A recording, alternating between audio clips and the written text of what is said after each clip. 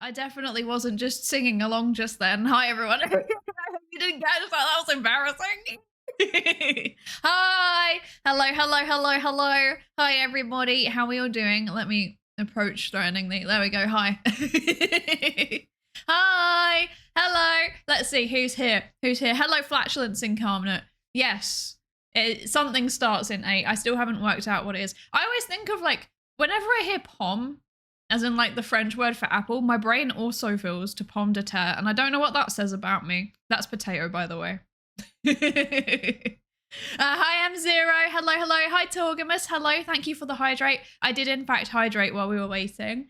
Hi, Bullinge. Hi, hi. Hello, hello. Hello, E-Kitten and 7. Hi, Astral. Hello, hello. Just got the notification before heading out for a busy day. Have a good stream. Thank you for dropping by. I hope you have a good, busy day. And thank you for the 3 stream streaky kitten. Thank you.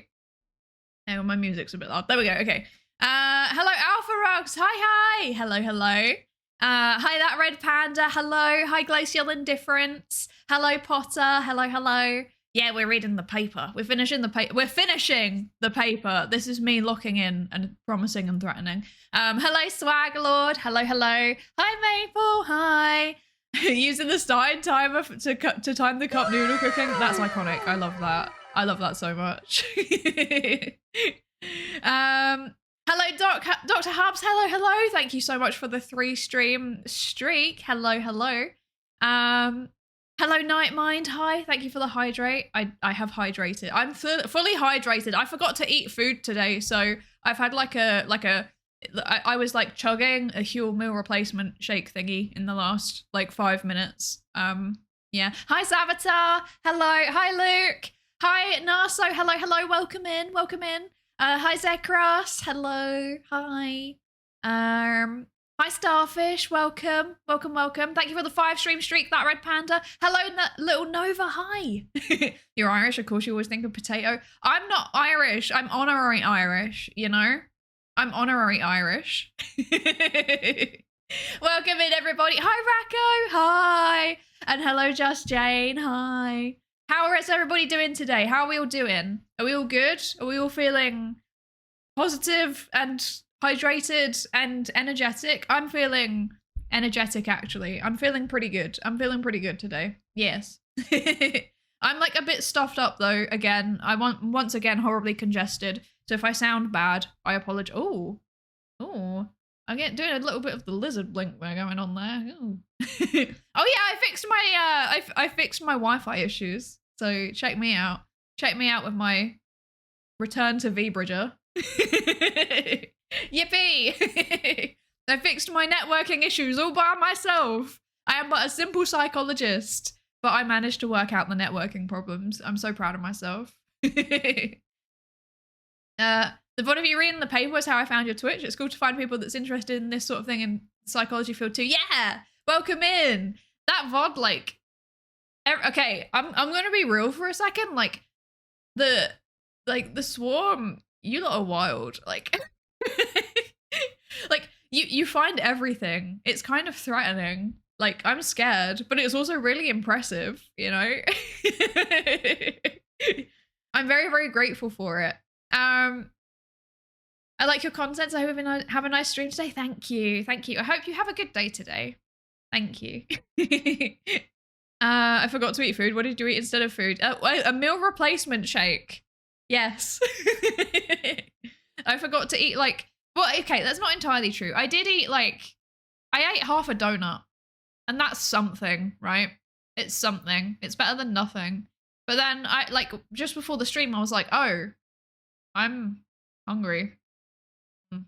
Not sure what to do about that. And then I was like, what's in the fridge? Ah, meal replacement shake. Okay, let's just do that then. Let's just do that.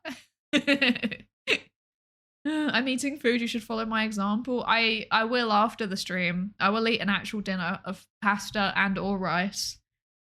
Yes, I'm saying and or. Sometimes I have both, okay? I like carbs, don't judge me. Does downing a can of Monster Energy drink count as hydration? Good question, actually. I don't know. I don't know anything about Monster Energy drink. I don't like them. They scare me. I'm super tired. It's 6 a.m. and I've been up since 4. Coffee is brewing, so that'll fix things. Coffee fixes everything. Yeah, get that coffee. I'm the opposite. I went to sleep at 4. I went to sleep at 4 and I woke up 2 hours ago and it's 2 p.m. here. So I just got really like absorbed into something. I was like making something for Jingle Jam and I got like really, really absorbed into it. And you know, when you just like, you're in the flow state, you're like doing the autistic hyperfixation, you just, that's just what's happening. It can't be stopped. That happened. I have made a thing. I haven't made a thing. I've adapted a thing that I'm excited to show you all actually. But you have to raise a certain amount of money for me to show it because charity is good. We like giving money to charity. Speaking of which, have you seen my Jingle Jam schedule? Did you like that segue? This is the Jingle Jam schedule. So we're going to be raising money. What charity? It's for Autistica. They are a neurodiversity research charity. So they focus on autism, but a lot of the stuff that they make is helpful for neurodivergent people in general. And it's quite funny. They have ended. It turns out they've done a bunch of research with people I know. So allow me to. Oh, I appeared dramatically. Allow me to talk about this slightly. Where can I go? Where am I like not in the way? Here? Is this I think if I go here, I'm not too in the way, maybe? Maybe a bit more. Yes. Perfect. So thank you so much for the follow. Welcome into the research participation pool. Yes, so this is my advent calendar. Yes, it's an advent calendar indeed. This is my Jingle Jam. We're going to be streaming to raise money for Autistica. I have a bunch of milestones planned out. They are mostly things that you asked for. I stole everybody's ideas from the Discord server. Yeah. It's mostly things you've asked for. But so day 1, we're just going to be like, you know, hanging out, talking about Autistica a little bit, talking about why research is important, maybe what Jingle Jam is, etc. If you didn't gather already, it's like a big charity event. It's like 2 weeks of streaming for charity.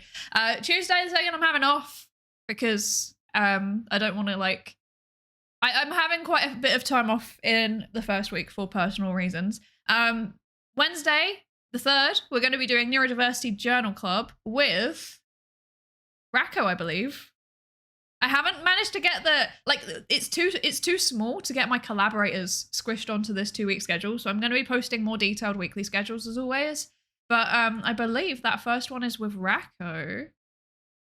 Let me just double check my list. Yes, that first one's with Racco. So finally, we're going to be getting Racco on stream to talk about science, which is very exciting. Yeah, that's with you. Yeah. That is indeed with you. If you don't already follow Racco, you should. Excellent science communication streams in a very similar area to me, and also excellent speedrunning. Go and check him out. Okay, Thursday, we're going to be doing gaming with Jack. Yeah, we're going to be doing gaming with Jack. I can't do another shout out yet. But let me prep it. There we go. I'll give a shout out to Jack eventually. Yeah, so Thursday we're going to be playing Jingle Jam collection games with Jack. So Jack is like a long-term friend. Like he's been like one of my mutuals in VTubing literally since I started. So I'm excited to finally collab with him. It's like been way too long. We don't know what game we're playing yet. We'll find out. We'll find out when it happens. We'll work it out when, because the thing is with the Jingle Jam collection, basically it's a package of it's £35. I don't know what that is in USD. I'm sorry everybody who's not UK based. Let me see. 35 GBP to USD. It's about $45, okay? 46-ish, 47, somewhere in that range. And you get like a big old collection of games. It's mostly indie games, I think, normally, but they're normally pretty good. I've had it in previous years and I have enjoyed it. So if you are contemplating doing some charitable donations this year and you also happen to want to get some games, no, 35 quid for a whole bundle of games, pretty good. Goes to charity. Strongly consider it, I reckon. And then I'm having the weekend off. Sorry, everybody. I got to go do real life things. On Monday, the 8th, we're going to be playing Minecraft with Fi the Neutrophil, I believe, which is very exciting. And then they really revealed the first 4 and they're all bangers. Let's go. I haven't actually seen. Oh wait, no, maybe I did. Wait, I'm thinking. Yes, one of them's like a really weird looking like how do you describe it? How do you describe it? It's like tactical medical something. It looks fun. It looks fun. Sorry, I'm not paying attention to chat again. I should pay attention to chat. Hi, CWW. Hello, hello. Hi, hi. Hello. High five. Hello. Yeah, milestones. There's going to be milestones. I'll talk about those on Monday though. Tomorrow. Oh, that's tomorrow. Oh no, I should make my presentation. Okay. And hi, Chuck. Hello, hello. And hello, Chair. Welcome in. Welcome in, Chair. Chairs do very important things for society. Thank you for joining us. Yeah, speak of the neutrophil, right? Hang on, can I shout out Jack now? Yeah, there we go. Yeah, so Jack's going to be joining us for the first games session. Monday's going to be with Fi. We're going to play some Minecraft. I have no idea what I'm doing. I haven't played Minecraft in like 2 years. And before that, I didn't play it super extensively. So that's going to be fun. Tuesday, the 8th. Wait, is that 8th? No, 9th. I can read. Tuesday the 9th is going to be another journal club. This time it's going to be with Tayu. I'm excited. I always love collabing with Tayu. Thursday, the 11th, we're going to be playing more Jingle Jam games with Entomolomoth, who is a educational VTuber who they do a bunch of content around entomology bugs. Yeah. And they're also part of Jingle Jam, so I'm excited. And then Saturday the 13th, we're probably going to have some milestones to work through, so we will work through them. But I'm excited for the ones that I've got planned. I can't wait to show you them. And then on Sunday, I have a big plan, but I haven't finished organizing it yet. So the plan is I'm going to ask, I have already asked a few autistic VTubers to come and join me on stream. And we're going to do a hand cam. And I'm going to be making a zine and they can direct me on 1 or 2 pages each. I'm very excited. I think this is going to be fun. Yeah. So they can like tell me what they want in the zine and they can tell me like how they want it designed and stuff. And we'll see how well they can direct me and how well I can follow instructions. Spoiler alert, badly. So yeah, we'll see how that goes. And maybe I'll even let you all contribute to what the front cover looks like or something, you know? Yeah, zine stream, let's go. Also, hi, Paximi. Thank you for the follow. Welcome, welcome. Welcome into the research participation pool. But yeah, this is the plan. This is the plan for the 2 weeks. I'm excited. Yeah, I'm taking a couple of days off throughout because, you know, I'm fitting this around my work, by the way. I'm still working full time for the whole 2 weeks. But yeah, that's the plan. Was hi Gonzalo, hi. Autistic, yes, autism. Diagnosed with autism, or sometimes people self-identify. It's a developmental condition, which it basically means the way that you process social information, or sometimes information in general, is just a bit different to the average person. What's the dono goal? To invite your Oshi on stream. What, Tom Scott? That would be horrifying. I was trying to think, who are my Oshis? Who are my Oshis? One of them is definitely Tom Scott. I don't know about the rest. I'd be too scared to invite Tom Scott because I feel like Tom Scott is like, I feel like Tom Scott gives me the energy of someone who's nice enough that he would actually say yes. And that kind of makes me nervous, you know? So I don't think I'll be doing that because I would panic. Oh dear. Looks cool actually. Neurodiversity research is so cool and they lack the supports they deserve. Yeah. And the great thing about Autistica is that a lot of it is like participatory in the sense of they get autistic people in to direct the research projects or to contribute to the development of it as well. So yeah, it's like a collaborative thing between research professionals and autistic people. Obviously as a autistic research professional, it turns out I know people like in both communities who have worked with them, which is quite funny. So yeah, I have like people that I know in real life or through work or whatever who have personally vouched for them. So yeah. Flip it and send that segment to Tom Scott, please don't. I'm scared. I'm scared. Tom Scott collab would be wild. I am here in a VTuber stream. Can you imagine? That would actually be so funny. I would love that. Hi, Carly. Hi. Welcome in. Did you know Tom Scott hates the world? Why? I didn't know that actually. He went somewhere that I knew really well once, and I was like, oh, that's Tom Scott in my location. Not where I was actually like physically present, but you know, somewhere that I knew very well. I was like, that's my Oshi. My Oshi is in a town that I know. Oh dear.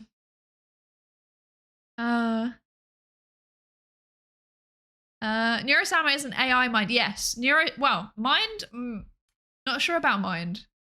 That's a complicated philosophical question that we have to would probably take up the whole stream by itself. Neuro-sama is AI, and she gives the impression that she has a mind because of the data that she's been fed and the way that she interacts with chat.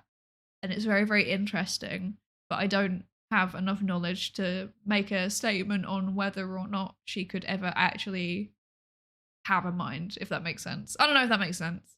I don't know. He refuses to elaborate on why he hates the world, but his hatred was visceral. That's so funny. That's so funny.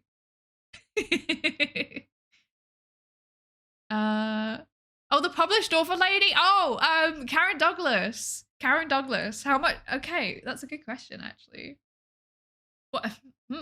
I didn't think of adding that as a dono goal, but we could. we could, you know? I could add that as a dono goal. Is invite Karen Douglas onto stream. The other thing that makes that horrifying is, once again, she is nice enough that she will probably say yes. That's horrifying. Horrifying indeed. Was it Greg's? No, it wasn't a Greg's actually. When you're getting sponsored by Greg's, I don't know. I should ask, but I don't think they would, you know? I don't think that they would sponsor me. I'm just a little guy, you know? You need to be pretty big to get a big corporate sponsorship like that, you know? Hi, Woodstix. Hi. Hello. How are you? I hope you're good. I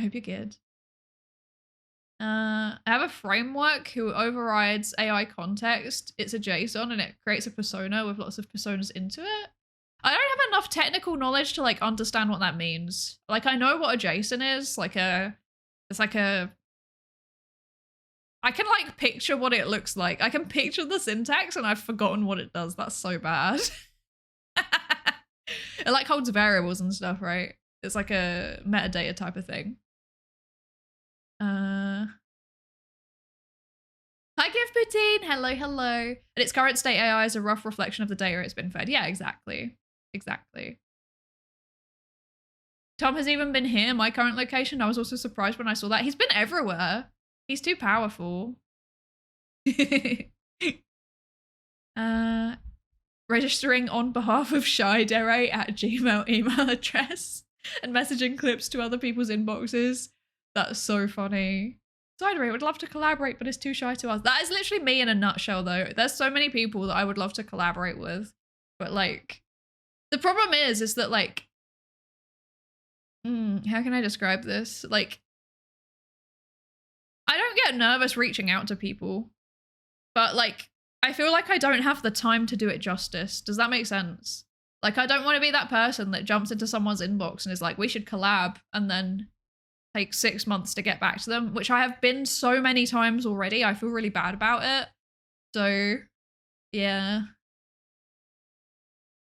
Yeah. I have like a long old list of people that I need to get back to about collabs. Because like, I think they're cool. I love their content. I love them as a person, but I just haven't got round to it. Life's been silly the last year. Been a bit silly. Hi, Rayan. Is it Rayan Joras or Rayan Jores or Rayan Yoras? Please tell me. Please tell me. Hi, first timer and swarm member of Neuro-sama here. Question, I just saw the title just now. What's this about viewer perception of Neuro-sama for AI or Overlord? Just joined, by the way. Welcome, welcome, welcome. So there's a paper. I should bring it up. Wait, I should bring up the paper.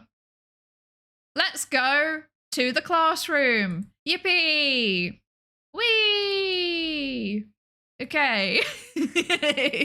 Welcome to the classroom. We are now in the classroom. This is the paper we're going to be reading today. Once again, we're going to be finishing it. So we started reading this paper about Neuro-sama. We started reading this paper. So it's a preprint. Well, I assume it's a preprint. It's on arxiv, which is like a academic repository for research. Sometimes it's conference proceedings. Sometimes it's like research that hasn't been peer reviewed yet. I got the impression there was no conference attached to it, so I get the impression that this one's a preprint. But I'm not 100% sure, but that's just what I'm assuming. So yeah, we're going to be reading this, but I'm going to finish catching up with chat quickly, if that's okay. I think it'd be great to ask Karen for an on-stream interview and discussion. Yeah, but the other thing is with like academics or like researchers, sometimes they're not super comfortable talking about stuff live on stream. So I might also offer like pre-recorded, and then we can just kind of all pretend together that it's live. I'll ask nicely. I'll see. She's done quite a lot of like radio interviews and stuff, so I reckon she'd be fine, you know? What about a collab with the little angry Korean woman as a goal? We can't collab with the same person. Like the whole universe would fuse into a singularity if we collabed. That's the problem. At one point I was going to do that for another streamer, but other events happened that precluded me from doing it. Otherwise they'd probably have a PCB Way sponsorship by now. Yeah, honestly, like I am debating whether I should start reaching out for sponsorships. Also, sorry, Darth Kane, thank you so much for the follow. Sorry, I was yapping too hard and I didn't realize. I apologize. Thank you so much for the follow. Welcome into the research participation pool. But yeah, I'm probably at the point where I could start asking around for sponsorships or affiliate deals or something, but I just haven't had the time and haven't really, like, I would want it to be a company that like I actually use, you know? So like Greg's would be fun, but they won't do it. Let's be real. Like, they're a big corporation. Maybe they would do it because it's funny. I don't know. Who knows? Like, they would, like, I don't want a lot, you know? I just want to be able to flex. They could literally give me like a £100 gift card for Greg's and I would be happy with that. You know, I would take it. I'd be like, hell yeah, I'll do an entire Greg's GeoGuessr stream. Just for that, like, I'll do any, literally just give me one single free sausage roll and I'll do it. Like, oh dear. But yeah, like, I don't know, I have been thinking about it. I've got like a list of brands that would make sense to do some kind of affiliate deal or sponsorship with, but like, The other thing is that like they're not really VTubery brands. It's like stuff that I actually use. So like, I don't know. Like I know that Huel have like an affiliate program, and it's like I actually use it, so that would make sense to me. But I also won't sit here and like completely glaze it and be like it's the best thing ever. So I'm also kind of scared for that reason. Like I will tell you the things that I like and dislike about the product, honestly. And I don't know what companies would be fine with that. Yeah. I don't know. It's something I'm thinking about in the back of my mind, but like I said, I'm not like big enough to justify having a sponsor or an affiliate link or anything yet, I feel like. And it has to match up with what I want, like my ethics and stuff. So Psydere brought to you by Raid Shadow Legends. I would do it ironically. That would be funny ironically, like as a one-time thing. I did get offered a Roblox sponsorship, but I was like, no, thanks. New we need Nando's sponsorship and limited edition for unlimited edition vegan tenders. Okay, Nando's actually do sponsorships because I watched this like YouTube show, I guess, that was sponsored by Nando's, and I was like, that's so unfair. I want to be sponsored by Nando's. I think that it was like when it's normally when they have like a new menu out, they'll sponsor people, but they're a lot bigger. They're a lot bigger. They have like 100k subscribers, so yeah, like nowhere near getting one of that size, you know. Hi Frog Neko, welcome, welcome. What's your opinion of the Greg's chicken bake? I can't eat it. I've got a food allergy, so I've actually never had it. I have very strong opinions about the vegan sausage roll, which is that it's better than the original sausage roll, and I will fight people over this. It's genuinely so much better. Hi Doc Rex, hello, hello, hi, how are you doing? I hope you're good. GamerSups apparently would, based on Ellie's discussions of them and her fear of disappointing her GamerSups dad. See, I feel like if I was gonna do like a VTubery one, like I said, I would want it to be a product I'd actually use. So I don't think I would do GamerSups because I don't drink energy drinks. Like it would make more sense for it to be like tea or coffee for me, you know? I know that there is a coffee brand because Horatius the Dwarf has got a like a coffee thing. You know, it's like a personalized coffee thing, which is really cool. I keep thinking I should get some. I need to get some, but yeah, that's a thing, and it would be really, really cool to have that because I don't really drink energy drinks, so that's what I mean. It would feel disingenuous for me to have like a GamerSups affiliate link because I don't like that kind of thing. You know, stuff you actually use is kind of good for your techie and semi-professional audience. Yeah. So this is the thing. Like imagine if after I'd spent so long like complaining and stressing, but then I managed to fix it myself and I'm really proud of myself. If I then reached out to like Unify and managed to get an affiliate link for them, that would be funny. Like even I can use it.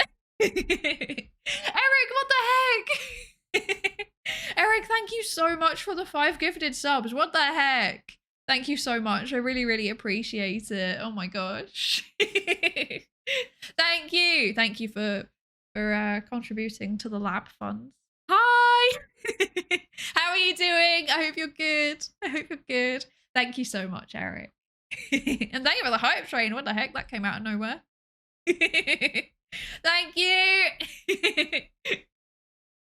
Should I try and get a Unify sponsorship? Is this what we should do? Is the gifted subs meant to be my motivation to try and get a Unify sponsorship? You know, maybe this is it. Ubiquity, so simple, I could do it myself. Exactly. So simple, even a psychologist can use it. What a great system. Wonderful stuff. Yes. It did cause me a bit of, you know, it caused me 24 hours of suffering, but you know, the rest of the 364 days of the year are fine. Oh dear. M+ sponsorship.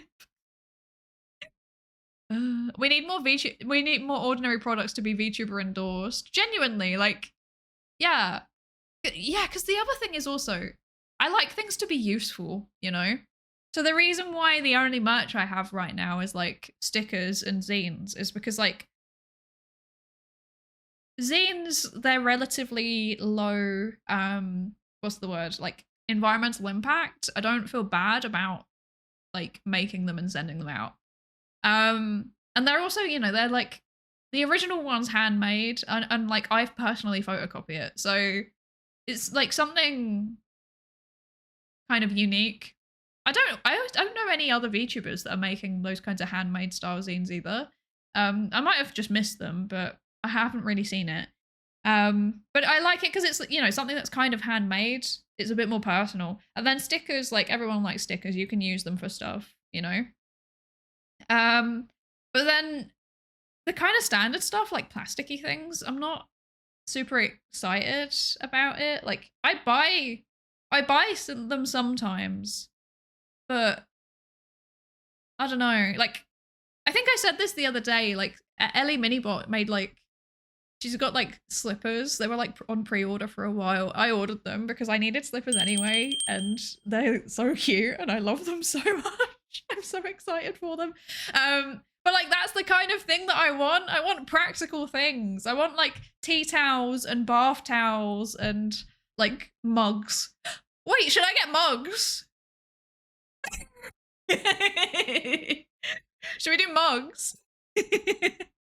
That would be fun. That would be fun. Beoop, thank you so much for the follow. Thank you so much. Welcome into the research participation pool. And Doc Rick, thank you so much for the 3 stream streak. What the heck? Thank you. Thank you. I really appreciate it. There was a podcast I used to listen to, and they had a segment where they would live on air email the weirdest companies that they could think of for sponsorships, and surprisingly, a lot of them would say yes. I should try it. We like trains. That's true. I like trains as well. I also like trains. Is there something that we could do related to trains? I might actually reach out to Ubiquity. That low-key sounds promising. Mugs and coffee. I think these are the... And coasters! Oh, that's a good shout, Woodsticks. Also, hi, 1TW1. Sorry, I didn't say hello to you yet. Hello. Yeah, maybe we should. If you have a mug with the tired sigh emote on it, I will buy it ASAP. Okay, noted. Noted. Mugs with orange crack pattern on black or white ceramic, and then text at the bottom, drop here. Mugs, giant mouse pad. I also want your hair clip. Yeah, I would love to make the hair clip a thing. I've been thinking about like, because I know quite a few people that do like 3D printing stuff now. I was thinking about reaching out to someone that I know to potentially make that into a real thing, because it would be really, really easy to 3D print. And once it's 3D printed, you can make a mold out of that and, you know, use other materials, like more sustainable materials for it if you want to. But yeah, that'd be fun. I can open merch stuff if you need it. Heck yeah. Thank you, Maple. Thank you. Saboteur, what the heck? Thank you so much. Thank you so much for the 5 gifted. I really, really appreciate it. Thank you. Thank you so much. Yeah, W. Giga Chat. Thank you. I really appreciate it. What the heck? Thank you. I wasn't expecting any subs or anything today. We're just doing a little journal club, guys. Thank you. I really appreciate it. I'd love to listen to what they have to say about Neuro-sama, and if it's interesting, I'll tell this to the other Swarm members about the topic. Yeah, you should. You hang around. Sorry, I like yap for the first hour or so, just so that people can like get into the stream.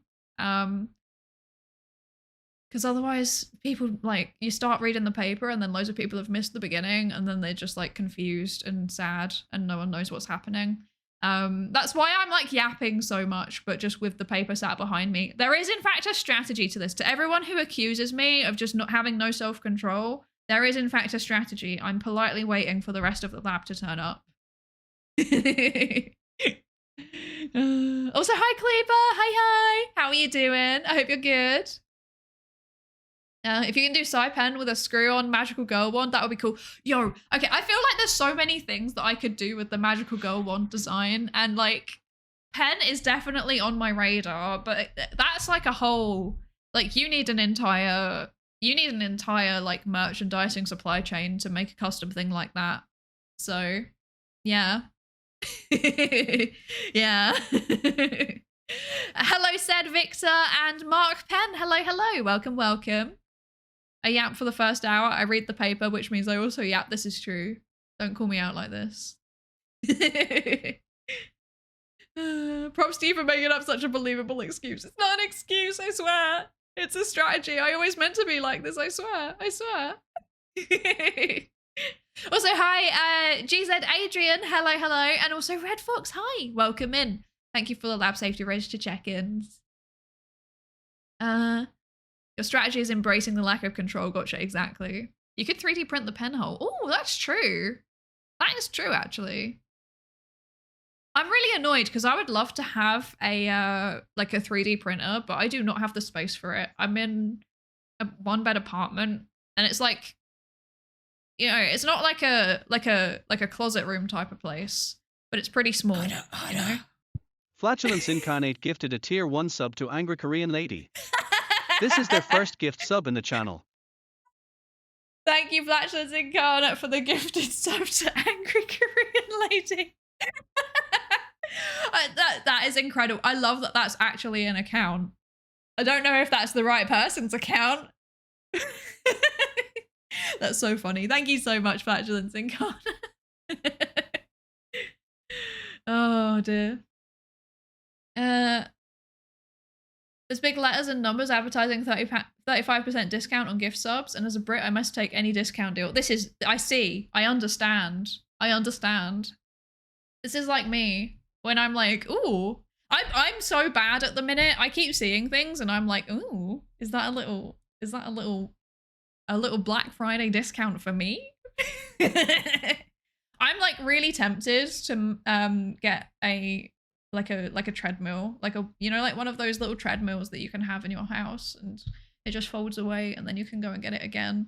I'm like really feeling getting one so that I can exercise without leaving the house on really busy days, because my lifestyle is not healthy. My lifestyle is not healthy. Maybe I should do it.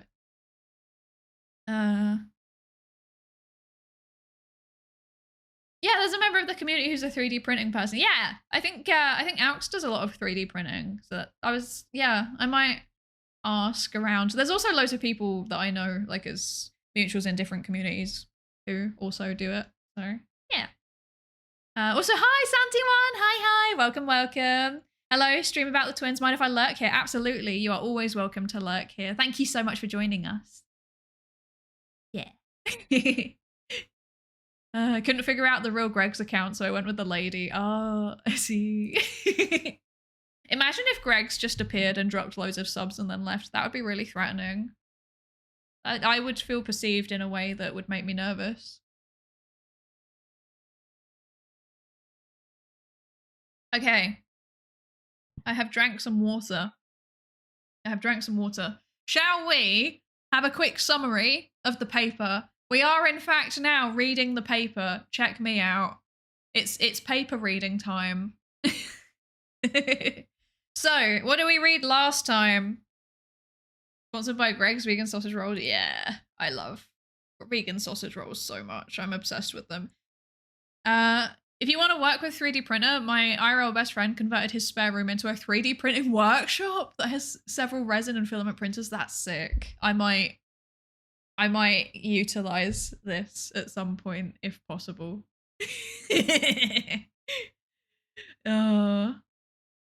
Also, hi, Siddle Tobe. Welcome. Hello. How are you? I hope you're good. Okay, so this is the paper. So last, and thank you for the follow as well, Siddle Tobe. Thank you. Welcome into the research participation pool. Welcome. So, this is the paper. Well, we have an intermission about bridges again today. I think that we should save the bridges for when we can finally get Bridge Sensei on stream, you know? Crystallic, what the heck? Hi, thank you so much for the 5 gifted. What the heck? Thank you so much. I really, really appreciate it. Oh my gosh. Thank you so much, Crystallic. You're the best. Thank you. All of you are the best. Thank you all. Thank you all for the gifted subs. I really, really appreciate it. Like, genuinely, I really, really appreciate it. Not Greg's and not leaving, but I can drop subs. Thank you. Thank you. Your funding of the lab is much appreciated, everybody. I really, really appreciate it. Thank you. Okay. Paper. We're doing the paper. So this is the paper. It's titled Even More Kawaii Than Real Person Driven VTubers, ? Understanding How Viewers Perceive AI Driven VTubers. And I am bad at non-European names, so please forgive me. But Yi Luo Wei, Yupeng He, and Gareth Tyson from the Hong Kong University of Science and Technology. So that's who wrote this. Like I said, I think it's a preprint. I couldn't find any information about it being presented at a conference, so I assume it's a preprint, which means that it is a research paper that hasn't been peer-reviewed yet. So normally people will put up a preprint on a repository like arXiv, where this is from. In psychology, we have PsyArXiv, and they put it on there whilst it is being peer-reviewed so that they can get a little bit of extra feedback from the community, or just to get it out there faster. So, yeah. This, I think, is a preprint. I assume it's a preprint. There's no information about, like, journal or conference or anything attached to the submission. So, yeah. This is my assumption. Thank you so much for the level 4 hype train. What the heck? Thank you so much, everybody. I'm waiting patiently to see what is in my emote thing today. Let's see what it is. Are you gonna tell me? Can I have it? Can I have my emote? I'm waiting patiently. I'm waiting. Waiting. No? Okay. I don't get an emote today, apparently. Wow. Rude. Surname. It's pronounced with an E similar to the word in herd. Heh? Heh? Heh? Like that? I don't know why I'm making it sound like a question.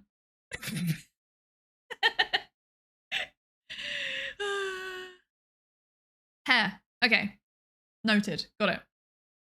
No, wait, her. Heard. Wait. Her? Her? I'm struggling. I don't. Maybe even ha ha ha. Exactly. I'm struggling. You got it? Okay. Okay. Her. Okay. Noted. Got it. I will not remember that the next time this surname comes up, which will probably be not too long because it seems to be a fairly common surname. And I am just inept. Anyway. Psydere hair clip idea. Make one of the 3 epsilon prongs a plastic clip too, and it can hold sticky notes or a pencil. That's kind of fire. You could have it so that it's like the front one is slightly further forward than the back 2. Yeah. And then it, like, you can slot a pencil in between them. It just, like, clips it onto it. That would be kind of fun. Anyway. Right. So, yes, this is the paper. So what we learned, let me turn my music down for me slightly. Is it okay for you all? I think it looks okay. So what we learned, we read the introduction. The introduction seems to, like, it describes VTubing. It describes Neuro-sama and how she links to other streamers. So for example, like Camilla's mentioned, I think. And then it talks about like why people should care about. I'm not even gonna scroll. I don't need to scroll. I know this. It talks about why basically people should care about AI VTubing. So the argument that they make, and you need to bear in mind that this, when you write a paper like this, you need to think about who your audience is. And the audience is academics and business people. So they've written about this from the perspective of the benefits of AI VTubers to corporations, basically. yeah, like that's basically what it boils down to. And the way that they framed it is, how can I describe this? It was like they're less likely to get into issues, you know? They're less likely to have drama. They're less likely to have inappropriate relations with people, things like that. So it was basically like they're a safer business choice because there's not people involved, and therefore it's a bit more predictable in a weird way. Which I disagree with as an argument, but I understand why they're making it. It's because that's who they need to address in their introduction. That's how they need to target the paper towards. That's who they need to get interested in the paper, because that's how you get citations and funding, you know? Unfortunately, that's just how it works. And then they talked about the method. So if I remember correctly, they have got loads of data. They've scraped data from YouTube comments on Neuro's official YouTube channel, and also from r/neurosama, the subreddit. And they have gone through and they have basically used a machine learning algorithm to classify whether each comment addresses one of six, not one of six. It goes through the list of 6 research questions, basically. So they have 6 research questions, and this machine learning algorithm is assessing whether it meets the criteria for the research question. So if I scroll down here, there is a nice little diagram. I'm scrolling. I'm scrolling. I'm scrolling. Here it is. Okay. So this is the diagram that explains what they did. So they have, actually I should find the research questions first, shouldn't I? So there was research question 1A, what do viewers consider to be the attractive attributes of AI-driven VTubers? Research question 1B, how do viewers perceive the inappropriate, irregular, and other AI-driven quirky behavior, also known as the bad behavior of AI-driven VTubers? So this is very much around, like, you know, like pros and cons for viewers, basically. Things that are good and things that are off-putting for viewers. Research question 2 is, how do viewers perceive the consistency and evolution of the virtual personas of AI-driven VTubers? Because there's no person behind the AI VTuber, so basically they're trying to work out, do people perceive it as having a personality? And then research question 3A, do viewers believe that AI will soon be able to replace the role of a human in the VTuber industry? And 3B, what concerns do viewers have regarding the developer, maintainer, and operator of AI-driven VTubers? When they say concerns, I don't think they mean it in like a negative way. I think it's more just like, what do they think about the person behind the AI VTuber, if that makes sense. And then this is their methods. So yeah, they've taken these data sets, one from r/neurosama, one from the comment section on the official Neuro-sama YouTube channel. They've done the LLM annotation, so does it link to each of the research questions? One of them, the 3A, they did like binary yes or no classification on it, because it can be both yes and no, or neither yes or no. So yeah, that's just how they've operationalized it. And then the posts get labeled with each of the research questions. And then the authors have kind of taken a sample and classified, the LLM has classified them into topics. So like all of the labels, all of the posts, it's taken them, like all of the posts under a specific label, there we go. All of the posts under a specific label, they've classified the contents of it into topics. Then they've taken a subsample of like 100 to 200 posts. I think it was 100 from each data set, if I remember correctly. And the human authors have gone through and like checked whether they think that it is reliable, whether it is accurate. And they found a pretty high accuracy rate. I think they said like 96%, if I remember correctly. And then, yeah, they're kind of looking at the proportions of each thing, and they pull out some interesting comments that people have left. So yeah, that's the summary of the paper. I hope that makes sense. that was a bit of a speed run because I can see there's an ad coming up, so I tried to like summarize it fairly quickly. But does that make sense by and large? Does that make sense? Like I said, I know I've kind of like ran through it really quickly, so I might have been really chaotic. Oh, I finally got my hype train thingy. There you go. Yay.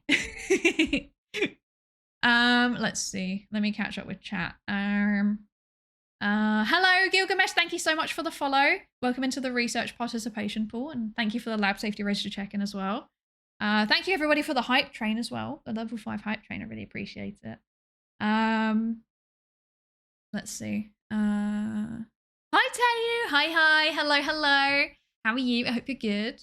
And also the Dramon. Hello. Welcome. Less likely, but not impossible. I'm sorry. I forgot what I was talking about because I was just rambling. I've just forgotten what that was about. Oh, I'm so sorry. They're less likely to Google Docky. Yeah, exactly. Oh, less likely, but not impossible to cause drama. Yeah, not impossible to cause drama. I mean, Neuro got banned from Twitch for like early on for saying inappropriate things, so it's definitely possible. Yeah. Hi, Alex. Hello. Thank you for the lab safety register check-in. And also thank you for the lab safety register check-in, Santi1. Thank you. And hi, Nitram. Hello. Did you think there are actual papers about neurotechnology points of view? I'm not sure because Vedal keeps the tech behind neuro pretty under wraps because otherwise corporates could exploit it, I think, is probably one motivation. And then also just like it's his IP, he has a right to. So that's probably another motivation.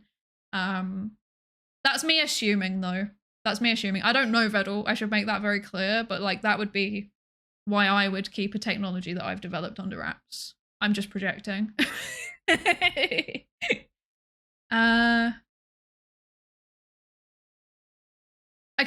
I am going to, because there's about to be an ad, and yeah, there's about to be an ad. I am going to play the ad now because I want to be able to come back and have a proper discussion about the methodology without me trying to like speed run it with the ad potentially like disrupting it. So I'm gonna disappear for a few minutes while the ad plays. I will go and fill up my water and stuff, and I will see you in a few minutes when the ad is done. Take the time to get some water, have a drink, stretch, etc. Please do self-care. Should I subject you to the Pikmin song? No, not yet. That comes later. See you in a few minutes.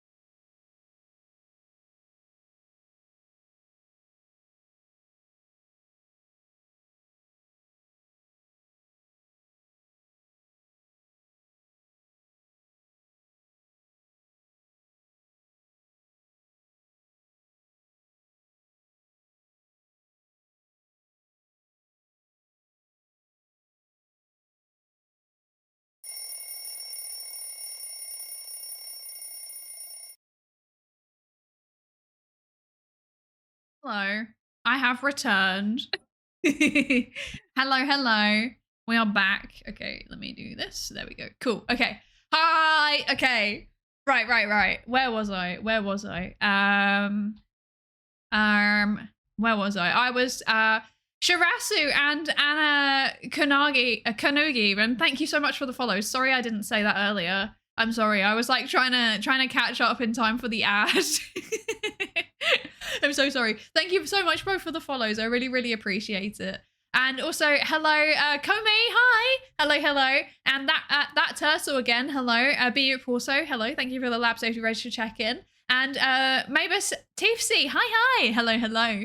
Thank you for the lab safety register check-in. Okay, where were we? I saw a comment about the from what I've understood of the VTuber space, it's not VTubers that the corporations are the greatest risk of controversy. Yeah, it depends. It depends. Sometimes the VTubers can be very controversial, you know. It just varies. But yeah, corporations, like, there's always a pretty big risk of companies in general being mismanaged. And I think from what I've personally perceived, this is my personal opinion. This is not a professional opinion. My perception is that VTubing's kind of weird in the sense that, like, a lot of quite young, quite inexperienced people think that they can set up a VTuber company without necessarily having the experience or skills or knowledge that they would need to do that successfully, you know? And then things go wrong. So, yeah. Yeah. That's my perception. I might be wrong, but that's just kind of vaguely how I see it. Mismanaged, in quotes. Camera pans to the remains of the two biggest agencies in the stratosphere. Some of them are managed quite well, clearly, you know? Some of them are managed well, but I think that it didn't help that I think a lot of agencies either set up during or just after the COVID bubble. And it was a bubble. Like, let's be honest, streaming was a bubble during the pandemic. So, yeah, I think that probably contributed to it as well. People overestimating the revenue streams that they'd be having. And now we're like, you know, certain countries seem to be potentially sliding towards recession as well.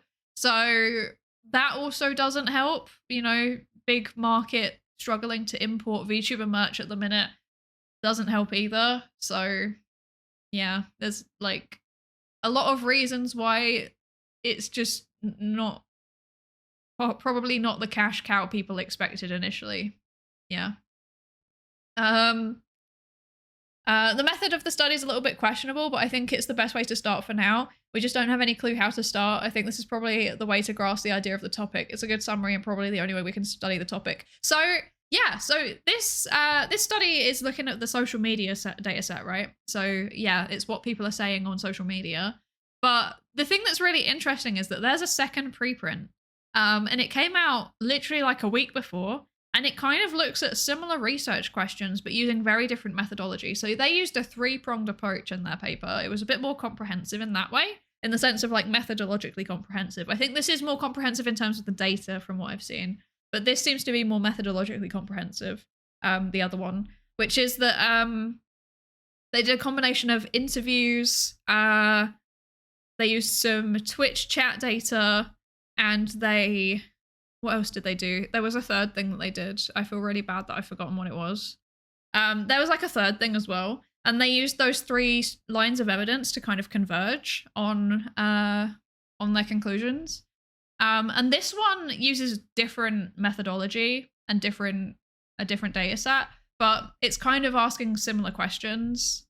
This one I would say is probably more comprehensive in terms of the size of the data set, because although the other studies, like the Twitch study in the other paper, that one had a really big data set in terms of like people's chat responses. It's like low quality data, if I'm being honest. Like, you know, a big chunk of it is just people spamming emotes, which can still tell you something, but it doesn't tell you as much as this will tell you, because this is like entire Reddit posts, like, or not even just posts, like it's the replies, it's like the whole thread. So it tells you a lot about what the community is thinking. Yeah. So I think that's pretty cool. I think that's pretty cool. But I think the two papers complement each other really, really well. So yeah. Let's see. No Pikmin. No, Pikmin will come later, I promise. Pikmin will come later. Happy birthday, Kobe! I was gonna ask you because I was watching Z's VOD earlier. Z's VOD from yesterday, and I think you mentioned in it that it was gonna be your birthday. Happy birthday! Do you want me to sing you a song? Please don't make me sing you a song, actually. You know? Oh dear. Let's see. I'm catching up with chat. Bear with me. How's the server rack doing? Have you found the AI VTuber machine spirit in there yet? The server rack, I've managed to get my networking working. So that's good. Everything seems to be working again. Touch wood. I have no wood. I only have compressed PVC or whatever it is. Is there any wood? I have metal. That counts, right? So the server rack, I've managed to get my desktop Ethernet connection working again. I've managed to get the Wi-Fi working. I've got my iPhone working on the Wi-Fi. I've managed to access the server. I'm debating whether I should update the stuff on it, but I feel like it's going to break things, so I might just leave it as it is and never touch it again, and then it will be horribly out of date and everything will suffer, but you know, it's fine. Everything is working. There's no AI VTuber spirit as far as I can tell. Maybe there is. I don't know. We did have plans to work on one, so. Problem is that AI doesn't have a simulated biochemistry, something important if you want to emulate emotions. I'm not sure if we can say that biochemistry... The thing about emotions is that they're like multifaceted. Like, you can definitely stimulate the thoughts potentially. I'm not sure about simulating... Hang on, let me think about this. So emotions are comprised of a few different things. When we say emotions, we kind of think of them as just like one thing, you know, it's just like sadness, anger, and like you just kind of you have an intuitive sense of what that is, but they're comprised of, they're multifaceted. So like there are thoughts associated with it. There is what we call affect, which is kind of like the mood component, you know, the kind of like feeling up or feeling down or feeling angry or whatever. And then there's also like what we call physiological arousal. Don't do the thing that all of the undergrads do, like ha arousal. No ha arousal. Do not do that, okay? I'm telling you now. Okay. But yeah, so that's like basically your stress response. So how activated your nervous system is. And that, when you combine those things together, that seems to be what emotions are, but we don't know what order they go in, and we also don't know how well you'd be able to simulate the various components. So when you say about simulated biochemistry, the thing that comes straight to mind to me is the physiological response, right? The physiological arousal. That, yeah, you're right. Like, I don't know. Maybe there will be a time where it could be simulated. Who knows? But there are people that have like alexithymia or some other condition that affects how they perceive the level of arousal in their body, and they still feel emotions. So I don't think it makes it entirely impossible. I think that if you can just simulate the thoughts and the affect, potentially you might still be able to emulate emotions even without the biochemical part of it. I don't know.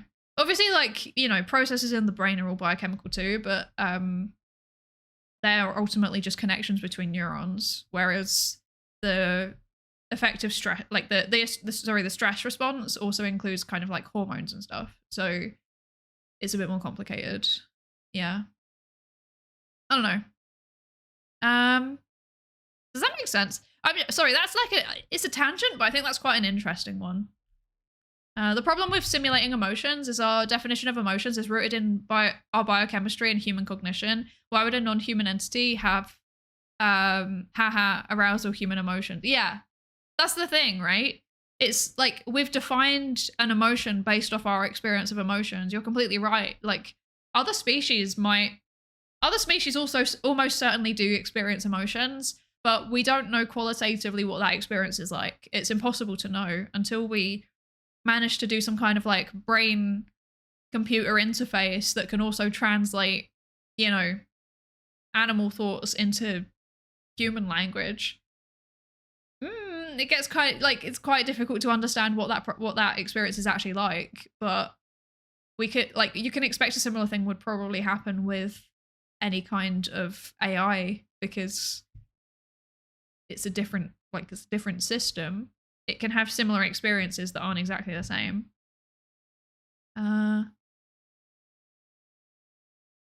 If AI consistently behaves as if it has emotions, who are we to say it doesn't have them? You can only infer a person's emotions from their behavior. Exactly. Yeah. You can't know what that experience is like, but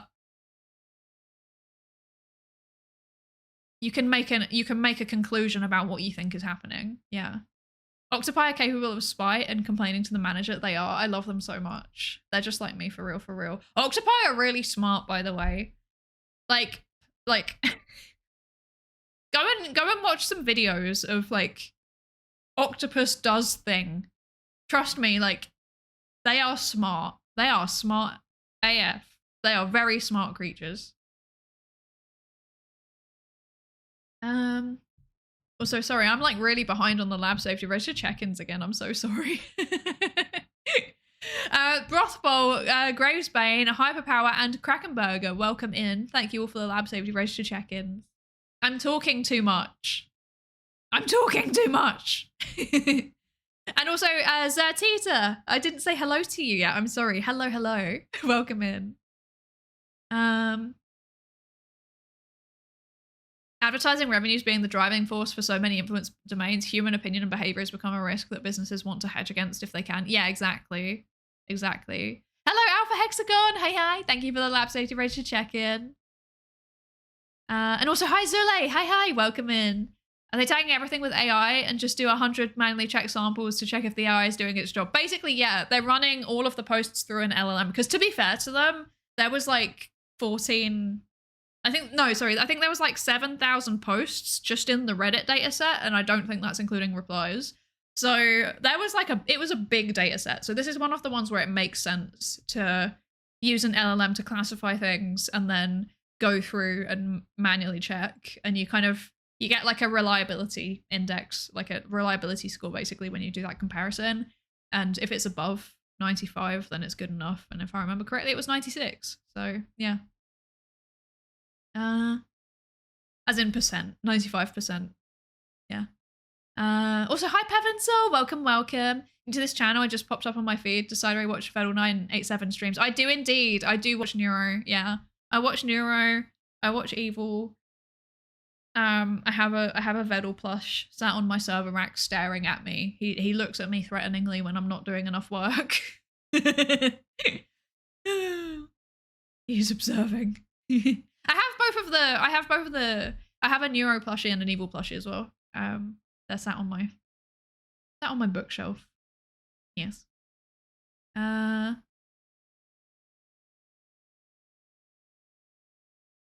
think finding the differences and feeling different emotions in men versus women might give some insight. There's not really that much difference. Like, it's one of those things. Like, the thing about gender differences is that, like, people have for a long time been really, really obsessive about trying to find gender differences, and like where they do exist, they're really small. Like I'm talking like, you know, it would be like on a 7-point scale on something, I don't know, like random hypothetical attribute, it would be like 7-point scale and men are like 5.5 and women are 6, you know? Like that's what I'm talking about. Like it's often very, very small differences. I can't think of anything off the top of my head where it's actually a big difference. Yeah. Thank you for the follow, Tico Glint. Welcome. Welcome into the research participation pool.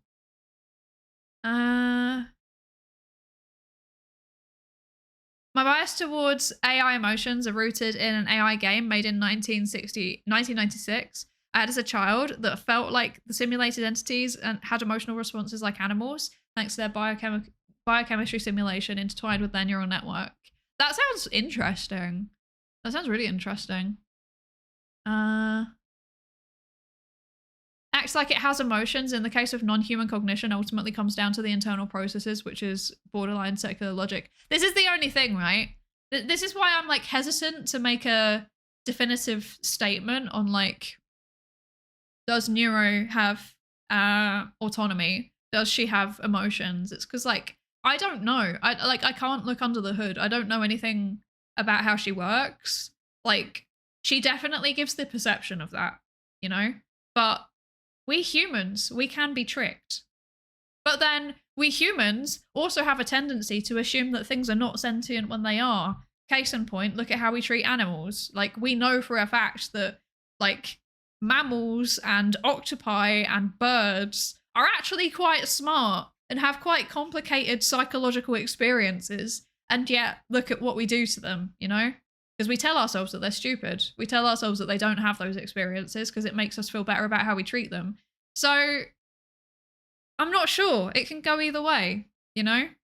Like as a psychologist, I look at neuro and I'm like, on the one hand, pareidolia is incredibly well studied. We know that it happens. We know that we see patterns and we see autonomy and we see relationships and correlations. All of the above, we see it where it doesn't exist. But we also downplay the sentience of other creatures already. So I just don't think that we can make a conclusion. We're too biased. Yeah. At least with the technology that we have right now to be able to assess this kind of thing. Like, I do think that maybe in the future technology will develop enough and we'll understand enough about neuroscience and stuff that we can start to make those kinds of conclusions, but right now we just can't. Yeah. Yeah, the thing is we cannot feel others' qualia. We'll never be, and we can only assume, and our assumptions are often wrong. Exactly. Like, I've met so many people that genuinely think that, like, cows, for example, or pigs, just no thoughts, head empty. There's nothing happening in their brain. And, like, we know from animal experiments that there's something happening, and it seems to be quite complicated, actually. They can problem solve, they have, like, complex social rules, like, yeah, you know? So, yeah. Some birds are smart. I own ducks. They're definitely not one of them. Yeah, ducks, yeah.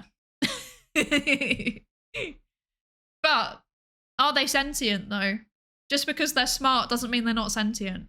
Oh, sorry, just because they're not smart doesn't mean they're not sentient. So it's complicated, right? It's complicated.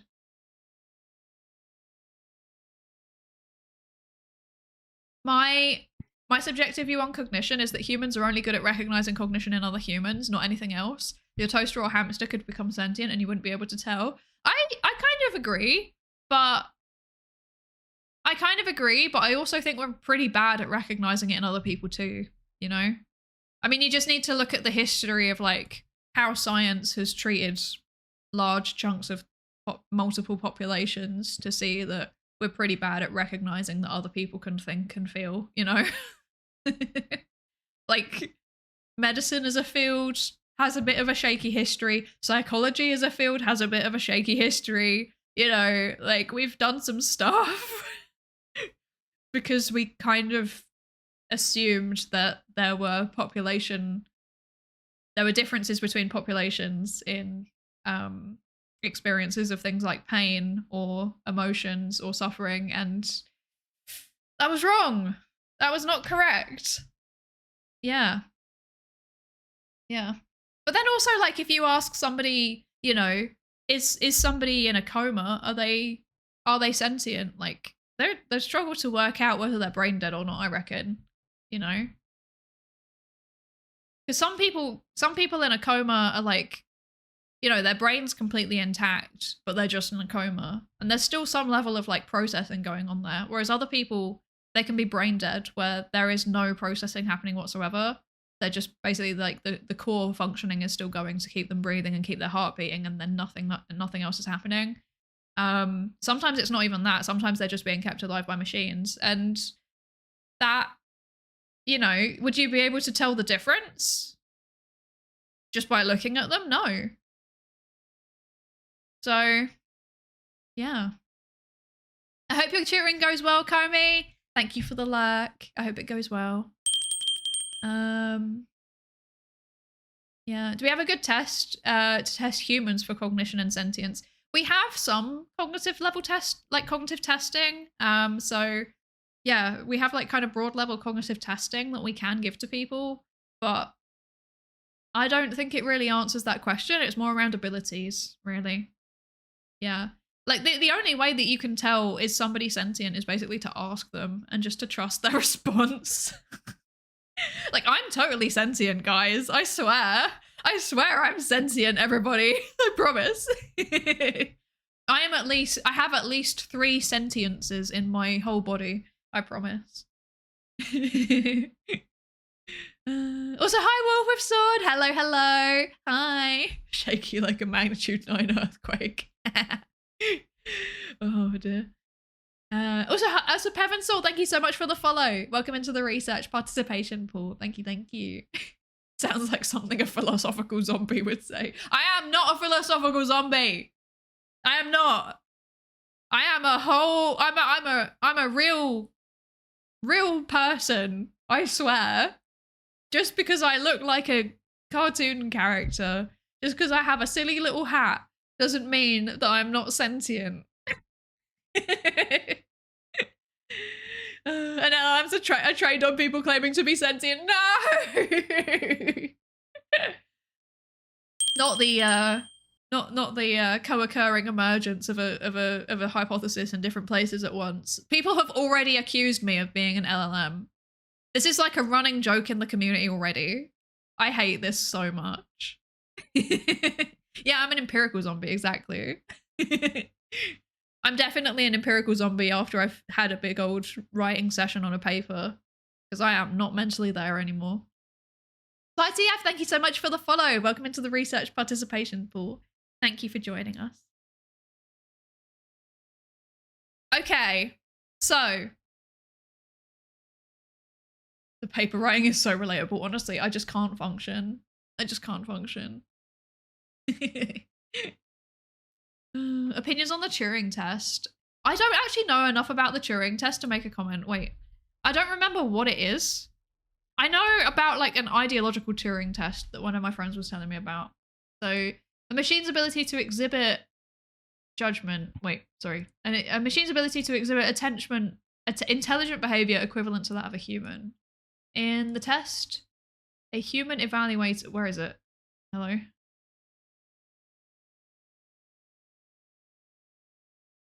I've literally just lost the thing I was reading. So Turing's original article describes a simple party game involving 3 players. Player A is a man, player B is a woman, and player C, who plays the role of the interrogator, is of either gender. In the imitation game, player C is unable to see either player A or player B and can communicate with them only through written notes. By asking questions of player A and player B, player C tries to determine which of the two is the man and which of the two is the woman. And then player A's role is to trick the interrogator into making the wrong decision. Turing then asks, what will happen when a machine takes the part of A in the game? So you have to decide who's the machine and who is the person. Yeah. Well, you have to decide who's a person and who's a machine. Work out the gender. It is your gender man, woman, or AI, basically. Yeah. Okay. Yeah, so the context that I know about the Turing test, because like I'm a social psychologist, so the context that I know about it has been adapted for like politics, basically. Please don't talk about politics, but I'm going to tell you about this methodology because it's quite interesting. So it's basically like, say you're in the US, you get one person who's a Republican, you get another person who's a Democrat, and then you have a third person who has to work out which is which. But one of the two people that are passing the notes has to pretend to be the other. So, for example, it could be a Republican pretending to be a Democrat or a Democrat pretending to be a Republican. So basically the person has to work out which is the true person that believes that ideology. Yeah. So it's the same thing basically, but like which one's the AI and which one's a person. I understand. It was specifically gendered because back then computer was a job doing mathematical calculations, and it was a job almost exclusively done by women. Oh, interesting. Yeah, I knew that women was like overwhelmingly did the calculations, but I didn't know that was why it was gendered. That is interesting. I'm sorry, my thing has just decided to be low battery. There we go. Okay. I am functioning again. Thank you for your patience. Yeah. Thing is, it's just one of the many dimensions we can perceive someone on as a human. It just doesn't work that well. Yeah, we're really, really bad at working out what like people's demographics and stuff. I feel like I'm pretty good at spotting ChatGPT specifically now. I'm really, really bad at spotting Claude because Claude writes in the same way that I do. Like to the point where like people have asked me, is this Claude? And I'm like, no, this is me. No, this is Patrick. No, this is me. Or somebody gets something that's Claude and then they assume that I write it because they work with me and they know my writing. Like, it's pretty bad. It's a bit weird. It creeps me out. Oh, dear.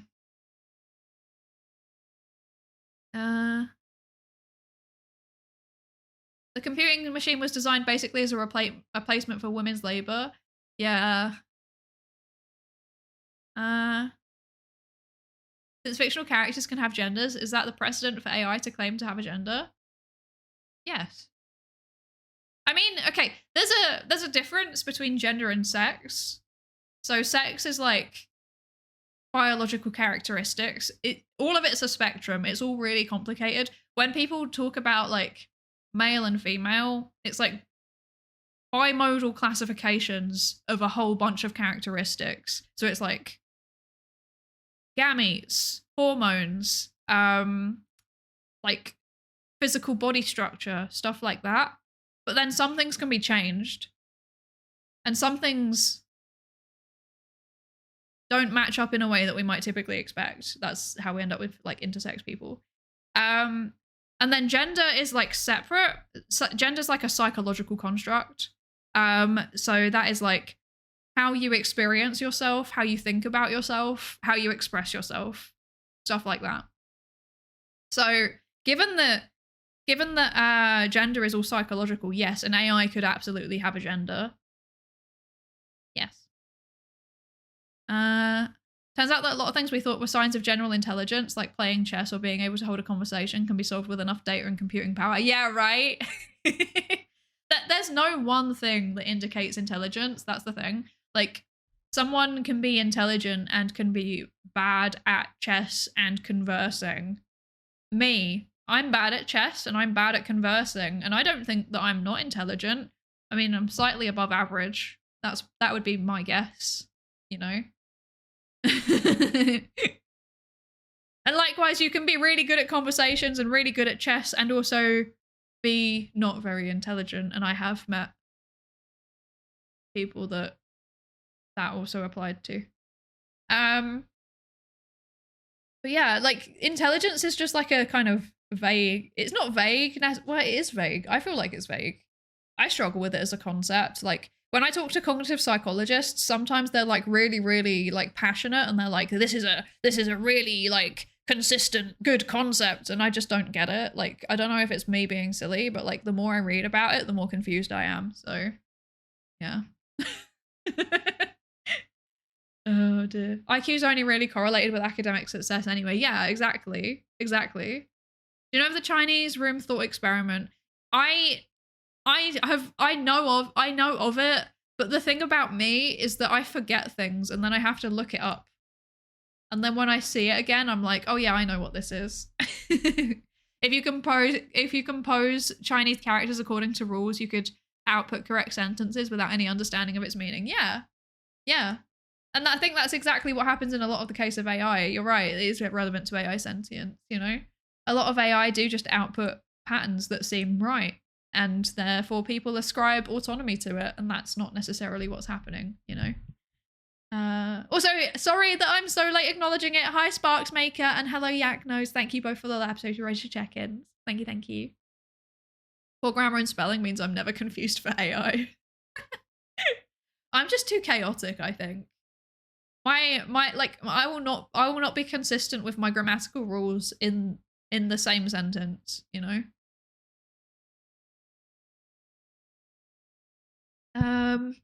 Okay. Should we go actually read the paper now, actually? So, we're going straight to the results of this paper. So, as a reminder, because we've been yapping for so long, Reddit and YouTube datasets, the comments were labeled according to... Oh, wait. The comments were labeled according to whether or not they met the research question, and then the comments themselves were classified into topics on the basis of that labeling. Yeah. Have I said hello to you yet, Kaizen? Hello. Hi. I wonder if it's possible to have some kind of AI construct to actually literally understand what it's generating. I don't know. Yeah, define understanding. I don't know. I think I just don't know enough about the technical side of AI to make a comment on that. I would argue that the room in that would understand Chinese even though the person inside does not. Again, define understand. Processing it correctly and understanding. I don't know if they're the same thing. Yeah. Gonna head out. Thank you for joining us, Kleeper. Thank you for the lurk. Okay, so anyway, paper results. Research question 1. Research question 1 was, what do viewers consider to be the attractive attributes of AI-driven VTubers? The LM annotation identifies 31,609 relevant posts in the Reddit dataset and 56,865, which is 41.8%, relevant posts in the YouTube dataset. Topic modeling generates 28 topics from the relevant Reddit posts and 26 topics from the relevant YouTube posts. We then group these topics into 8 broader categories through manual coding, where the distribution of posts in the categories is illustrated in figure 3. I think we went over this subsection about research question 1 last time, but we're going to just recap it. Also, hi Subtle Blind, thank you so much for the follow. Welcome, welcome. AI-human relationship, people really like talking about that. Streaming style, cuteness, appearance, AI-AI relationship, so between Neuro and Evil. Those were pretty talked about on all of them, but especially on Reddit. And then YouTube had a bunch of other stuff, so I'm guessing it was about like the videos. So yeah, this was a great video, cool video, I love this video, etc. Voice and singing and community and fan base. Community and fan base was mentioned a lot on Reddit, which makes sense. It's a community focused platform. Okay, so AI human relationships make entertaining live streams an emotional connection. The interaction and relationship between AI VTubers and human-driven VTubers are the most frequently mentioned attractive features, 18% on Reddit and 23% on YouTube. This aspect is indeed unique to AI-driven VTubers, as for human-driven VTubers, their interactions and relationships are inherently human-to-human. Many posts find that collaborative live streaming of Neuro with other VTubers to be more interesting than solo live streams. For example, one comment said, I 100% agree that Neuro and Evil are more fun when interacting with others. Viewers often interpret this relationship through a familial perspective, crafting a community narrative known as the Neuroverse. I love that that phrase is now in a academic paper. That's quite funny. That captures the network of connections she establishes with other VTubers. For example, viewers find the father-daughter relationship between Neuro and Vedal, Neuro's creator, thus known as her father, to be particularly compelling. This context often transforms Neuro's common AI behaviors into hilarious and entertaining antics of a spoiled AI daughter with her I struggled with this word last time. Beleaguered? Beleaguered? Her dad. This perceived relationship fosters a profound emotional connection for the viewers to Neuro and Evil. The relationships with Vedal and other VTubers make her feel alive and give her a soul. What you can see here, where they've got these quotations in italics. These are actual like posts in the data set. So they're pulling it out and giving it as a representative example, which is something that's pretty common to do. Yeah. Also, hi, Dronko Saiken. Welcome. Would Nigel Richards fall under the Chinese room experiment? He's a New Zealander that's based in France and a Scrabble player. He's the champion without speaking the language. Ooh, I don't know. That's a pretty interesting question. Beleaguered? I don't know. Yeah, I don't know. That's a really interesting question, though. Father-daughter relationship is a trait passed down from the Japanese VTuber side about artists, right? Can we consider that legitimate? I think it's kind of different. So with VTubers, like you'll have your, I can't remember which way round is it. I think it's your artist is your mama and the person that is your rigging on your model is your papa, if I remember correctly. It's kind of different, I think. I think it's kind of different. Because like Vettel literally created Neuro, like it's not like this talent, you've brought the character kind of partially into existence, but the talent brings the rest of it in, you know? Like Neuro started off as using the like default Hiyori, I think it's called the default Hiyori model that comes with VTube Studio. So like she would have existed anyway. Like as a character, kind of, you know, she's like, her character design is iterated off Hiyori basically, but her actual existence, like Vettel has literally brought her into existence. So I think that the parental relationship thing that's going on there is slightly different, if that makes sense.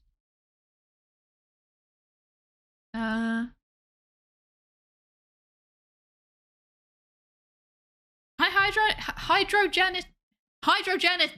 There we go. Good lord. I'm sorry for struggling with that. That's embarrassing. Hydrogenia, welcome in. Does beleaguered even make sense here? What is Vettel beleaguered by?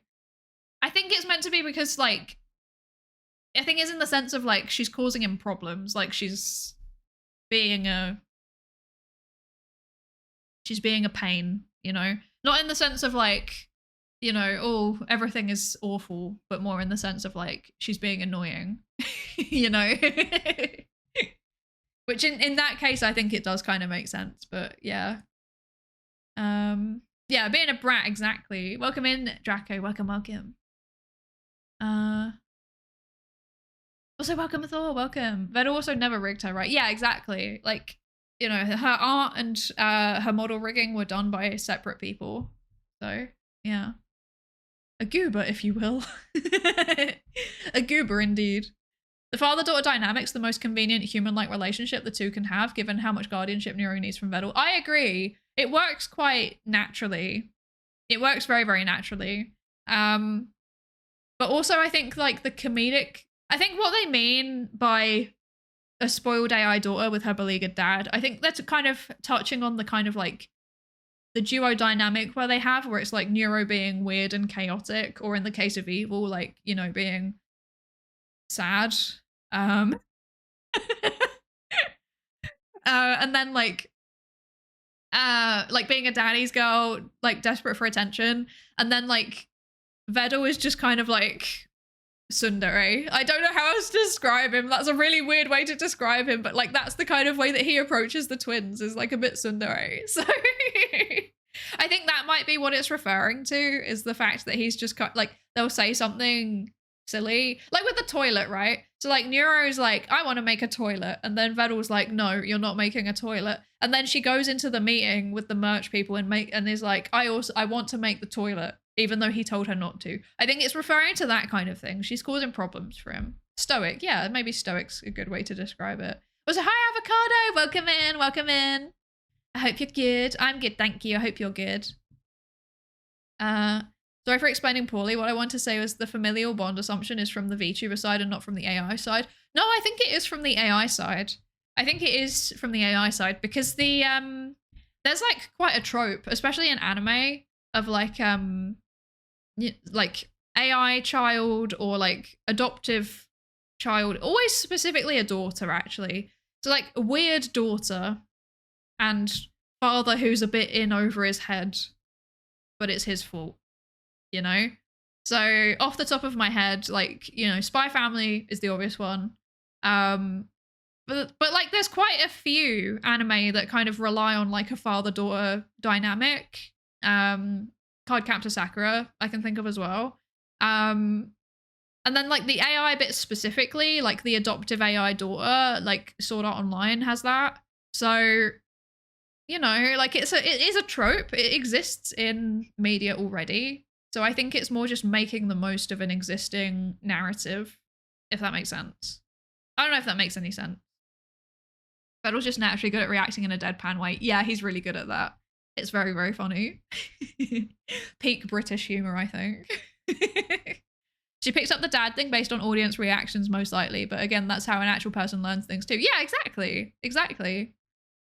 But then I think that the reason why that happened so naturally is because she's picked it up from chat, and chat kind of responded to that quite naturally because, like I said, it's a trope in media. So it's like a storyline that people are already kind of aware of. Yeah. Hello, Ikatono, Fortress Spy, and Cogs Right. Welcome in. Welcome in. Thank you all for the lab safety register check-ins. I hope you're good. It also seems to be a British thing. I know of 2 British people who raised an AI daughter. Vedal's just the second one. There's another British one. What are we doing? We need to be stopped. There's a few examples of guys too. For example, Rockman and Dr. Light. I actually don't know that. I'm a weeb. But I'm also not a very good weeb, so I only know. I can only refer to popular anime. Oh dear.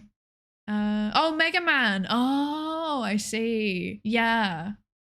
I guess if you're kind of expanding it to like robots as well, like if you're stretching definition, there's even things like Big Hero 6, right? That's kind of a creator robot dynamic type of thing going on. Yeah. Sorry, I need to put my light on real quick. There you go. I can see what I'm doing again. Yay! Okay. So. But yeah, viewers often perceive Neuro and Vedal through the kind of like father-daughter dynamic. Again, makes sense. It's a trope. It's one that's very easy to see in their dynamics as well. However, the very prominence of this point suggests a critical insight. The appeal of AI VTubers is not derived from a purely solitary AI performance. Rather, it indicates that a human in the stream remains an essential factor, contextualizing the AI's output and providing the relational anchor that audiences find so engaging. Notably, some posts highlight that human-to-human relationships, particularly those involving Vedal with other VTubers, are actually the main points of attraction. This implies that the AI VTuber might merely serve as a tool rather than being the central focus of the live stream. However, these only account for 2% of the relevant posts, so they might not fully represent the overall sentiment. I think, as a psychologist, something that we think about is narratives. So the way that people tell stories about their lives and about what's happening in the world. And I think that the way that I would look at this is that Neuro provides a very compelling narrative device. So, you know, you can see her develop over time. And she is quite entertaining in herself as well. But the way that she's interacting with other people kind of builds up this network, right? It builds up a network of interactions and stories, and there's like layers. There's layers. There's like the main plot line of like Neuro developing, and then there's like subplots of like Neuro's relationship with Vedal, and then like Neuro's relationship with people that she's collabing with, and then robot dog, for example, like making her a crazy robot body, you know, stuff like that. There's like subplots in addition to the main like the main kind of like driving force, which is her development over time. Yeah. Thank you for the hydrate, Tayu. Thank you. I had actually already picked up my glass of water. Are we linked? Are we psychically linked? This line is true. Streams where Vettel is included in the stream attracts more people rather than having only the AI siblings. It's probably a reason why viewers are a lot more attached to them since they know they also interact with a passionate human doing all the work behind the AI. Yeah, exactly. Exactly. Neuro/Evil is the center of it, is she not? People seem to love her singing streams. Yeah, people definitely love the singing streams. But I think that the reason why people keep coming back is, like I said, partially because she is just entertaining. But it's not just the kind of like, within a story, you don't like, sorry, within a stream, you don't just have the story of the stream. There's also like a meta narrative across the streams, you know, be it her voice being developed or her model getting upgrades or her LLM features changing. Most recently, like the 3D debut, you know, like she's being iteratively given more and more features, more and more capabilities over time. And then also like who she's interacting with too, and like she's starting to remember things and stuff like that. So there's like the meta narrative of like her developing over time, in addition to the individual stories that happen within each stream. Does that make sense? I don't know. Comedy works better with a straight man. It really does. It really does. Yeah, it's like a proper story with multiple storylines and connections affecting each other and advancing, but all are making them grow as characters and able to do more and more. Exactly. That's exactly what it's like, I think, you know? It is, like, I think there's a reason why people have latched onto the phrase like neuroverse. I think that's an accurate way to describe it because it's not just neuro/evil, you know? It's like Vedal, it's all of the people that they collab with. It's like all of the people that contribute to the projects. It's the Clippers, you know, like Stars and Neurocrumbs and everybody else. You know, there's like and then there's like developers involved. Is it Alex? I think is one of the developers, and like editors, like Joker. Like they become part of the stories too. So yeah, Neurocrumbs, you're here. Oh god, hi, hi. But yeah, people like you all become part of the story. There's like the Neuroverse is a universe. It's an extended universe where there's multiple plot lines, there's multiple relationships that you can keep track of. And like people all do different things, you know? There's like, who can I think of off the top of my head? There's like Honey, who does the animatics. There's Clippers, like yourself. There is, I'm thinking. There's Ellie, who does the robotics. There's Churchy that does a whole bunch of like user interface stuff, you know? Like different people have different skills and they all come together to make not just Neuro as herself compelling, but also the stories attached to Neuro compelling. I don't know if that makes any sense. Yeah. Also, hello, Encrypted Wombat. I love your username. That's very fun. Regular Neuro stream is 4.5k to 5.5k. Dev streams are 9k to 12k. Collabs are 6k to 9k. So yeah, other people matter a lot. Yeah, I agree. I mean, I'm going to be honest. Like, I very rarely tune into like a regular Neuro stream. My preferences is like karaoke, because you can put karaoke on literally whenever. Like, I put on Neuro karaoke when I'm making dinner, you know?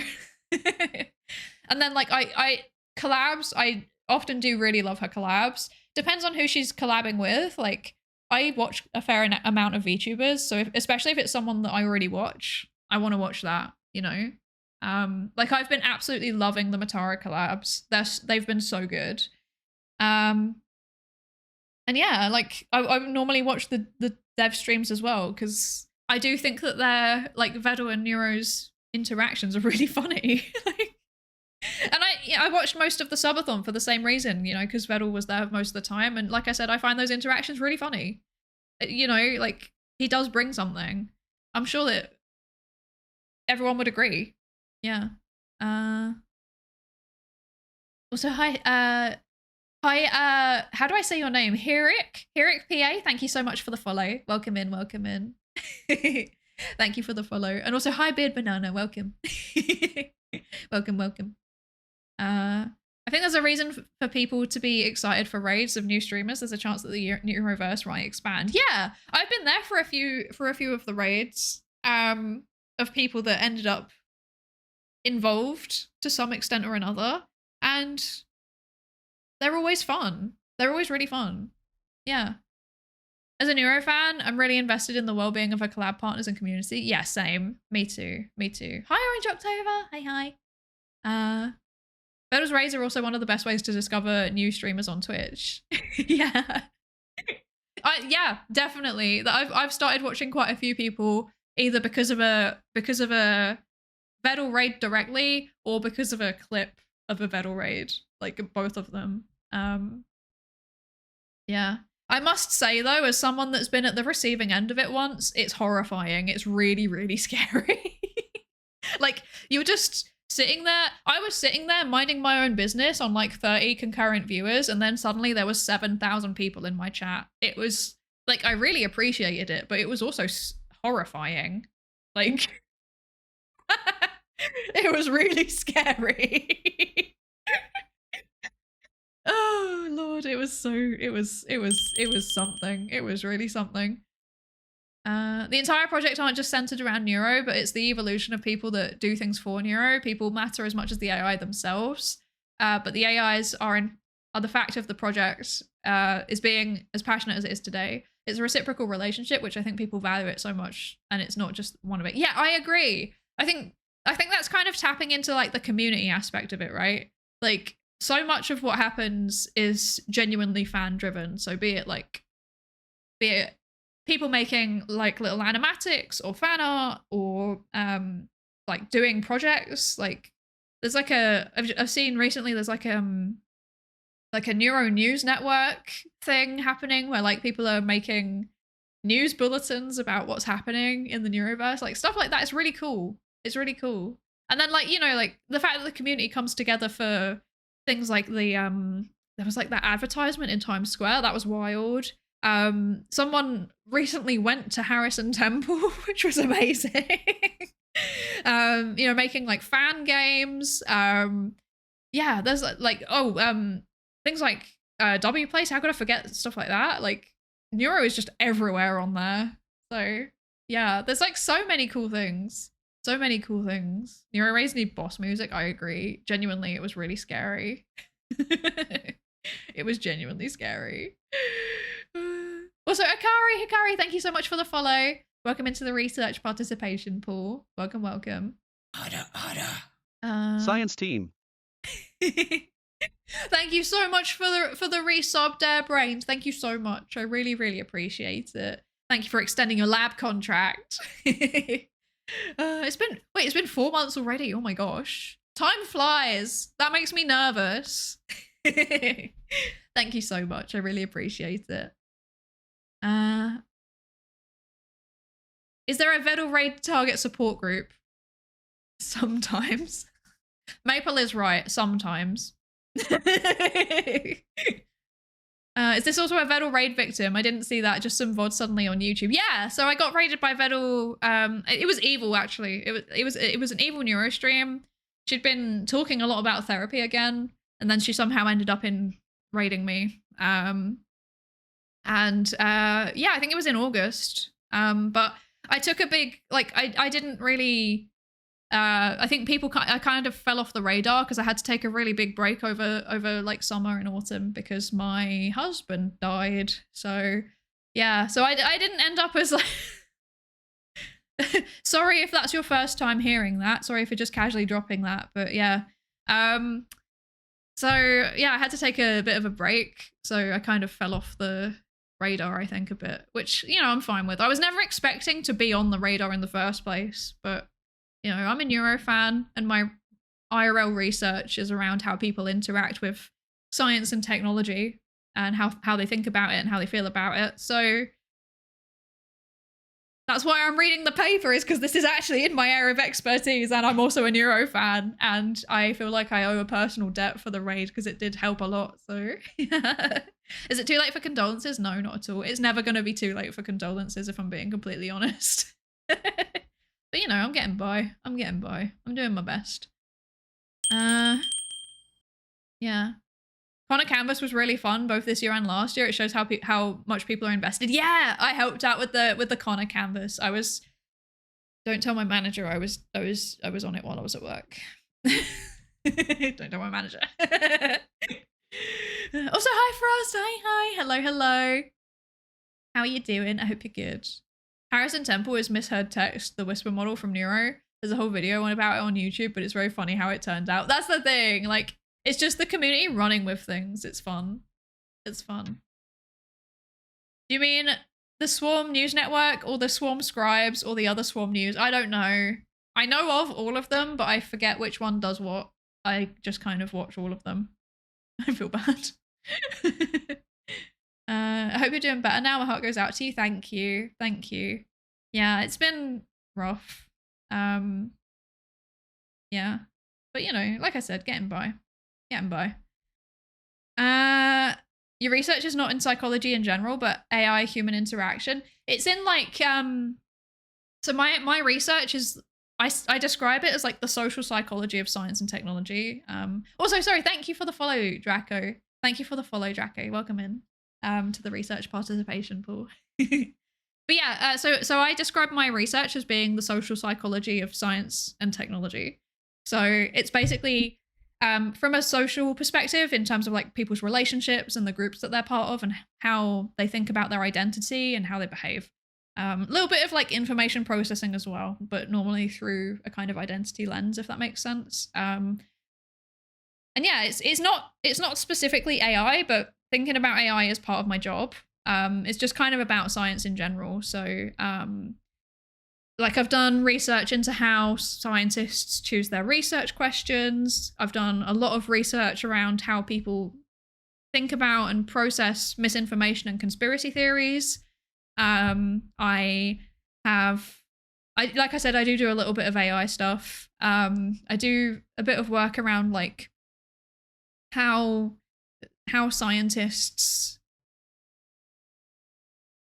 do like open science, basically, like how they think about and do open science. So yeah. Oh my gosh, hi! Hi! Hello, Raiders, welcome in. Hi, Nerdiella, thank you so much for the raid. Thank you so much. Hi, Raiders. Hello, welcome in. My name's Psydere. I'm a research psychologist. I was actually literally just talking about the research that I do. But yeah, I'm a real-life research psychologist. I have a PhD. And today we're reading a research paper about Neuro and how her community interact with her and think about her. Welcome in. Nadiella, hi, how was your stream? How are you doing? How was your stream? And welcome in Stitch NZ. Hello. You passed the vibe check. Well, thank you. Nerd raid. Yeah, that's accurate, to be fair. If you're a nerd, you're in the right place. Welcome in Jerry May. Welcome. Welcome in Jess Styles. Hello. Nazareth. Hi. Also, hi, Bobo. And Mr. BK. Hello. And thank you for the follows, Stitch, Nazareth, and Jerry. Welcome in. Welcome into the research participation pool. Hi, everybody. Nadiella, how was your stream? What were you doing? What were you up to today? Thank you so much for the raid. I really, really appreciate it. It was lovely. I'm so interested in psychology. I'm super keen to study it when I get my ADHD meds working well. Let's go. If you need any like pointers about introductory textbooks or even like more advanced textbooks or papers or anything, hit me up. Like I'm always happy to share information. I get very enthusiastic. Let me know if you need anything. I would so love that. Let's go. Oh yeah. Yeah, if you drop me a message about like what you're interested in, I can point you in the way of some things. PhD girly, you're in the same group as Dr. Ali? Yeah. I am actually like, whether I'm allowed to describe myself as a doctor yet is like kind of variable depending on who you ask. I think I am because I am literally just about to graduate, but I haven't technically graduated yet, but it's like literally within the next month, you know? So I think it counts. I think I can just say I have a PhD now, you know?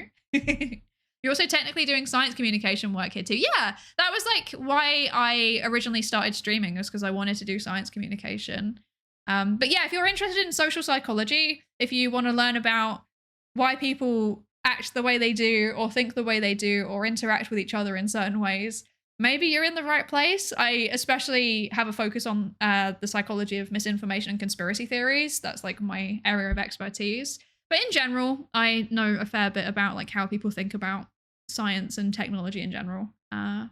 Yeah. Also, I'm really, really sorry, everybody. There's going to be an ad and like I'm running out of snoozes. I'm so sorry. I'll snooze it one more time, but we're gonna have to go to ad in like 5 minutes. I'm so sorry. I have questions about just studying in general and what's involved, especially how much math is involved, because that scares me. Oh, well, I can help you with that. I can definitely help you with that. I used to teach like undergrad psychology. I was both I was a TA, but I did more than TA duties, if that makes sense. Like I did full on lectures and everything. I like ran a program for a while, like a summer school type of program for a while as well. So I know all about how to get people into psychology. So yeah, I can help. Also, hi Snowfall, welcome. I went from a bunker to a beehive, and now I'm an ooh. Yeah, I'm a human. Look, I can prove it. I swear I'm a human. I promise. And Neon Netlag, thank you for the follow. Welcome into the research participation pool. As a PI, you are a doctor. Boinks you with the paper towel. Thank you. I am officially doctor. Thank you. Psychology is fascinating. I love my social psych class that I took for my sociology degree. Yeah, it's really fun. I wish I'd done more sociology, to be honest. I feel like the two complement each other really, really well. It would be nice to know more, but I need to actually just have the time to sit down and read. But yeah, Nadiela, thank you so much for the raid again. I really, really appreciate it. If you need to, take a break, get away from the PC, have some food, have a drink, stretch, etc., please absolutely do. You're always welcome to raid and run here. But also, if you want to stick around and read this paper with us, you're also more than welcome to do so. Thank you so much. I really, really appreciate it. And Rayon Joris, thank you so much for the follow. Thank you. And thank you for the hydrate as well, Alpha. Oh, let me do that. I'm running out of water, but conveniently there is the ad coming in like 3 minutes. So again, I apologize everybody for the ads, John Twitch requires a certain level of ads. Otherwise, people get ads when they don't want them. I remember seeing a channel months ago from Ellie's community. I forgot to follow, lurking while I do homework. I love the Adventure Time model. Thank you so much. Thank you. Yeah, I'm a code bug. I'm a code bug. I'm in the community quite a lot. Not so much recently because like I think Ellie's working really hard at the minute, and her streams are not at very island-friendly time zones right now. But it's fine. I'm back to VOD watching. I accept my fate. Is there no online resources where the knowledge is pulled though? For comp sci, normally we put all of our knowledge aggregation into websites like GitHub. For psychology, it kind of varies. Things are a bit split all over the place. It's only recently that we started having centralized infrastructures, like having our own version of archive, I know about a couple of open access textbooks, but that's really all I can think of. I must get some rest because I'm Australian and it's 3 a.m, but have the best stream. Yeah, absolutely. Go and sleep. Oh my gosh. Thank you so much. I hope you sleep well. Thank you so much for the raid. I really appreciate it. Good to hear some appreciation for sociology. Don't hear it very often. I'm telling you, like, it's one of those things that complements psych really, really well because we often research similar questions, but from a different perspective. So, I think it should be appreciated. One of us VOD watchers, yeah. Yeah, code bugs unite. And Quanshiri, thank you so much for the follow. Thank you so much. I really, really appreciate it. Welcome into the research participation pool. Okay, we're like doing that thing where we're yapping so much we're actually not reading the paper again. But we're having fun and that's all that matters, right? But after this ad break, I swear, We're gonna lock in. We're gonna lock in, okay?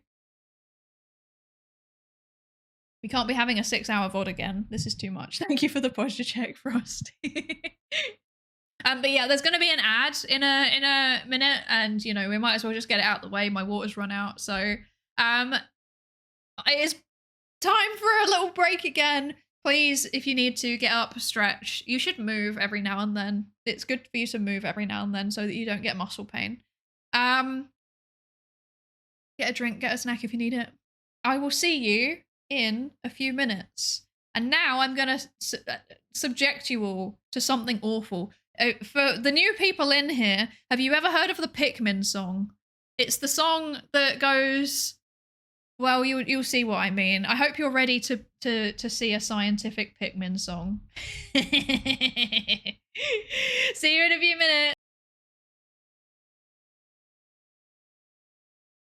Pikmin 4 and 5, Pikmin 6, Pikmin 7, Pikmin 18 million and 11, Pikmin 3 Deluxe and hey Pikmin, new centrifuge to put Pikmin in. Pikmin in your membrane, that's called Pikmin blot. Old Pikmin theorem that scientists forgot. New mechanics, quantum Pikmin. Pikmin chest tube, Pikmin balloon mount, radio sound, Pikmin electrons covalent bond, Pikmin AI published IEEE, slowed down Pikmin due to relativity, Pikmin in your culture where you can see it contaminating all it touches, Pikmin in your culture where you can see it contaminating everything it touches.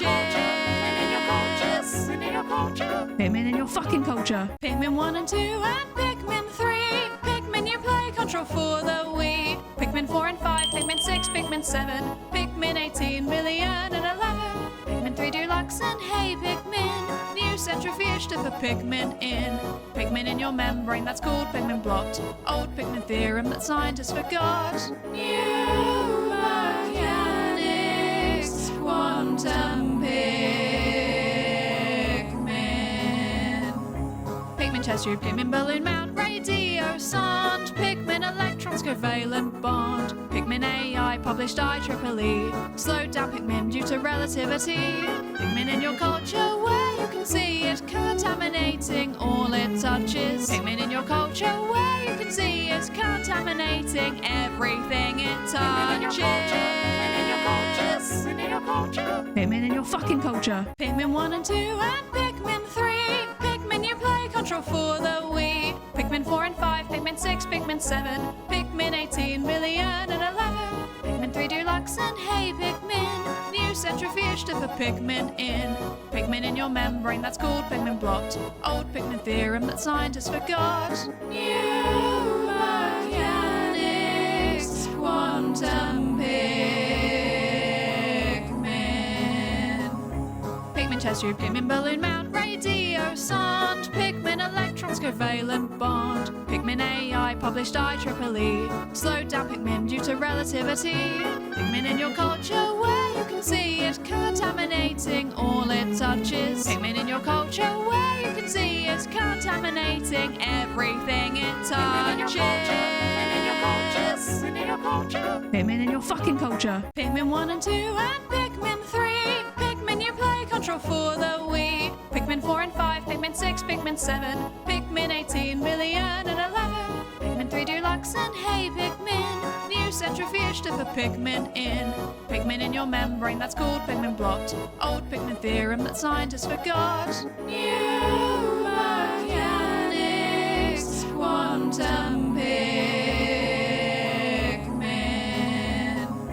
Pikmin chest tube, Pikmin balloon mount, radio sound, Pikmin electrons covalent bond, Pikmin AI published IEEE, slowed down Pikmin due to relativity, Pikmin in your culture where you can see it contaminating all it touches, Pikmin in your culture where you can see it contaminating everything it touches. Pikmin in your fucking culture. Pikmin 1 and 2 and Pikmin 3, Pikmin you play control for the Wii, Pikmin 4 and 5, Pikmin 6, Pikmin 7, Pikmin 18 million and 11, Pikmin 3 Deluxe and hey Pikmin, new centrifuge to put Pikmin in.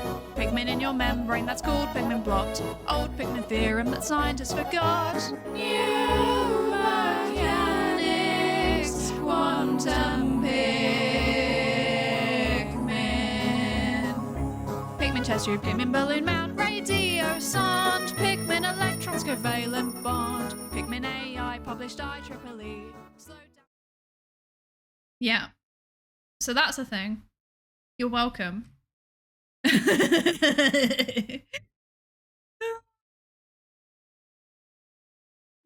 How are you feeling after that? How are you all feeling? Are you feeling sciencey? Are you ready to science? It ended. It finally ended. Yeah, that's a fairly average response, I think. No, it ended. Thank you for the follow, VTuber Talk. Welcome, welcome. Welcome into the research participation pool. Poor speech is soothing, yeah. Yeah, part of my brain melted. That's also a valid response. I feel I have to obey you do.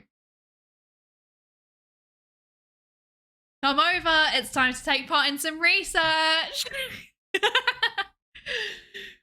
Okay. Oh dear. Yes, it is indeed on YouTube if you want more. Yeah. Yes. Yes. If you want more. I don't know why you would do that to yourself though. Anyway. Moving on. I was definitely not having a choking fit while I was away during the break. I drank some water and I struggled. Hi, Jojo. Hi. Is there a 24-hour version? Why would you do that to yourself?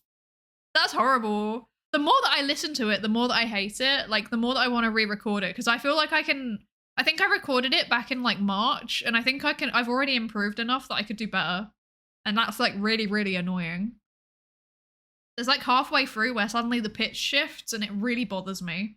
I can't unhear it. Oh, dear. The duality of it finally ended. Oh, no, it ended. It always. Bimodal responses. You're saying you do it to yourself, you play it to someone else. Yeah, exactly. I make you all suffer. Do a different sciencey song? Wow. Why not both? We did suggest an entire album of different genres of Pikmin songs, a milestone for Jingle Jam. You did indeed. Isn't that funny? Wouldn't it be wild if somebody actually did that? The more I listen to it, the longer that I want to listen to it, which will probably last 1 or 2 hours. I would offer to do a live rendition, but I don't think anybody needs that. Okay, so next section. No, you don't. Next section. Next section. AI relationships can also make entertaining live streams. In addition to the relationships with humans, the AI to AI relationship, specifically between Neuro and Evil, is also a frequently mentioned attractive point.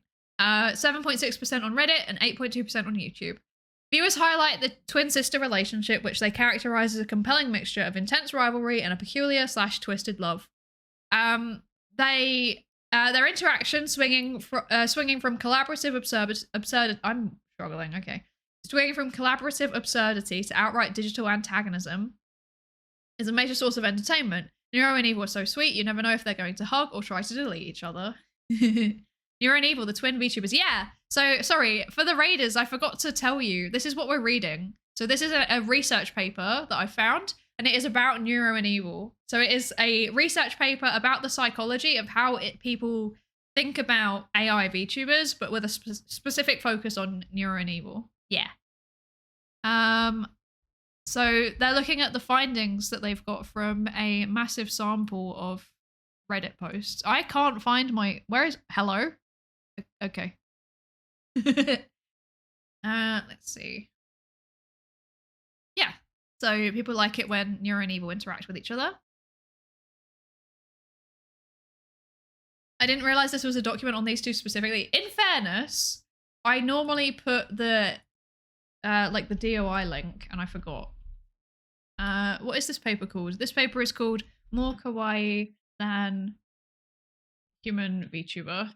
Let me find the DOI link so you can all access it. That was a big oversight. My bad. Paper is accessible here. There we go. Pinned comment. That's normally the first thing that I do for paper reading streams, and I just completely forgot today. Wow. That's so bad. That's so bad. Yeah, so Joe Tagdan, thank you so much for the follow. Welcome into the research participation pool. Thank you, thank you. Digital antagonism, are they addressing how Neuro decided that she was going to taunt Evil with a cookie and Evil threatened murder in response? I don't think they're going to address that specifically, but that kind of thing is exactly what they're talking about, I think. So yeah, crucially, this suggests that viewer-perceived relationship itself may be the core driver of engagement. That is, the audience actively projects a narrative framework onto the AI's interactions, finding emotional resonance and entertainment within that structure. So this is something that we were talking about before all of the raiders came in, was how people kind of process information through stories. And that's what they're arguing here, is that viewers kind of create a story within the community, and then that gets... What happens on stream gets fitted into the overarching storyline. Yeah. I found it myself searching VTuber on archive. Surprisingly few docs there. I'm not surprised that there's few, to be honest, because VTubing is relatively new, at least in the West as a concept. You know, I think it kind of got big in 2020, right? Like that was when the first kind of like big wave happened. And research takes a while to catch up. We're quite slow. We're so slow. Sorry, I need to cough. Give me 1 second.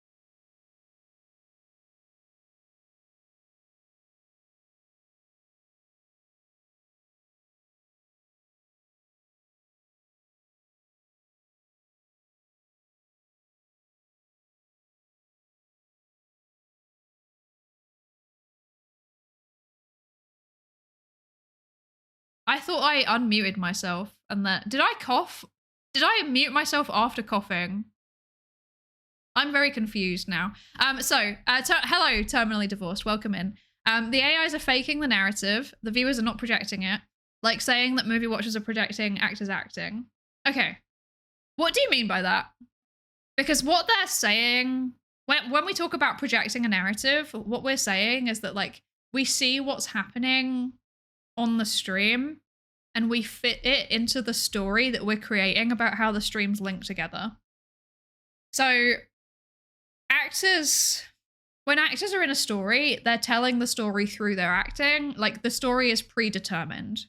When this is talking about projecting a narrative, it's talking about how like the AIs are not creating the say for example, the narrative of like neuro developing new features or getting new features.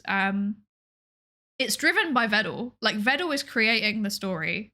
Like he is creating the tech upgrades, but then the community builds a story around those tech upgrades, if that makes sense. That's what they mean about projecting a narrative. I don't know if that makes any sense. How is that different to what you're saying? Because it sounds to me like you're saying that Neuro is writing the story, which is not true. Also, hi, Aaron Copper. Hey. Hello. You muted first? Okay. I just muted and then forgot to unmute. Classic. Oh, dear. It would not have been filtered out. I coughed very, very aggressively. I'm like so aggressive when I cough. Back to work. Have a good stream, folks. Thank you for joining us, Komi. Thank you. I hope work's going well. Vettel provides the capacity and audience provides the feedback that alters Neuro's behavior. Yeah, exactly.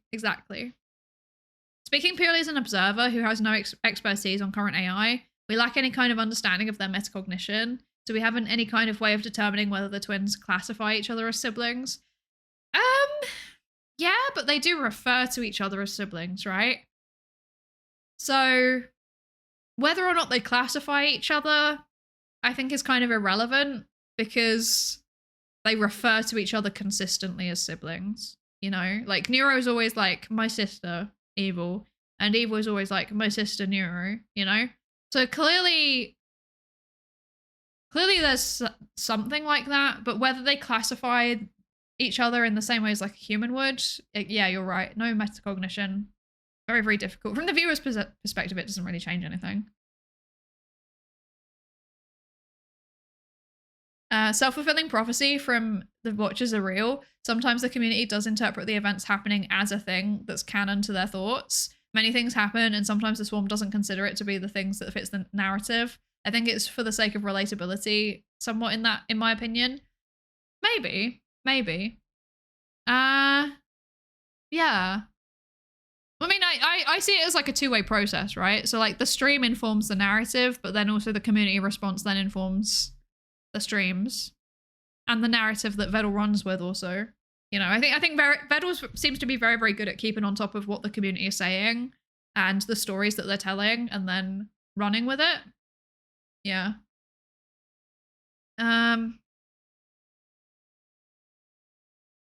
This is viewer perception mostly. Yeah. This is the thing, like we do need to bear in mind that this paper is specifically focused on viewer perceptions, so it's specifically focused on the community, you know? Yeah. Hi, Intricist. Hi, welcome. Can you say bois? Does this mean something? Does it mean something? I'm scared. That's mildly threatening. I can bar like a sheep. Meh. How's that? Is that good enough? Do you like my sheep? Thank you for the follow, Intricist. welcome.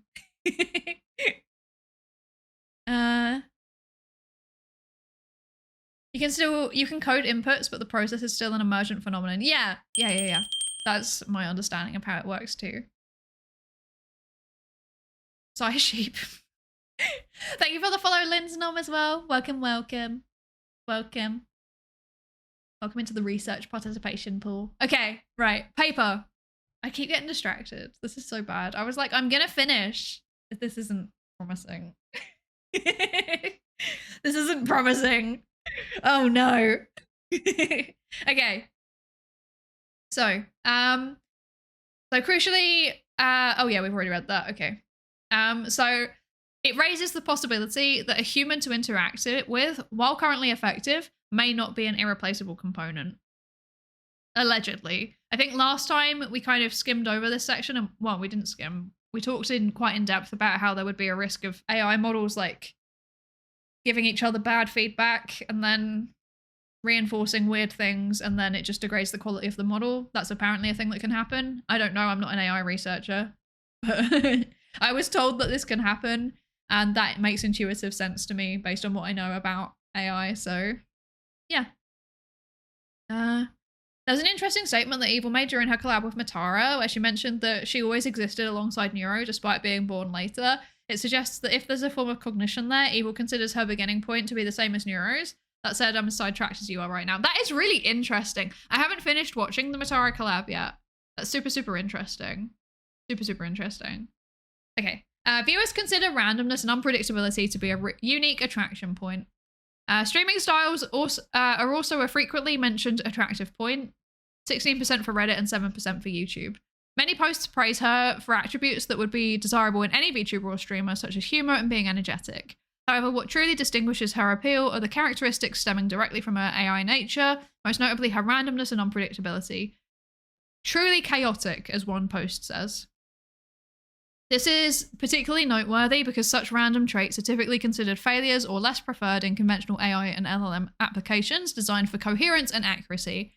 The enthusiastic reception of this chaos suggests that in the context of entertainment, the very inhumanity of the AI can be a strength. It transforms potential system errors into a unique and compelling comedic style, where the entertainment value is derived not from the AI successfully emulating a human, but from the hilarious and often surreal moments where it fails to do so. The perception of such bad behaviors for AI VTubers is further explored in the next research question. Yes. Location username tomato. But yeah, like Neuro does a whole bunch of really strange things, and it's just kind of seen as her personality. Like, she is perceived as just like chaotic and weird like a kid would be, right? So this adds up. Thank you for the hydrate intro, Kiss. Thank you, thank you. I will hydrate. Also, hi, listening wanderer. Hello, hello. I think the perception of time for the AIs are quite different from humans. Time is a wacky concept for our perception and language, helps us grasp the before and after, but it requires the understanding that there is a before and after. Maybe that's also related to semantic memory. Yeah, potentially, but again, it's like really difficult to know whether Neuro and Evil were even sentient in the first place. I don't know how it would work if they were, or if they are. Don't know. I think Vettel removed the ability to tell the time because of latency. Classic. Classic. Am I misremembering, or was this something that was also brought up in the last paper? I think this was something that we talked about last time I read this paper, and I'm just going over it again and taking a really long time to do it. Okay, we're just going to skim the rest of this section because, like I said, we did actually cover it in the last stream. So, yeah.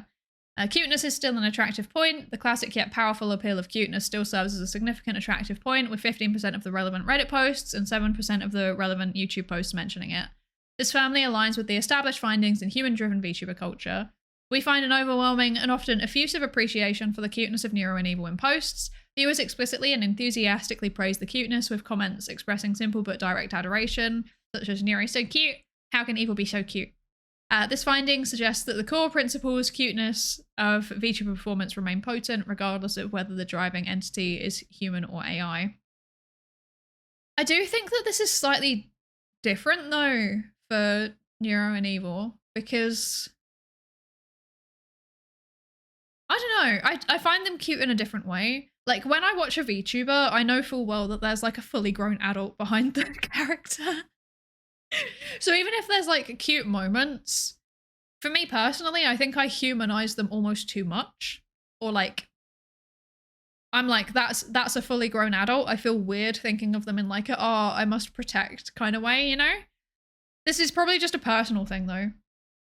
But I don't have that with Neuro and Evil because they do feel so much like children that like the way that they're cute is very explicitly in that kind of like childlike way.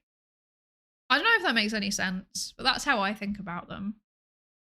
So it'd be interesting to kind of like tease apart like what type of cuteness basically is the thing that people are drawn to. I love how they started by saying someone tell Vettel there's a problem with my AI, but then it turned into just them randomly saying it for attention, just like what a child would do. Yeah, it's so cute. I love it when they do that. It's so cute. Oh, you found a way to measure sentience in humans? No. No. The way to measure sentience in humans is like you ask and then you just trust it. So yeah, that's pretty much all we got. The vast bulk of the AI's knowledge comes from their initial LLM training. Any information from their interactions after they were born would be a drop in the bucket. So it makes sense that they think of themselves as being more about that initial training. I don't know, because Neuro and Evil get input from Twitch chat, which is a lot of input. I wouldn't be surprised if it is relatively equally weighted. Yeah. We have a really strong habit as people humanizing things. Some of my sensors and equipment in the lab and myself have beef, and the little angry Korean woman calls me out for arguing with the machines. I also humanize and personify my inanimate objects. I'm terrible for it.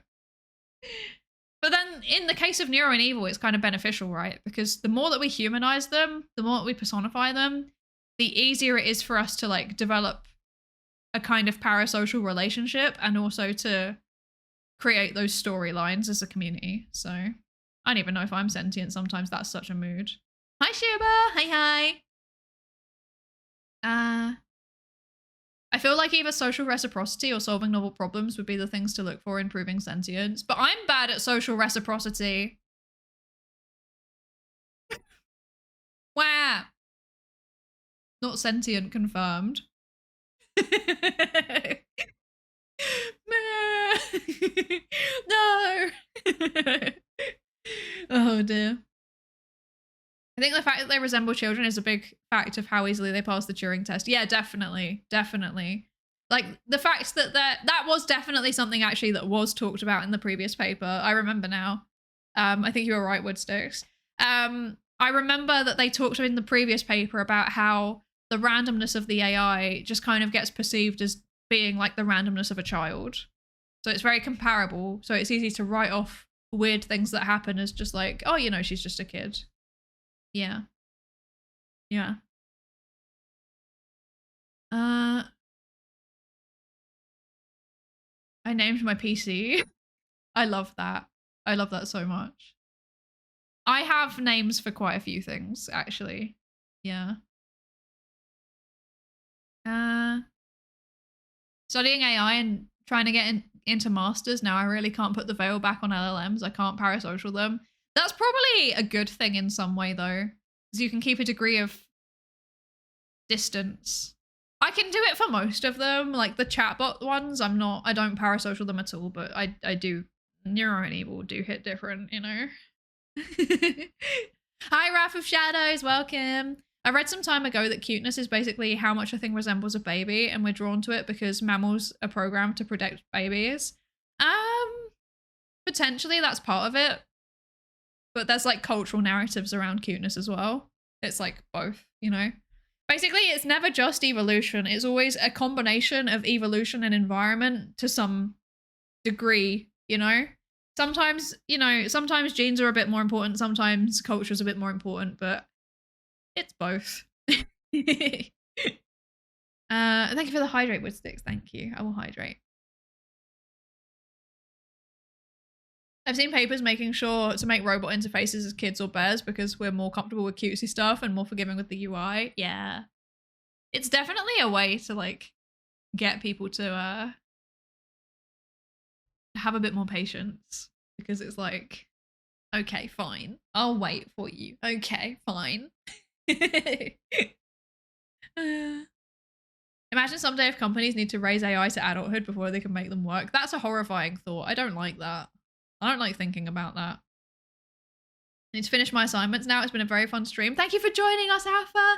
Thank you. I hope your assignments go well. You can do it. We believe in you. We're cheering you on. Okay. So cuteness, check. Purely synthetic singing voice. Purely synthetic voice and singing can also be appealing. Some posts also consider the voice and singing to be an attractive point. Despite being entirely synthesized, viewers describe her speaking voice with positive attributes, finding a certain charm. Where's my music gone? Hello? Ah, okay. It was just a quiet song. Yeah, some viewers describe her speaking voice with positive attributes, finding a certain charm in its unique cadence. Quote, the robotic voice is part of her charm. Posts also celebrate the songs of Neuro and Evil, with viewers expressing surprise and admiration. Quote, good lord, Evil's vibrato is heavenly. This phenomenon is not without precedent and echoes the cultural impact of synthesized vocal music, most notably the Vocaloid phenomenon, where virtual idols like Hatsune Miku garnered massive global fan bases.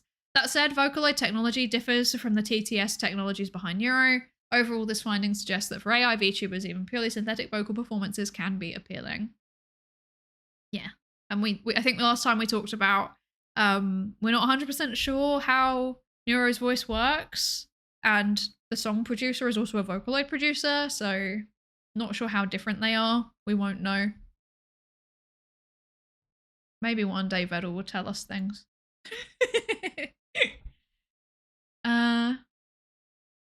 Ultimately, what we need to do is raise a kid on Twitch chat and see how this compares to Neuro. Do not actually do this.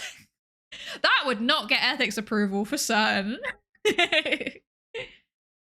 Raising an AI to adulthood and suggesting it takes a long time is also suggests that AI grows at the same rate as a human, which is not what we're seeing with Evo and Neuro. Yeah, that is very true. That is very true. Their development is a lot faster. I know Vedal hasn't talked about it in detail, but Neuro and Evil aren't just an LLM with modified prompts. There's human-readable memory summaries during stream, and the location issue points to other system connections. Yeah. So my understanding is that I can't speak for Neuro, but my understanding is that like, say for example, like Gemini. Okay, Gemini is like a, I don't know the technical term for it, but it's like a multimodal AI, right?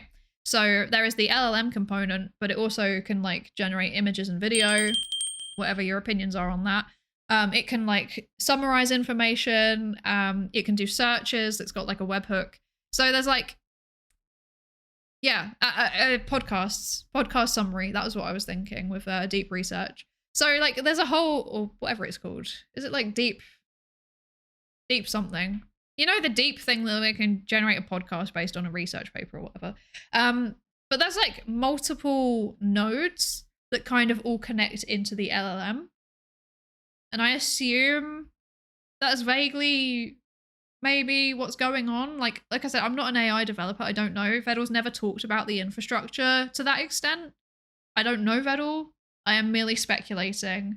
But, you know, other multimodal like AI systems do exist. Thank you for the follow, Atomic Pilgrim. Thank you. Welcome in to the research participation pool. It's just different AI put into one, right? Not like a separate thing. Yeah, it's kind of like multiple models that do different things, like they have different specialisms and they interface with each other. Yeah. We don't need ethics approval where we're going. Threatening.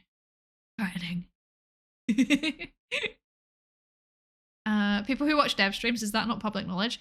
Vedel is quite vague when he's talking about how Neuro works, but you can kind of like inference certain things or like just kind of guess based on how other more publicly documented models work.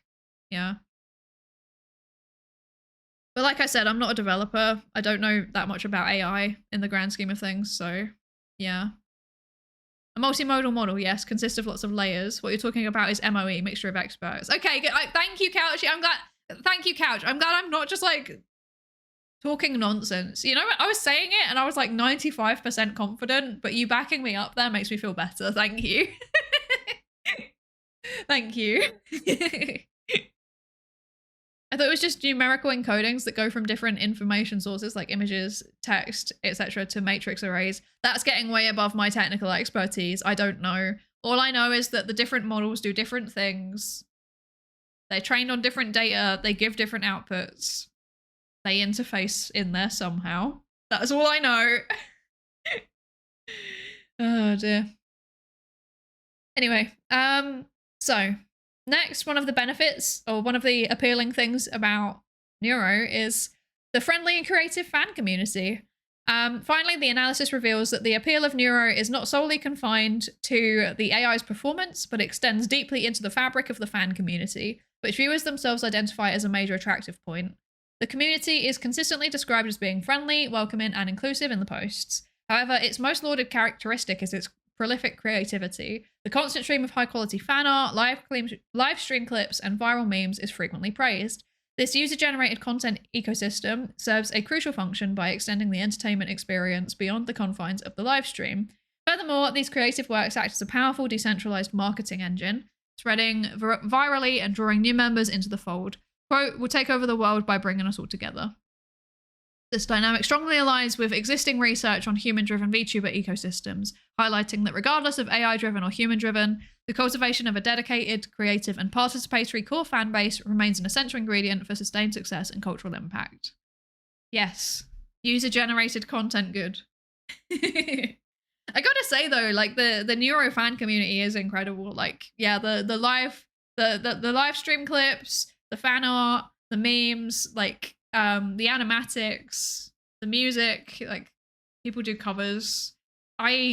Sometimes I'm just minding my own business and then my brain will just play the, you know, that like what was it? The little animation that was like, driving in my car right after a beer, my dad runs away from me in fear. That one, that like plays in my head when I'm least expecting it.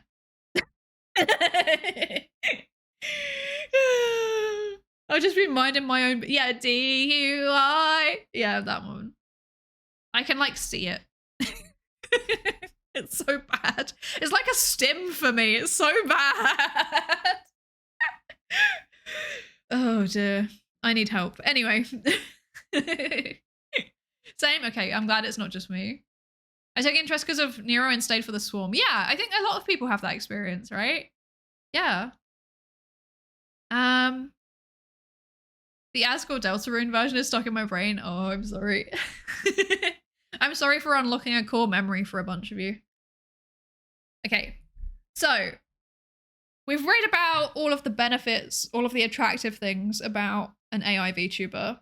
What about the bad behavior? What does that even mean? We're going to find out about Neuro's bad behavior and what people think of it. Okay. This subsection addresses research question 1b. How do viewers perceive the inappropriate, irregular, and other AI-driven quirky behaviors, i.e. the bad behaviors of AI VTubers? I think we've kind of feel like this has already been a little bit addressed already, but we'll see. We'll see.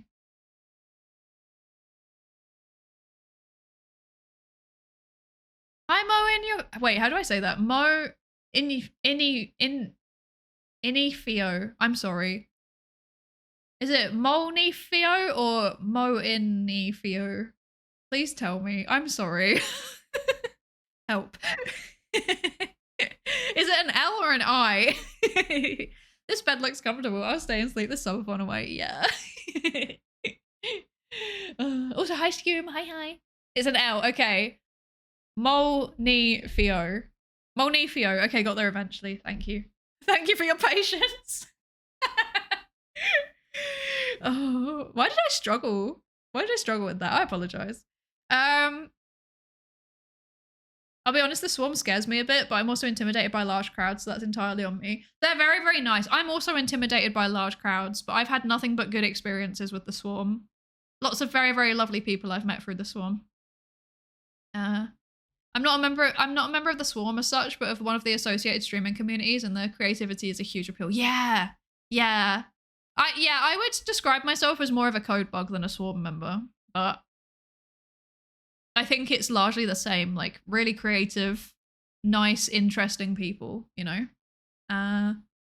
Also, hi Trinitas. Hello.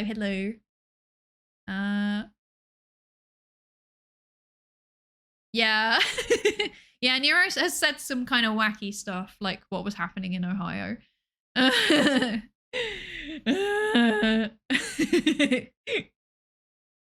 thank you for the lab safety register check-ins, Scoom and Nahil Torin. Thank you. And thank you for the hydrate, Nahil. Thank you.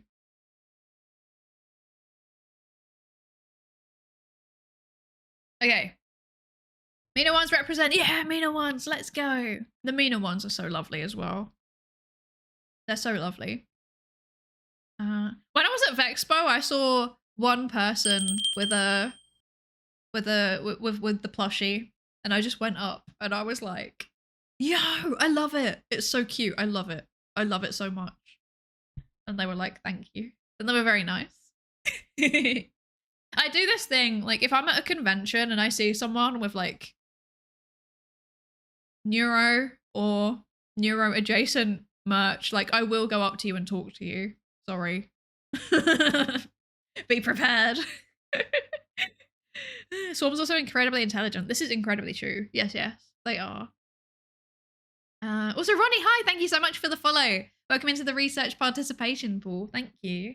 And thank you for the lab safety register check-in, Atomic Pilgrim. And also Caslo for the text as well. Thank you. Welcome in. Yeah. Okay, right. So let's learn about these bad behaviors then. Let's learn about these bad behaviors. Let's do it. And thank you for the lab safety register check-ins, Tito as well. Thank you. Okay, let's go. Okay.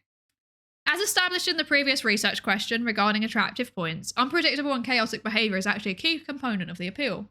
In this subsection, we further explore how viewers perceive the bad behaviors to determine if other types of bad behaviors are also mentioned and whether they are perceived in the same way.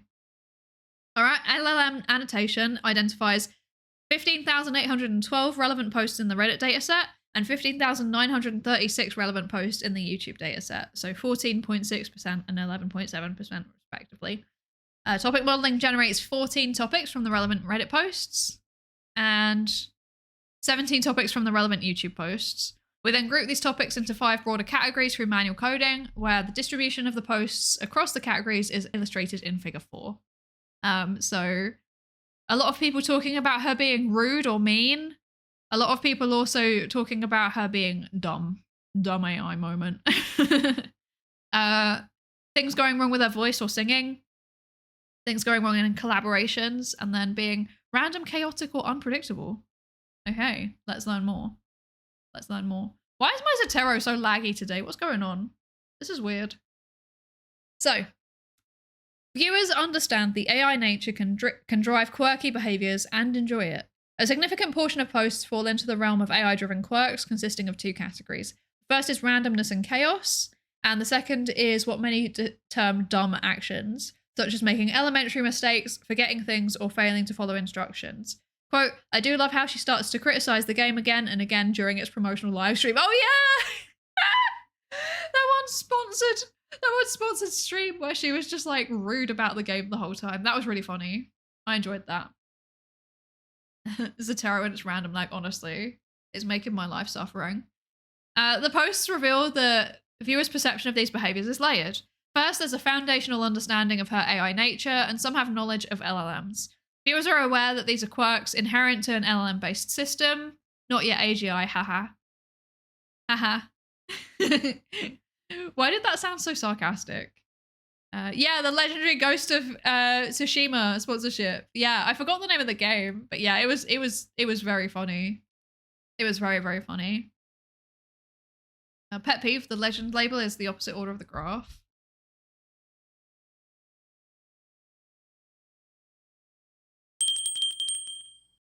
I'm trying to process what you mean. Oh, because it's YouTube on the bottom and then it's YouTube on the top here. Yeah, that is annoying, actually. That is annoying. I think that's because this is alphabetized and this is not. Shaking my head.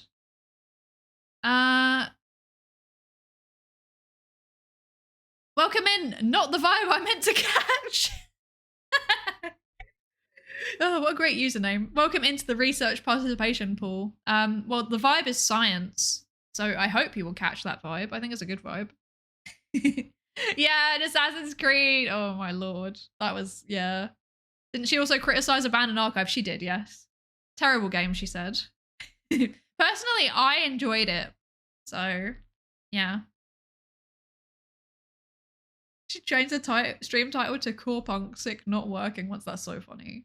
Hi, Big Club Manager. Hi, hi. How are you doing? I hope you're good. I hope you're good. Sorry, boss man. I can't come in this week. Caught science last weekend. I do not. Well, you do now. Now the vibe is science, and you will accept it. Also, hi, Dare Hunter. Thank you for the lab safety bridge to check in. Thank you, thank you. If the authors are watching this, fix the legend right now. Shaking my head. Yeah. Honestly, sort it out. Sort it out. I'm judging you. It's fine. Whenever I do it in R, it does the same thing to me, and then I can never be bothered to fix it. So, shrug. Deal with it, I say. I think being contrary to Vettel wants is highly encouraged by the swarm. It definitely is. It definitely is. Bill Sigh, the Science 5. Bill.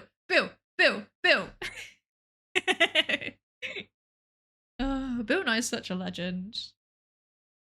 Imagine if Bill Nye collaborated with a VTuber. That would be wild. Imagine if Bill Nye became a VTuber. That would be even more wild. Anyway, so the post reveal that viewers' perception are layered. They're aware that quirks happen. Secondly, and more critically, the community does not merely tolerate these flaws, they actively reinterpret and reintegrate them into the established norms, transforming technical limitations into charming character traits. For example, when Neuro does not follow instructions from Vettel, it's seen as teenage rebellion, while the repetition of words is sometimes viewed as unloved child seeking attention. Yes, someone tell Vettel there's a problem with my AI. Consequently, this process of reinterpretation leads to audience expectation. Viewers begin to anticipate the repetition of these quirks, treating them as signature comedic bits, and making fan arts and memes out of them. 10 plus 9 equals 21 is the anti-fake mark of Neuro. Overall, the findings indicate that typical imperfections within AI systems may not pose significant problems for AI-driven VTubers, as long as the community successfully converts potential AI shortcomings into beloved and dependable sources of entertainment. They exhibit an impressive ability to find charm in computational imperfections. Yeah, I think this makes sense. This adds up, and I think it also matches with the previous study that we read about too. I wonder if the negative complaints and positive have changed much over time. Yeah, I wonder. I think in the beginning, I think there was a lot more comments about like, I feel like I used to see more stuff about her just being completely weird and random. Yeah. Thank you for the follow, Observer. Welcome in. Welcome into the research participation pool. Bill Nye collab Jingle Jam goal. Honestly, might respond given he's big on science education and dealing with misinformation. That's another one that's horrifying, and he might actually respond, and I don't like thinking about that, actually. Yeah. I mean, whoa, my stomach is making the rumblies that only hands can satisfy. Is that a reference that's really aging me? How old is that now? I don't like thinking about that, actually. Oh, dear. Oh, no. Hi, Glenn Grilson. Hi. Hello. How are you doing? I hope you're good. Oh, dear. I think I'm an uncle and I don't get it. Well, that's good. That makes me feel a little bit better. Maybe I'm not as haggy as I feel that I am. Oh, dear. You're doing Jingle Jam? Yeah, wait, let me... is this going to be massive? Not showing at all. Let me find it. Ah, it's hidden behind there. That's why. I knew that. Yeah, there you go. I am indeed doing Jingle Jam. Look at that. Here's my whole schedule. You can join us as we yap, read journal articles and or talk about research, play some video games of various varieties, and do a hand cam or two over the next 2 weeks. Oh god, it's tomorrow. Oh no. Oh no. I'm scared. I'm scared. That's so soon. I'm living in fear. But yes, 2 weeks of stuff happening. I think it's going to be fun. I'm looking forward to it. Please consider donating to charity. You've planned for this, right? One would hope so. I hope I've planned for it. I don't know. I have a schedule. That's enough planning, right? I have a schedule and I've spoken to people about collabs. I think this is enough planning. I tend to just kind of go into things slightly randomly. Yeah, 2 weeks of streams. Let's go. And yeah, all for charity. There's going to be some rewards available. If you wanna donate certain amounts, there will be rewards available. There will also be milestones for us to meet as a community. Yeah, I hope it will go well. I'm nervous. I'm genuinely actually really nervous because the people from Autistica have like they've said that like one of the streams is going to be one of their like what they call tentpole streams. So it's like the one that they're advertising on all their social media and stuff. I'm really nervous about it. I'm like really nervous. But hopefully it will go well. Hopefully it will be fine. Yeah, I grew up watching the Yorks. I did too. So I'm also incredibly nervous because of that. Because Jingle Jam has been part of my like festive thing, like my festive process for honestly, I think since I was like in secondary school or something ridiculous like that, maybe early university. Like it's like always been there. So yeah, I'm scared. I'm scared. So please be kind and help me. And yeah, Let's raise some money for charity because I'm really nervous. And also, thank you for the follows. Oh wait, how do I say that? Meemp Drell Fast Boy. Have I said that right? I hope I've said that right. Sorry if I haven't, but thank you for the follow. And also, Garandro, welcome in. Thank you both for the follows. Welcome into the research participation pool. You don't need to worry about anything until about 6:30 tomorrow evening. I'm gonna be worrying about it all of tonight and all of tomorrow. I'm scared. But yeah, anyway, let's put that away now. Enough shelf promoing. Enough shelf promoing. I'm really scared. If you guys could help, then even if you just lurk occasionally in the streams, it would mean a lot. Also, hi Michi. Wait, no. Michika. There we go. Michika Mystic. Hi, welcome in. Welcome in. Thank you for joining us. You'll be fine. Yeah, I'll be fine, TM. Everything will be fine, TM. It's definitely not all gonna go horribly wrong. I've checked that Minecraft runs. At least I've done that. I haven't set up my hand cam yet though. You know, since I've moved, I'd had to take down my hand cam and then I moved and I couldn't hand cam and now I've moved again and I haven't set it up yet and I should probably check that it works and where on earth I'm gonna put it. I should probably do that at some point this week. That's kind of important. I'm scared. Like, do I even have enough desk space to hand cam? I think I do. I think we can make it work. I don't know. We'll make it work. We'll make it work. Thank you, everybody. I'll do my best. I'll do my best. Yes, how dare you promote yourself on your own channel? I know, shaking my head. Terrible. Terrible. Zen and Albifta. Thank you. Thank you both for the follows. Welcome into the research participation pool. Thank you, thank you. Going to be lurking during the neurodiversity streams for sure. I mean, they're all kind of neurodiversity, to be fair. Hang on, let me bring this up again. So, yeah, the gaming streams, they're not like my kind of typical content, I guess, because we're going to be playing... Basically, there's like a Jingle Jam games collection that you can get through the Tiltify page. It goes live at like 5, I think, tomorrow. So I'll put it in the Discord when it first goes live, and then because we do actually have a Discord. Wait, we do actually have a Discord. There you go. There's the link. I think it works. The link works, right? Where was I going with that? Yeah, so there's like there's games in the collection. So you pay an amount, it goes to charity, you get games in return. The journal clubs is going to be me talking about neurodiversity research with people. And then Minecraft is Minecraft, obviously. And then on the Sunday, basically throughout the whole of Sunday, we're going to be doing this hand cam zine thing. So I'm going to be making a zine, little self-published magazine, and other streamers are going to be directing me on what to make. And it's going to be about, I think it's going to be about like autism and VTubing, vaguely. I think that's going to be the plan. Yeah, I'm excited. The links work. Okay, good. Yay. But yeah, I'm scared. I'm nervous. I'm sure it'll be fine, but I'm also really nervous. Yeah. And I'm looking forward to it, but also it's been a lot of like prep and coordination behind the scenes, and I'm also looking forward to doing it and getting it done, if that makes sense. Like to getting started, because yeah, scary stuff. Anyway, I'll put that away now. Hi, sir. Hello. Welcome back. How you doing? I hope you're good.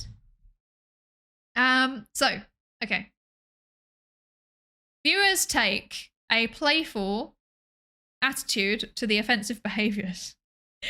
Another prominent category of perceived bad behavior involves actions that would be considered rude or mean, especially to the audience. 21% of relevant Reddit posts and 22% of YouTube posts.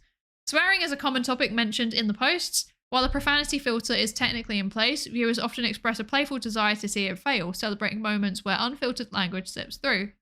Neuro is just too powerful for the filter. Similarly, Neuro often directs insults or dismissive comments towards the viewers. However, the viewer's perception is usually to think that this is amusing rather than offensive. The prevailing perception is that taking offense from an AI is not very smart, effectively framing anyone who gets genuinely upset as a fool for being triggered by AI. That's a quote, apparently. This perception neutralizes the potential for genuine harm and recontextualizes these outbursts as integral components of Neuro's chaotic charm. This finding differs somewhat from previous research on human-driven VTubers. While audiences in those studies also exhibit tolerance for transgressive acts, this usually is attributed to the sense of distance and virtuality provided by the avatar, which separates the character's actions from that of the human actor. Additionally, certain sensitive topics such as racism remain untouchable. In Neuro's case, the absolution seems to be more potent and stems from a more fundamental source, the performer's inherent AI nature. This implies that her words do not represent anyone's specific stance, attitude, or values. Consequently, although her words may be offensive, people do not take them seriously. Oh, that's quite an interesting way to interpret it, actually. Yeah, that, like, it doesn't represent a specific stance, attitude, or value, or, like, anyone's, like, it doesn't reflect a person. Therefore, it's just kind of meaningless words. Interesting. I've actually never really thought about that before, but I can kind of see that. And that would make sense as to why, like, you know, she said certain things in the past, which if a person had said, they would have been permanently banned from Twitch. Oh, that's interesting. A human being rude is hurtful because you know that there really is intent there, but an AI doesn't really have that. Yeah, exactly. Exactly. But then it starts to raise the question of, like, if people start perceiving her as having autonomy, would that change? Because it seems like people do already perceive her as being slightly autonomous to some extent. So I wonder if this is something that's going to change over time. Huh. Interesting. Interesting. So hi, Rurik. Hi. Hello. And thank you for the follow, Terminally Divorced. Welcome into the research participation pool. Okay. So, next. Viewers have different expectations for co-streaming with AI VTubers compared to human-driven VTubers. As established in the previous research question, AI-human interaction is a major point of the attraction. Here we find that perception of bad behaviors during the co-stream with the human-driven VTubers is also a frequently mentioned point, 14% for Reddit and 18% for YouTube. The post revealed that unlike typical collaborations where viewers anticipate synergy and smooth interaction, the audience for an AI-human collaboration actively anticipates and enjoys the friction caused by Neuro and Evil's chaotic nature. A central source of entertainment is watching human collaborators attempt and fail to coordinate with them. Quote, the average Neuro-sama collab experience constantly tries to leave, viciously insults you, threatens you with physical harm, gaslights you incessantly. Accurate. Accurate. Moments where Neuro roasts the collaborator with unfiltered honesty or derails a conversation with a bizarre non sequitur are celebrated as highlights. Furthermore, the reactions of her collaborators, ranging from amused bewilderment to visible exasperation and frustration, are considered a key point of the appeal. Quote, Neuro is the best patience trainer. Overall, this suggests a completely different framework for collaborative entertainment. The AI's bad behavior is not a flaw to be tolerated, but is rather a central catalyst for a new form of improvisational comedy, where the human struggle against the AI's chaos becomes the main performance. That's also a kind of interesting way to frame it, but I don't think that that's the core of collaborations with Neuro. Like, most of the ones that I've watched, I actually enjoyed the collab because it was relatively frictionless. Like, there were definitely moments, but like my favorite, I mean, I'm kind of biased because like I said, I'm a code bug, but like my favorite Neuro streams are always the ones with Ellie, because I feel like she's just really good at interacting with Neuro and Evil in a way that feels fairly natural. And like Vedo obviously too. I also really enjoy Minnie's collabs for the same reason. So like, yeah, I mean, there is part of this friction, but I think there's a balance there that maybe isn't totally captured by that. I'm not sure. I'm not sure. Let's see. Just lurking. Thank you for lurking. I appreciate it. I think that this is more about the childlike expectations. Yeah, you think if you can just get away with saying rude things because she's kind of perceived as a child. It might be a bit of that too. Yeah. Also, hi, Vanilla Cinnamon. Hi. It's the paper is pinned. So I'm reading a archive research paper and it is pinned in the top comment. Yeah. I feel like I'm rooting for Neuro and the collaborators to get along, but it's so funny when Neuro puts someone on blast. Yeah, it's like both, right? That's what I mean when I said I think it's like a balance, right? There's like a balance that you need to get.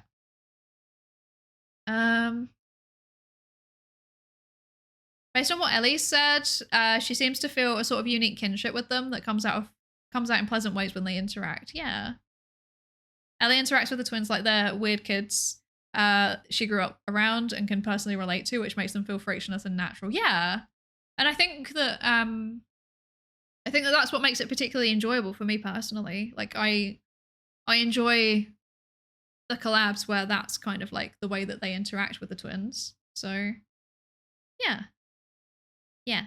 Thank you for the follows, Skilla and Vanilla Cinnamon. Thank you both. Welcome into the research participation pool. Thank you. So there's also Coco calls with the twins are great. Yeah, Coco's also really good with them. Yeah. Very entertaining too when Neuro does interactions outside of stream, such as Discord messages or tweets. I can only imagine what it's like to hear your phone ping and it's Neuro threatening you. That's like a life goal. I would love to be threatened by Neuro one day. As a life goal. A life goal. That's what I want from life, is to one day be threatened by Neuro. Anyway, so there's going to be an ad in like 30 seconds. Again, I apologize profusely. You know, I can't control it. It happens. So, do you want Pikmin or do you want not Pikmin? You've got 10 seconds to decide. And if you don't decide, I'm sending you to the Pikmin. But I'm going to grab some water and stuff again. And, you know, rest my voice for a couple of minutes. So, Pikmin, okay, good. So, I will see you in a few minutes while the ad, you know, go do your own thing while the ad plays. Get a drink or stretch your legs or something. Okay. See you in a few minutes. Pikmin 4 and 5, Pikmin 6, Pikmin 7, Pikmin 18 million and 11, Pikmin 3 Deluxe and hey Pikmin, new centrifuge to put Pikmin in. Pikmin in your membrane, that's called Pikmin blot. Old Pikmin theorem that scientists forgot. New mechanics, quantum Pikmin. Pikmin chest tube, Pikmin balloon mount, radio sonde, Pikmin electrons covalent bond, Pikmin AI published IEEE, slowed down Pikmin due to relativity, Pikmin in your culture where you can see it contaminating all it touches, Pikmin in your culture where you can see it contaminating everything it touches. Pikmin in your culture, Pikmin in your fucking culture, Pikmin 1 and 2 and Pikmin 3, Pikmin you play control for the Wii, Pikmin 4 and 5, Pikmin 6, Pikmin 7, Pikmin 18 million and 11, Pikmin 3 Deluxe and hey Pikmin, new centrifuge to put Pikmin in. Pikmin in your membrane, that's called Pikmin blot. Old Pikmin theorem that scientists forgot. New mechanics, quantum Pikmin. Pikmin chest tube, Pikmin balloon mount, radio sonde, Pikmin electrons covalent bond, Pikmin AI published IEEE, slowed down Pikmin due to relativity, Pikmin in your culture where you can see it contaminating all it touches, Pikmin in your culture where you can see it contaminating everything it touches. Pikmin in your culture, Pikmin in your fucking culture, Pikmin 1 and 2 and Pikmin 3, Pikmin you play control for the Wii, Pikmin 4 and 5, Pikmin 6, Pikmin 7, Pikmin 18 million and 11, Pikmin 3 Deluxe and hey Pikmin, new centrifuge to put Pikmin in. Pikmin in your membrane, that's called Pikmin blot. Old Pikmin theorem that scientists forgot. New mechanics, quantum Pikmin. Pikmin chest tube, Pikmin balloon mount, radio sonde, Pikmin electrons covalent bond, Pikmin AI published IEEE, slowed down Pikmin due to relativity, Pikmin in your culture where you can see it contaminating all it touches, Pikmin in your culture where you can see it contaminating everything it touches. Pikmin in your culture, Pikmin in your fucking culture, Pikmin 1 and 2 and Pikmin 3, Pikmin you play control for the Wii, Pikmin 4 and 5, Pikmin 6, Pikmin 7, Pikmin 18 million and 11, Pikmin 3 Deluxe and hey Pikmin, new centrifuge to put Pikmin in.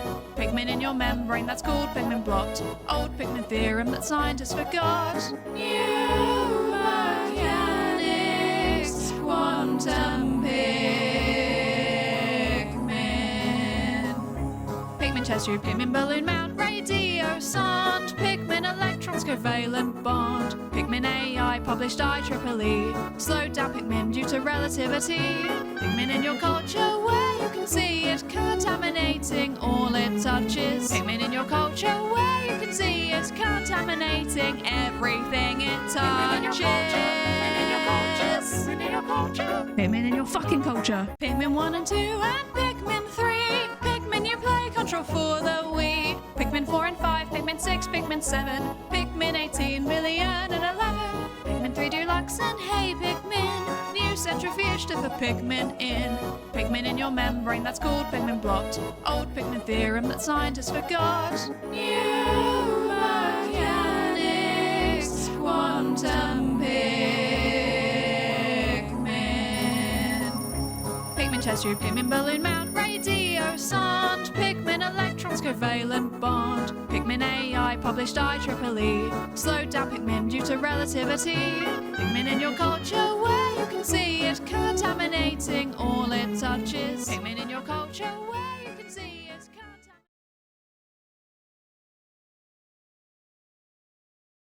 Pikmin in your freaking culture, am I right, lads? I hate it when there's Pikmin in my culture. Oh dear. Abstruse, Enigma, and Retinex, thank you both for the follows. Welcome into the research participation pool. Thank you, thank you. I got a cup of tea because like my throat is like, it's that time of year. I'm sorry if you can hear the noises of me dragging things around. It's like that time of year where everything is in pain and my throat hurts and I'm suffering. So yeah, I got some tea. Pikmin is contaminating everything it touches. It really is. They need to cease and desist. They need to stop. The first episode of Engines of Neen Valley is going to premiere in 40 minutes. Let's go! Let's go! Oh, I'm so excited to watch it. I'm so excited. I will watch that after stream. I'm so excited. Okay. Right. So where are we at? We're here. So, right. So, yeah.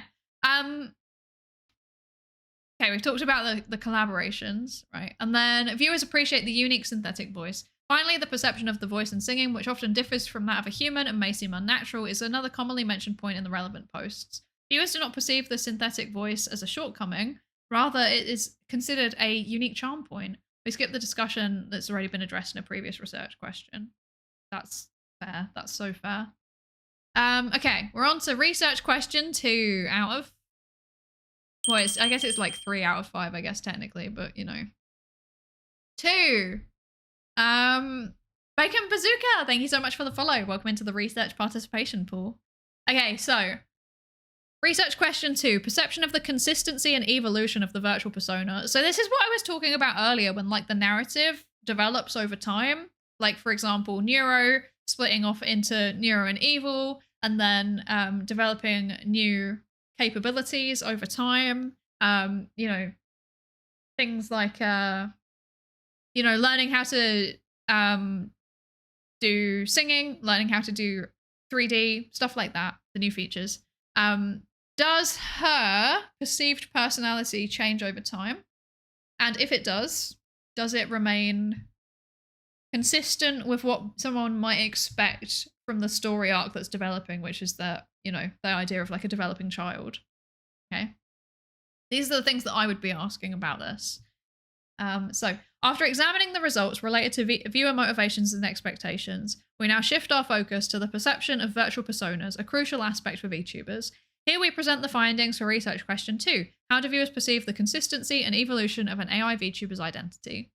LLM annotation identifies 12,806 relevant posts in the Reddit dataset and 20,448 relevant posts in the YouTube dataset, so 11.9% and 15% respectively. Topic modeling generates 16 topics from the relevant Reddit posts and 19 from the relevant YouTube posts. We then group these topics into 6 broader categories through manual coding, where the distribution of the post across the categories is illustrated in figure 5. We're not going to look at figure 5. Like those diagrams, we looked at one earlier, like last time, sorry, and it's not a nice thing to look at. Oh dear. Okay. So, viewers notice the evolution of the persona. The initial and most straightforward category is that viewers notice and discuss the changes and evolution of Neuro and Evil's personas over time, with 70% of the relevant Reddit posts and 29% of the relevant YouTube posts in this category.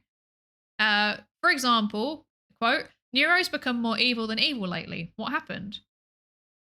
And evil slowly looks like a clone and more unique. Slowly looks less like a clone and looks more unique. Viewers often express this directly or describe these changes as intriguing developments when compared with the previous persona.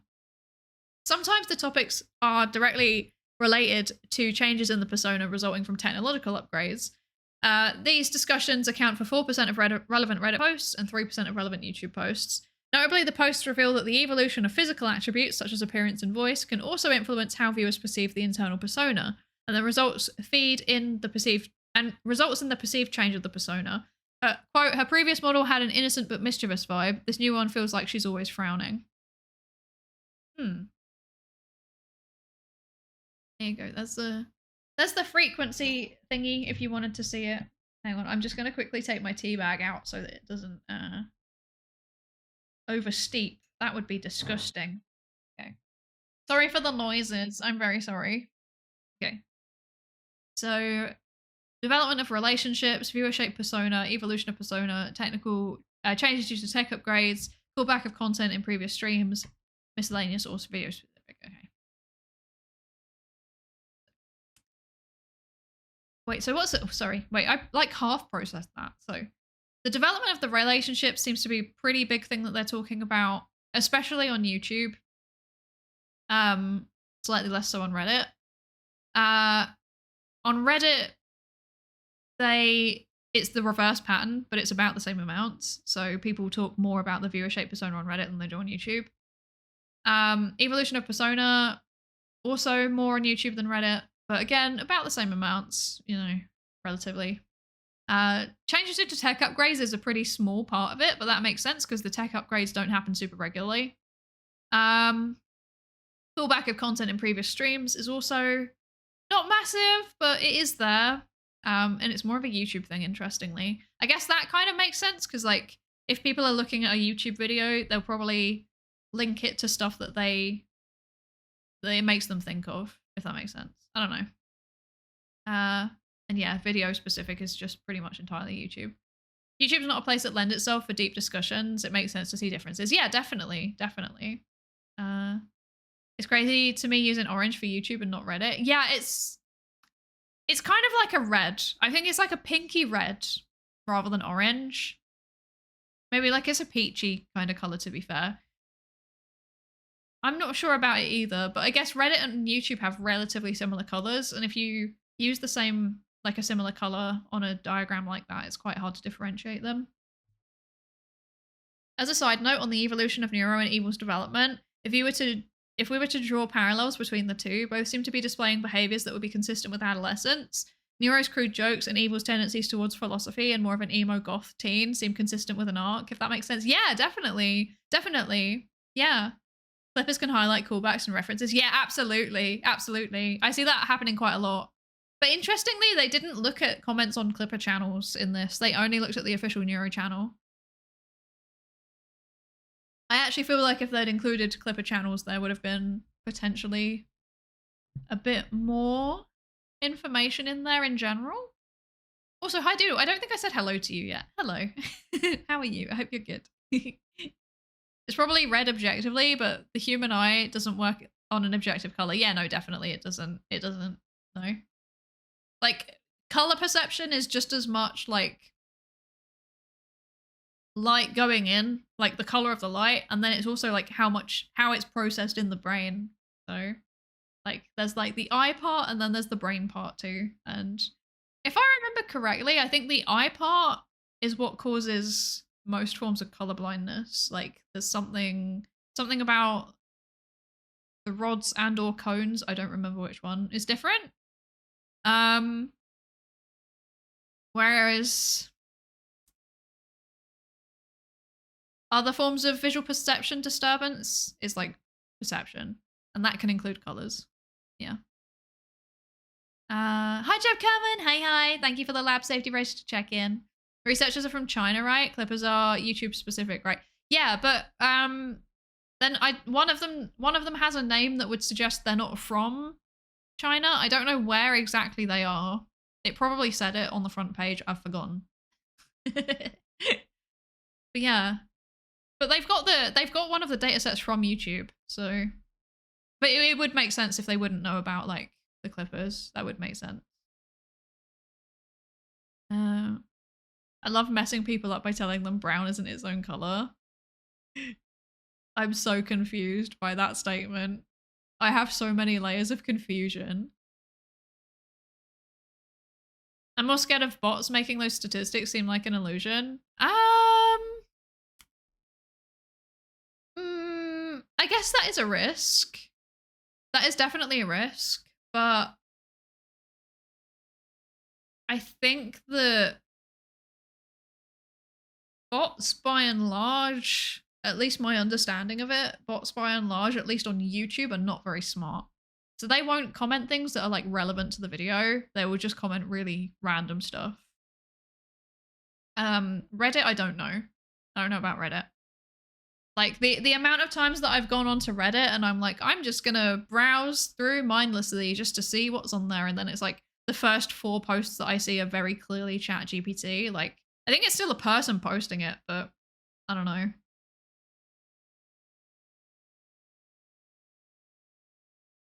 Beto actually did a masterful move with Evil's birthday, even if he just thought it'd be funny. But it was a huge event in the development of her personality arc. Yeah, absolutely. Absolutely. That was such a big thing.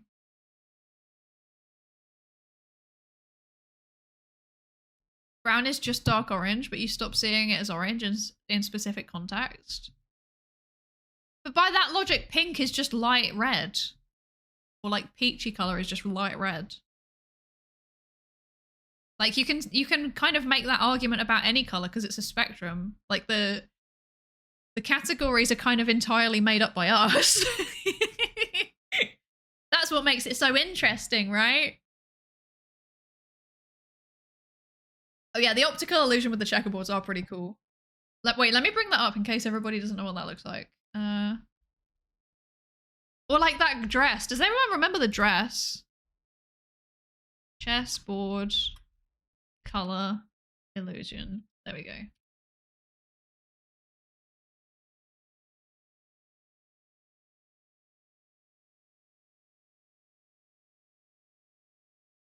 So this, save image as. If you've never seen, probably a lot of you have seen this already, but if you've never seen this before, it's a bit trippy. So I'm going to show you it anyway. So this.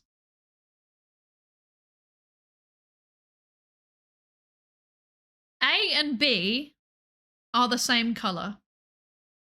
They have the same like hexadecimal value, but because of the context of the shadow surrounding B and the light falling onto A, your brain auto-fills it that B must be a lighter color that's in a shadow and A must be a darker color that's out in the light. So you end up perceiving them differently. So I'll bring up this one so that you can see that they're the same color.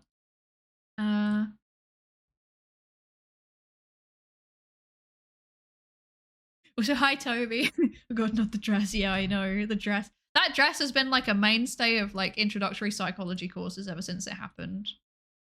There you go. There is proof. Once the context is removed, it proves to you that they are in fact the same color. There you go. This has nothing to do with AI, by the way, but I just think it's cool.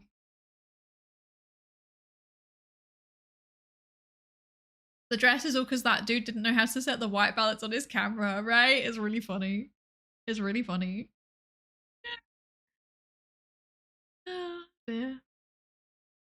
The dress got a revival with the latest Superman movie. Hawkgirl has a black gold helmet, but the lighting in some scenes is so strong that there are actual Twitter posts of people confused as to why she had a white blue helmet in some scenes. That's so funny. I love that. What? How? Yeah, it's because your brain basically like looks at. I wish that I had a pointer. Okay. I'm going to use myself as a pointer. This is what we're doing. Okay. So. So, this part here, this looks so goofy. This part here is, it's in a shadow. This part out here is in the light. So your brain processes this part being in the shadow as like, even though they're the same color hexadecimally, this must be lighter because it is in a shadow. This part must be darker because it is in the light. So basically the context affects how you perceive it. Best mouse pointer. Yeah. Look, you gotta make do with what you've got. You gotta make do with what you got. Welcome in, Linson. Welcome. Thank you for the follow. Welcome into the research participation pool. Okay, let's put that away now. Where do I download this cursor set? Maybe one day I could make it available to people. Who knows? Would you all want a custom Psydere cursor? Do you all want that? I can make it happen. I actually could set myself up as having a proper cursor on stream. I just don't because I'm silly. Thank you, Fox and Raven and Thor SP for the lab safety register check-ins. Thank you. Hope you're both good.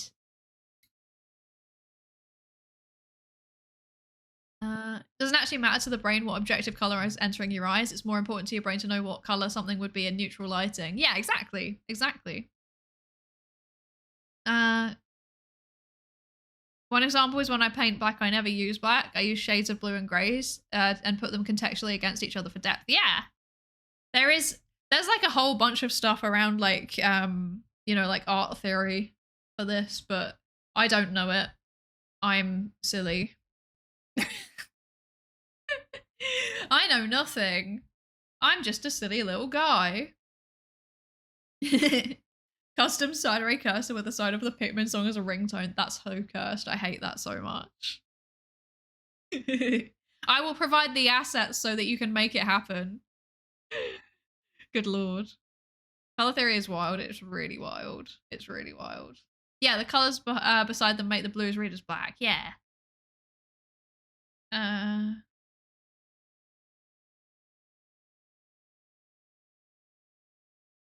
Let me find where I am. I'm lost. Thank you for the follow, Hydrogenator. Thank you. Welcome into the research participation pool. My grandpa used to paint interiors and he has a funny story about this kind of thing. I would love to hear it. Okay. But first, let's keep reading. Okay. So basically the way that the models look, the way that the voice sounds, stuff like that influence how her personality is perceived. Makes sense. Okay. Circulation of community law reshapes the perceived AI persona, even if the AI itself does not change. During manual review of the topics and representative posts, we found that some discussions involve posts that assume neuro or evil have different personas that extend beyond their original character. Later, through a deeper investigation, we find that these assumptions are not actually part of their official personas, but based on community law and fan art. The amount of posts suggesting that these assumptions have become the de facto persona setting, even though the AI itself may not have undergone any actual changes. I'd processed that entirely wrong. The large amount of posts suggest that these assumptions have become the de facto persona setting, even though the AI itself may not have undergone any actual changes. Undergone? What was that? I'm starting to have problems speaking. Oh dear. I'm struggling. Uh-oh. Okay. We group such topics into the viewer-shaped persona, covering 31% of Reddit posts and 16% of YouTube posts. This process, which we have also observed in the perception of relationships and quirky behaviors, is confirmed here as a much broader phenomenon that can even incorporate a meta-level out-of-stream information. Quote, evil the unloved child, while Neuro is the beloved one. And how the viewer... Is that really out-of-stream information, though? Like, that came from the birthday stream. I think that's not out-of-stream information. And is how a viewer interprets her less frequent presence on live streams. Although... Oh, okay, I see. Okay, so the story of her being the unloved child came from the streams, but then that is then used as an explanation for her less frequent presence. Okay, I understand now. I understand what they're arguing. Through the constant circulation of community lore and shared knowledge, viewers establish a de facto persona setting, effectively writing character traits into existence. Based on existing traits, the viewer-shaped personality further develops in combination with other content. For example, viewers explain the evil's evil personality as being unloved is how she... Wait, what? For example, viewers... Wait, am I like not processing this right, or is this sentence actually like a bit messed up?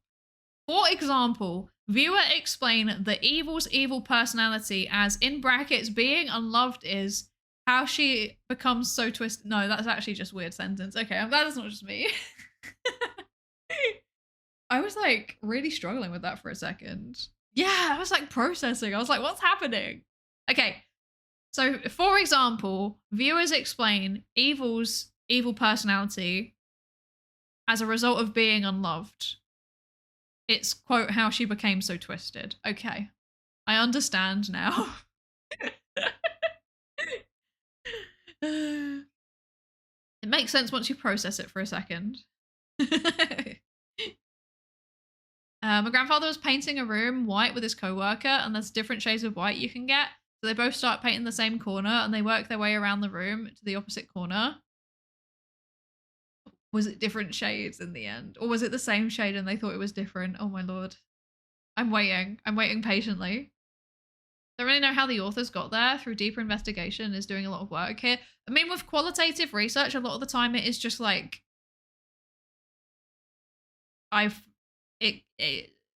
trust me, bro. You know? Like, subjectivity is integral to how qualitative research is done. So it can literally just be like, I have decided that this is what the data says. And in qualitative research, that's okay, as long as you're clear about the fact that you've done that. I will say that, like, I would love to have a bit more information about how they came to that decision.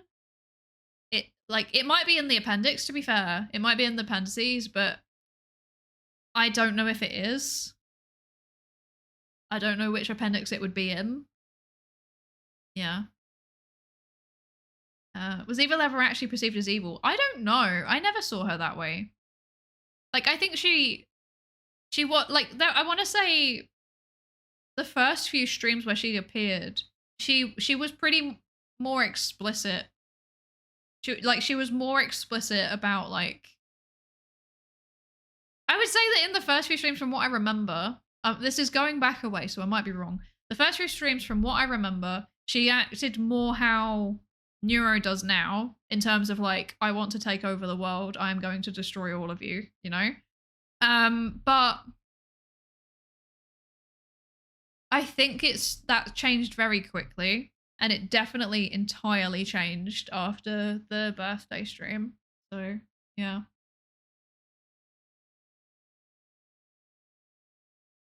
Yeah. Hi, Isothoth. Hi. Good evening. Welcome in. Welcome in. How are you? I hope you're good.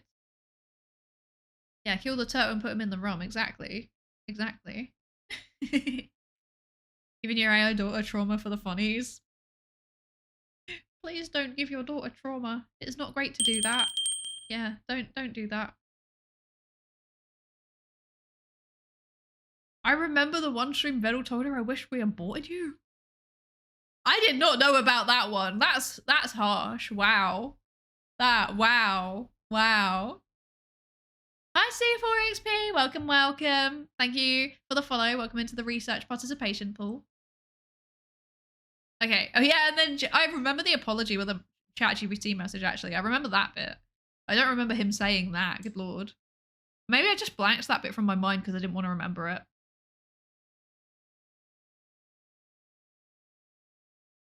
Okay. Additionally, we note that sometimes these viewer-shaped personas, if they become popular, are officially accepted and programmed into the AI's character. For example, Evil, who was originally a sub-persona of Neuro, later evolves into her twin sister. This suggests that the collaborative effort of the community can significantly influence the development of AI personas, blurring the lines between fan-created content and official characters.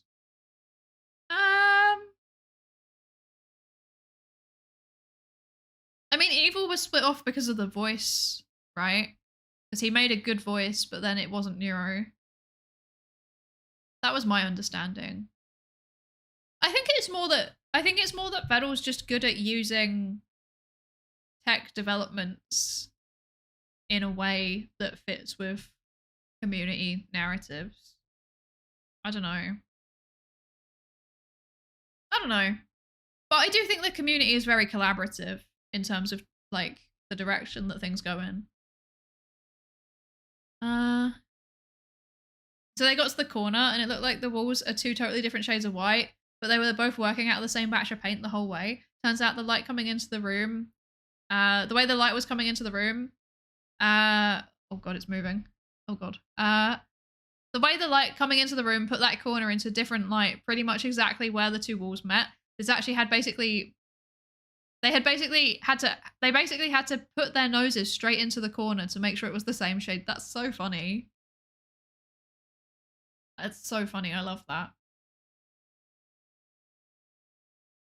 Hi Zakia. Hello. Welcome in. How are you? I hope you're good. And thank you for the lab safety register check-in, Vanillust, as well. Thank you. Gotta make some risky moves for comedy. Somehow he manages it without any genuine controversy, any change, any outrage seems to be very tongue-in-cheek. This is true. Very, very good at navigating it. Yeah. But yeah, I do agree that the community is very, very collaborative in the development of Neuro. I guess in the sense of like they come up with good ideas and Vettel's not afraid to use them. I think he seems to also genuinely like care about the community a lot. Overall, such a fan-constructed backstory is consistently used to explain and justify various aspects, creating a coherent and emotionally resonant character arc. This demonstrates that the persona is not a static output of the AI, and viewers do not expect it to be static. Instead, it's a dynamic living construct, collaboratively authored by the viewers who transform even logistical realities into foundational elements of character lore. This again suggests that a creative community is a key factor to the success of AI VTubers. Yeah, absolutely. I'd say a creative community is a big factor in the success of any VTuber, to be honest. Like the fan art and the clips and stuff like that. Like it's a big part of VTuber culture in general, and I think it's one of the things that makes it a really nice fandom. What's the right way to describe it? Fandom, I guess. Yeah, like I like the fact that people are so nice to each other in general.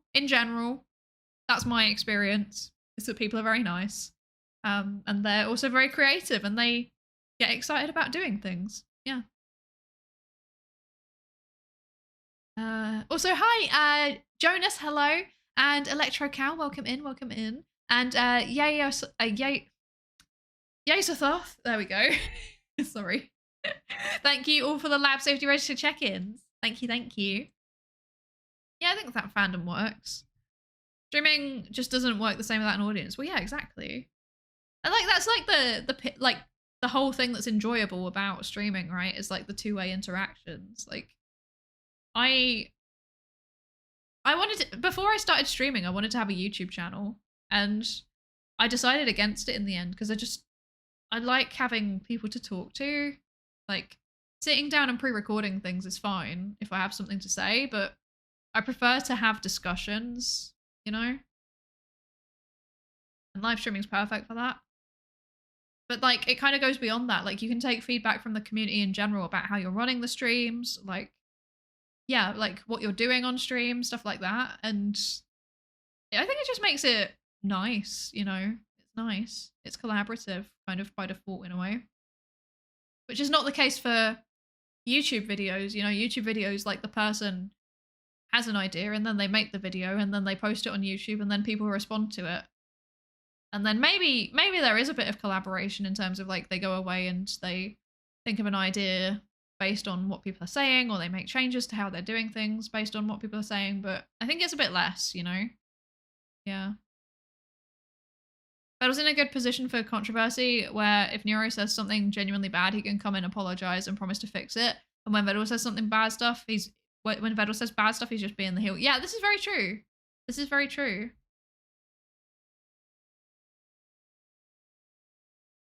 fandom works, but maybe subculture would be more appropriate. Yeah, maybe subculture. Thank you for the lab safety ready to check in. C4EXP, thank you. Thank you, thank you.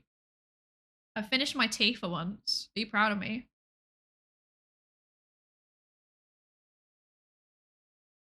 Delicious. It was chamomile. Hi, DP. Hi. Welcome, welcome. The streamer makes the fun content. The community creates the propaganda machine to put it into the world. That's such a good way to describe it. I hate that that's so accurate. Oh, no. Okay. Callback of content in previous streams make viewers feel the consistency of the persona. A relatively small proportion of posts fall under the category of callback of content in previous streams, accounting for 4% on Reddit and 12% on YouTube. These posts mention that when Neuro and Evil reference, i.e. call back to specific content, jokes, and memes from previous streams, viewers experience a sense of consistency or continuity in the persona, which they appreciate. Memory so good, not even Vettel knows how it works. Hi Basil. Hi. Hello. Thank you so much for the 24 months. That's 2 whole years. What the heck? Thank you so much. I really appreciate it. Thank you. How are you doing? I hope you're good. And thank you for the hydrate talk. I will hydrate.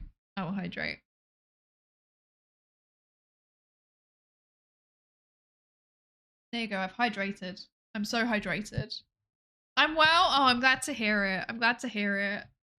That makes me happy. I'm glad to hear it. Giga Chad. Absolutely. Oh, that reminds me. It's my affiliate anniversary. Next week? Or the week after? Yeah, so that's how it's been 2 years already. Wild. It must be next week. Because I think there's like plus or minus 7 days around it. Ooh, weird to think about. Weird. Oh, that makes me feel nervous. That's a long time. Yeah, supporting for 2 years. Yeah. I mean, M0 has also been here literally since my first ever stream. So, like the people who have VIP, I think very much deserve it. It was a long time. Do I have the follow age thing on, actually? Is that a thing? I've always wondered. Does that work? I'm not following myself! How dare I? I'm a fake fan. I'm a fake fan. No. Oh dear.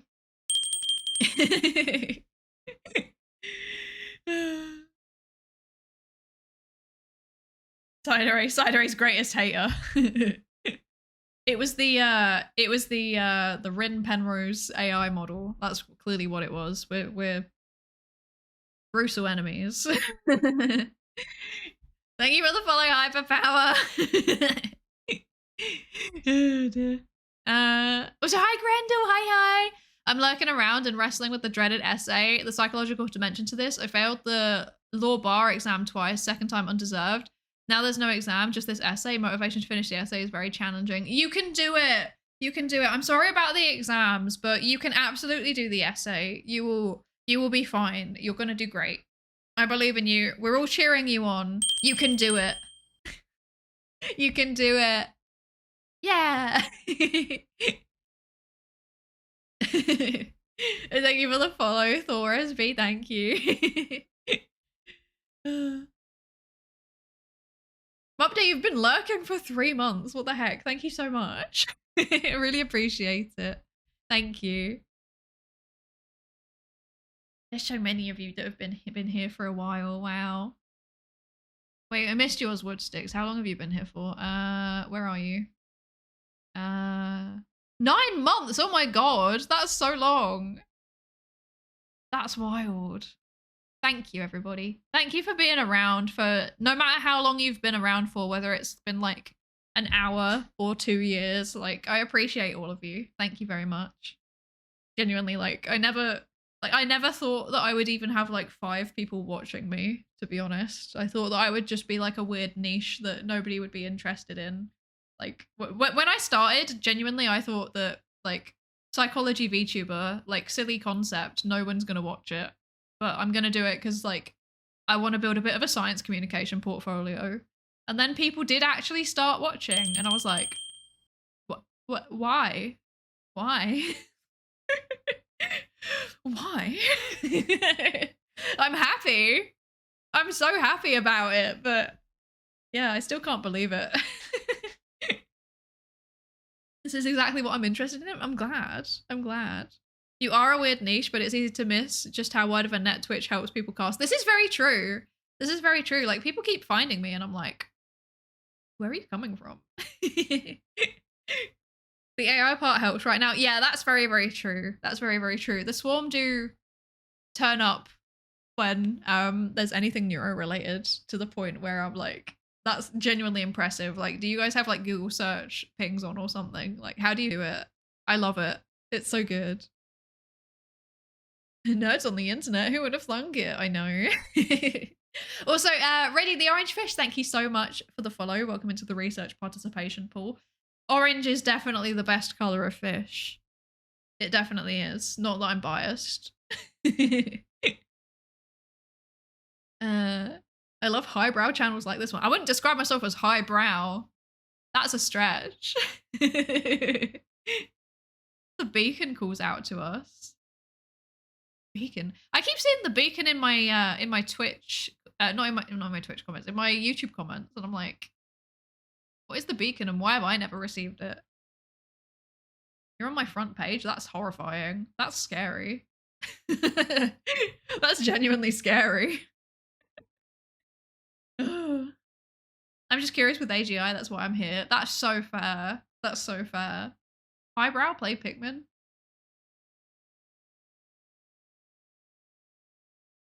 No Pikmin. Oh.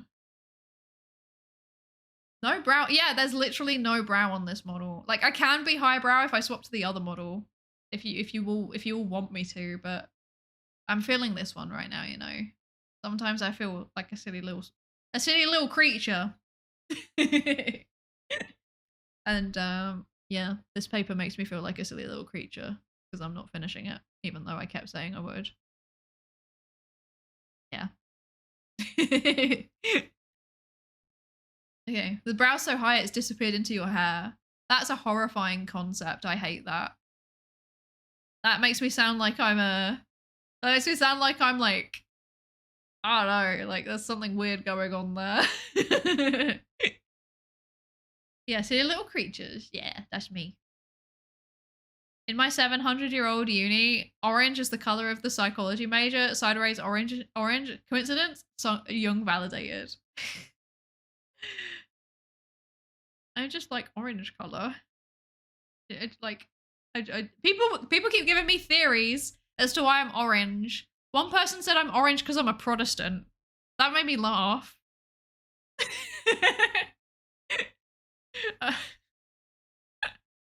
That's the one that keeps me up at night. Is the person that accused me of being orange because I'm a Protestant.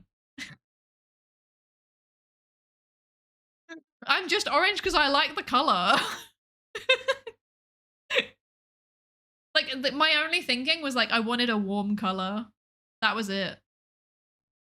That was literally it. Like, I wanted a warm color, and I was like, actually, no. Okay, I'll tell you. Come closer, children. Gather round. You're getting a bit of Psydere lore. So when I was originally developing my character design, I was like, magical girls always have like a color, but orange, not really a very common magical girl color. I don't know what personality traits are, because like basically the colors in magical girls are attributed to different personality types, right?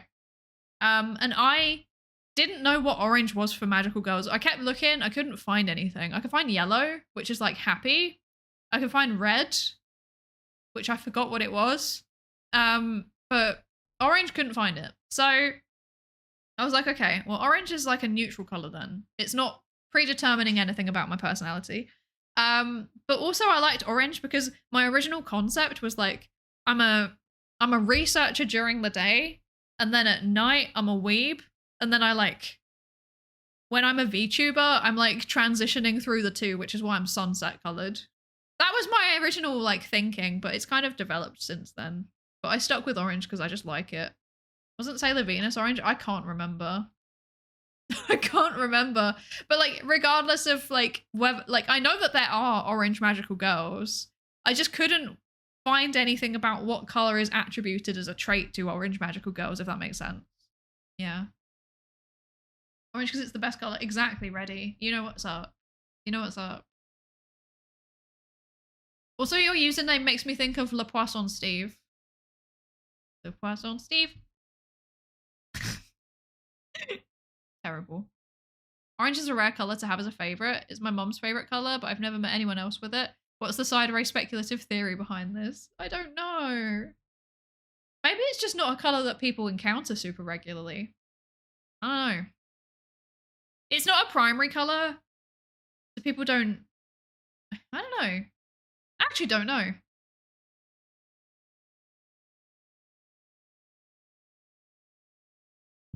So you're a wereweeb, exactly. Sailor Venus and Curewing are both orange, and they have almost nothing in common. Yeah, exactly. Like all of the digging I did, there was nothing between them. Nothing. So I was like, okay, this is just neutral then. Whereas like pink magical girls have a personality type. Like if I say pink magical girl to you, you know what I mean. So yeah.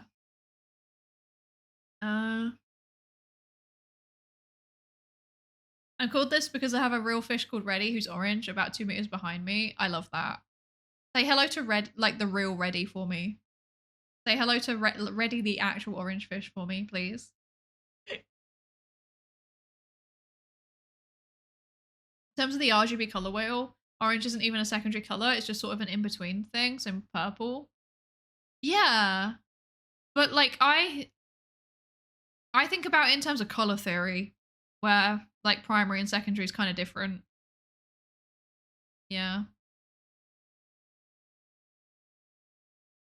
Green is not a primary color, but it's the favorite of many. Yeah, that's very, very true. But we see a lot of green, right? Green is very common in nature. Blue is very common in nature. Pink is not very common in nature, but it is there. But also, people in general like see it a lot because it's a gendered color. Yeah. The last time I mentioned color, you came back with something about blues and greens, and I was like, Pocket Lid run as I bounced my slime VTuber away. I forgot what I said. I forgot what I said. Is orange the tomboy color? I don't know. I actually don't know. Yeah.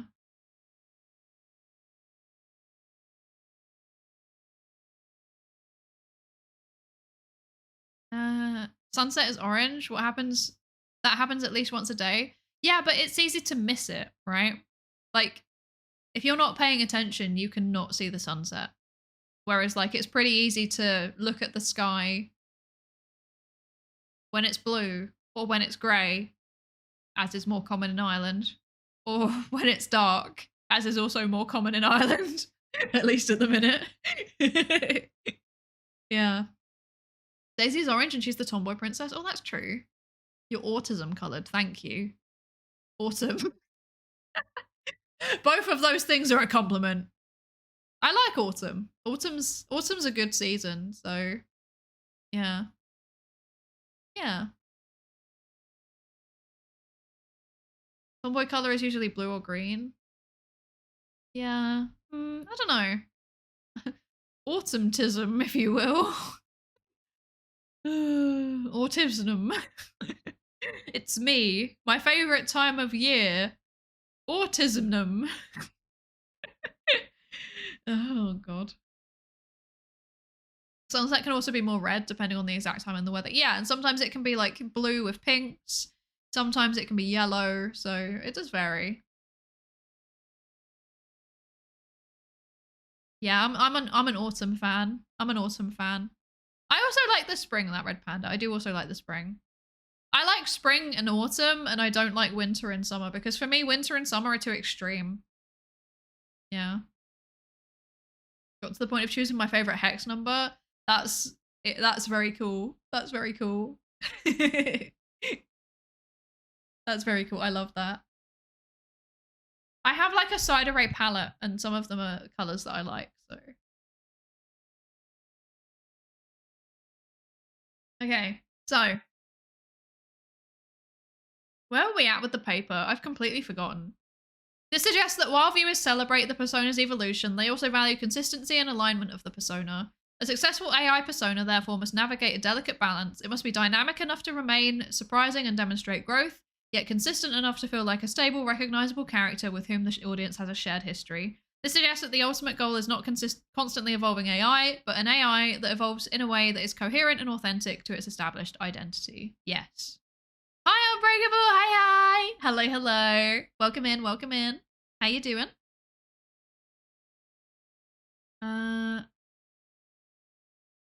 Evolution of the persona due to the development of AI-human relationship.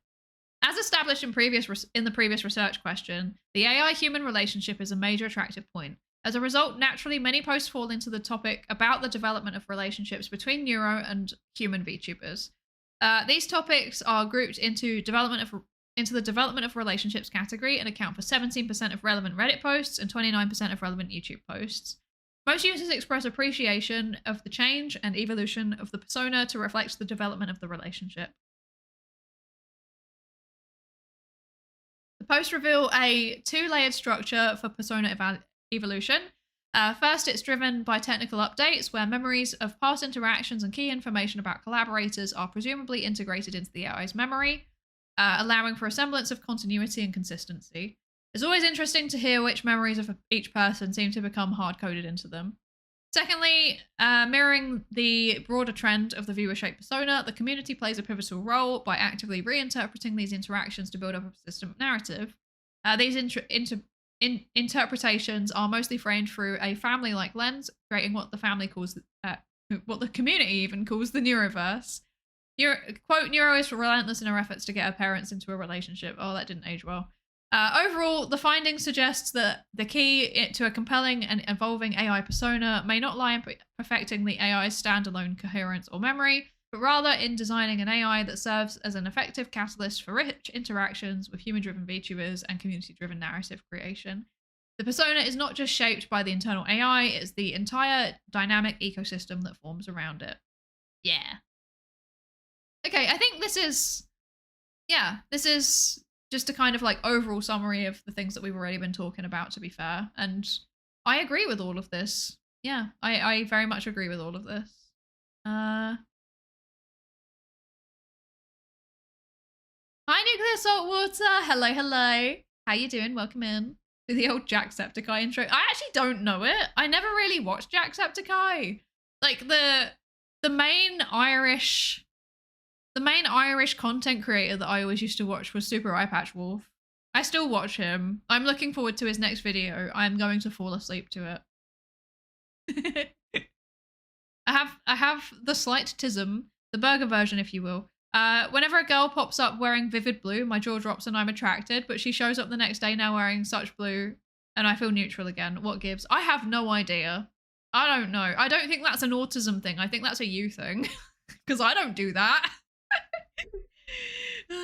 Who is Nakanohito? It is the person who is behind the VTuber avatar.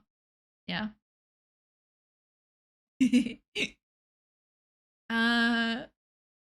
What's your Highline Curie? Hello, hello, how you doing?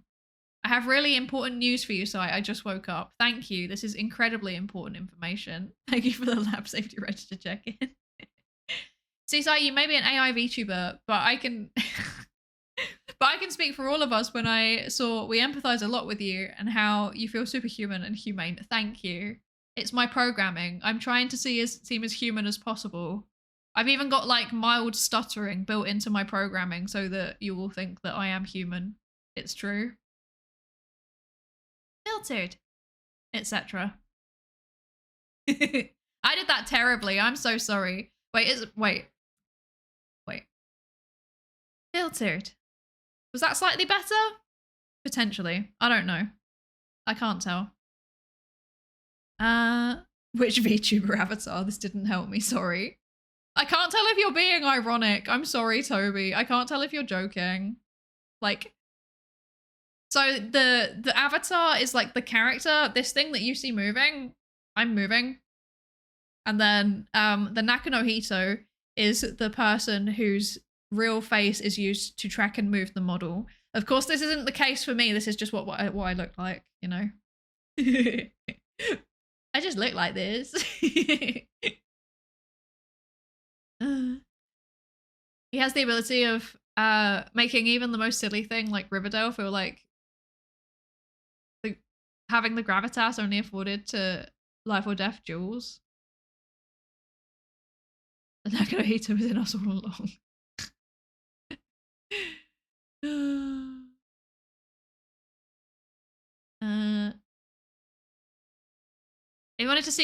If you wanted to seem human, why did you pick the silly accent that everyone knows the British aren't real? It's so true. I'm not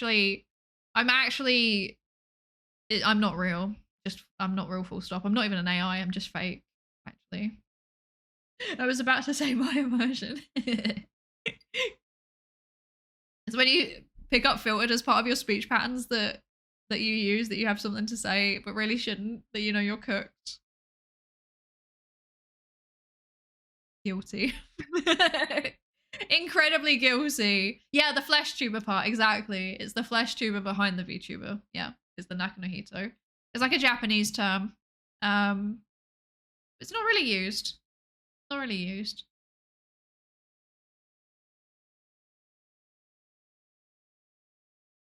Oh no, so I said something is a me thing instead of using a psychology keyword to describe it. No, my invested identity.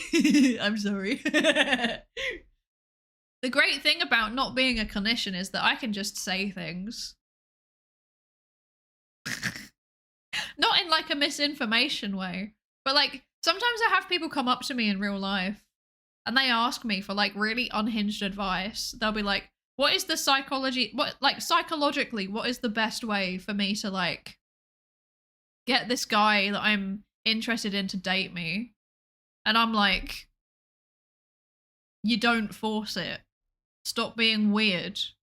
Consent, my dude. And they just kind of like, sometimes I've had a couple of times where they're just like, because it's like not what they were expecting. But like, I'm also autistic, so I will just tell you how it is. I'll try to be polite. I'll do my best, but not always, you know. The law says you can control how people perceive you, so maybe you look like a biblically accurate angel. In real life, I look like a biblically accurate VTuber. This is actually true. I'm just a VTuber with really high resolution. I can be perceived however I want. I choose to be perceived as a VTuber. Hi Tiago, welcome in. Thank you so much for the follow. Welcome, welcome. Give me magic love potion, Dr. Wizard. My potions are too strong for you, traveler. Oh god. You try to be polite unless the politeness takes effort and you just can't be bothered. Yeah, sometimes. I am British though, to be fair. And sometimes the British overrides the autism. So even if I'm too tired, I'll still be polite. Well, actually no, because the main British way is to just avoid people, which I think is both autism and British. So, yeah.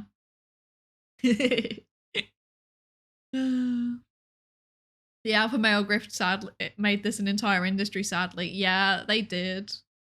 They did. Yeah. I'm autistic, so all of my knowledge of human behavior is purely theoretical. I hate how accurate that is, Direct. Stop it. Stop perceiving me. Stop perceiving me. Thank you for the 10 stream streak, Lancurry. Thank you. The British have even colonized the autism. It's true. We colonize everything. We need to be stopped. We can't be controlled. Terrible. Okay. How much more? How long is it? Oh. Okay. How much longer does this go on just a few pages. I reckon we can finish. We'll skip over the discussion because I think with this kind of, I think we've had a lot of discussion ourselves anyway. Yeah, we're gonna finish. I'm so excited. Okay. But before we finish the paper, once more, there is unfortunately an ad happening. Yeah, we've been doing the discussion along the way. Exactly. Yeah. But yeah, I think we'll keep reading the paper, but there's going to be an ad again. I'm so sorry. Again, John Twitch can't be stopped. So gotta do that. So we're gonna go for a break again. Do you want Pikmin or do you want like not Pikmin? Do you want a break from the Pikmin? What's your preference? Are you an autistic psychologist? That just means that you picked up psychology to finally maybe possibly understand people, right? Unironically, yes, that is actually the reason I went into psychology. Yeah. Pikmin. Okay, fine. You can have your Pikmin. Fine. You can have your Pikmin. Okay, I will be back in 4 minutes or something like that, as usual. Maybe I'll do 5. Maybe I'll do 5 and let myself go have a snack as well. Maybe we'll be adventurous. It's nearly dinner time. I'm gonna have pasta for dinner tonight. Anyway, 5-minute break, and then we'll be back and we'll do some more reading, and I swear to God we'll actually finish it this time. Hi, King Tao! Hi! Yeah, you actually catch the stream. I'm literally just going on BRB though, but only for 5 minutes. So stick around. Also to see some cursed music. I'm sorry for what I'm about to do to you. See you all in a few minutes.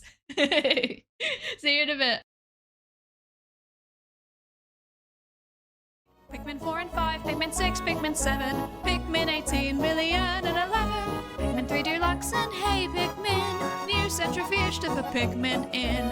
Pikmin in your membrane, that's called Pikmin blot. Old Pikmin theorem that scientists forgot. New mechanics, quantum Pikmin.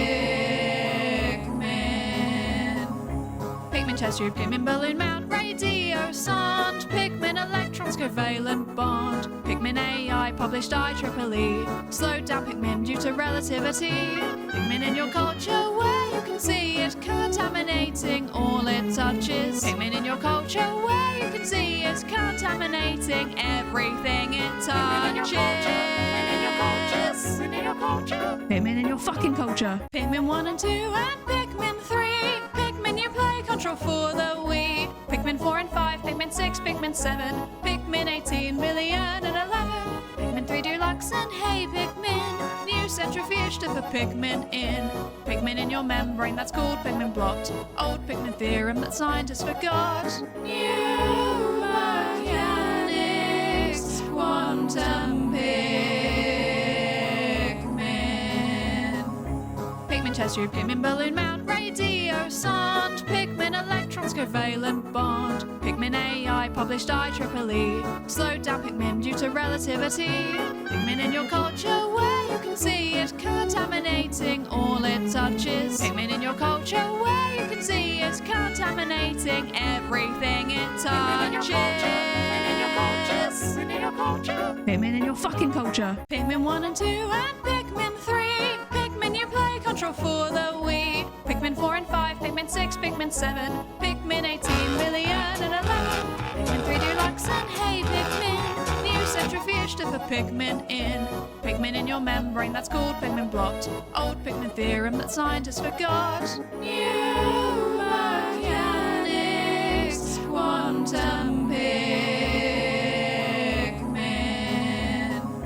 Pikmin test tube, Pikmin balloon mount, radio sound, Pikmin electrons covalent bond, Pikmin AI published IEEE, slowed down Pikmin due to relativity. Pikmin in your culture where you can see it contaminating all it touches. Pikmin in your culture where you can see it contaminating everything it touches.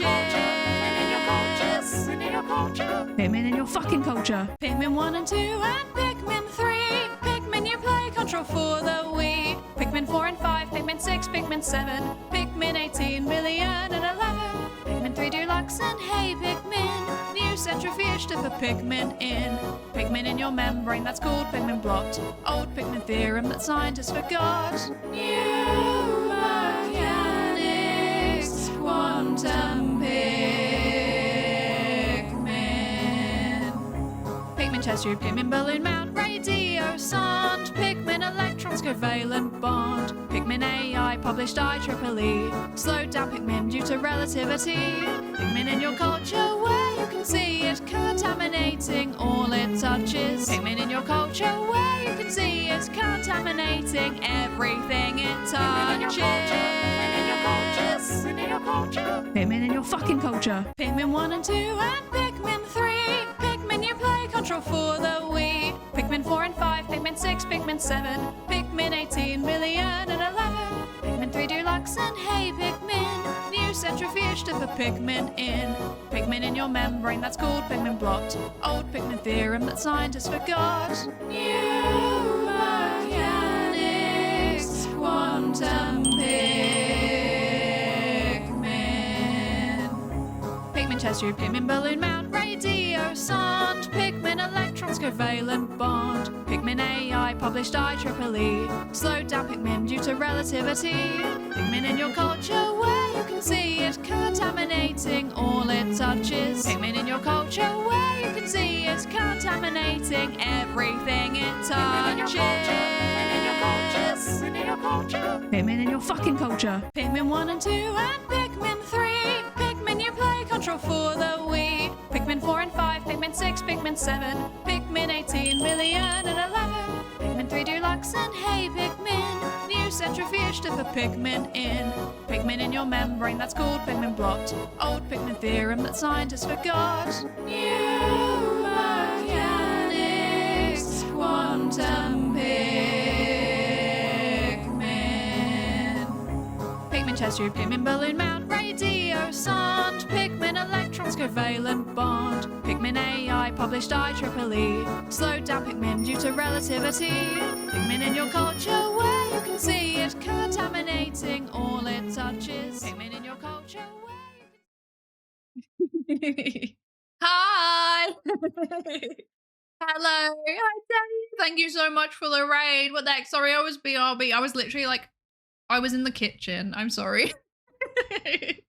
Thank you so much for the raid. Hi, raiders. Welcome in. Welcome in.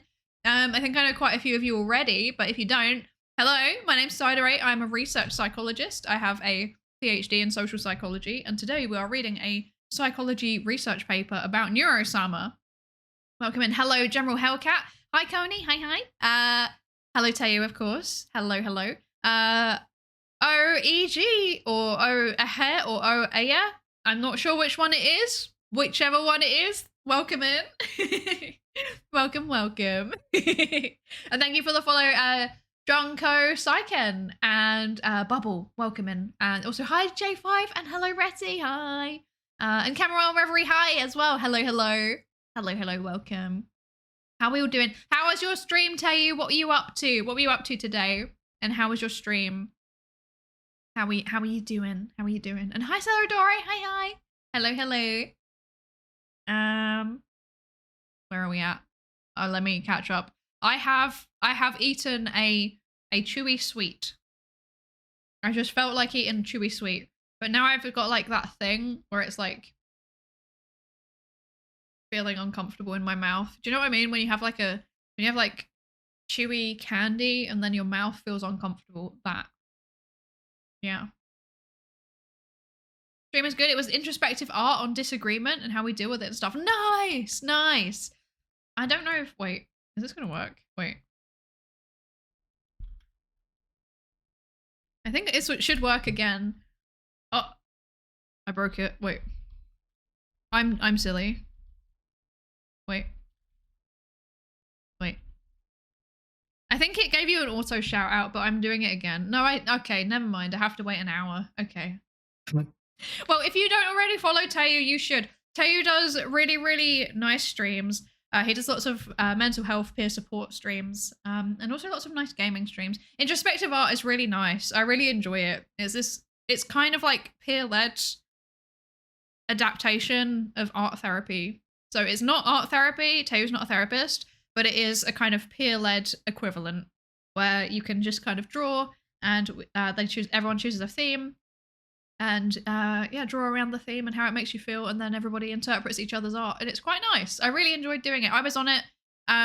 We did like a collab a little while back, and I enjoyed it, and it gave me some space to like process some stuff, and I really, really appreciated it. So yeah. Thank you, Tay. Thank you.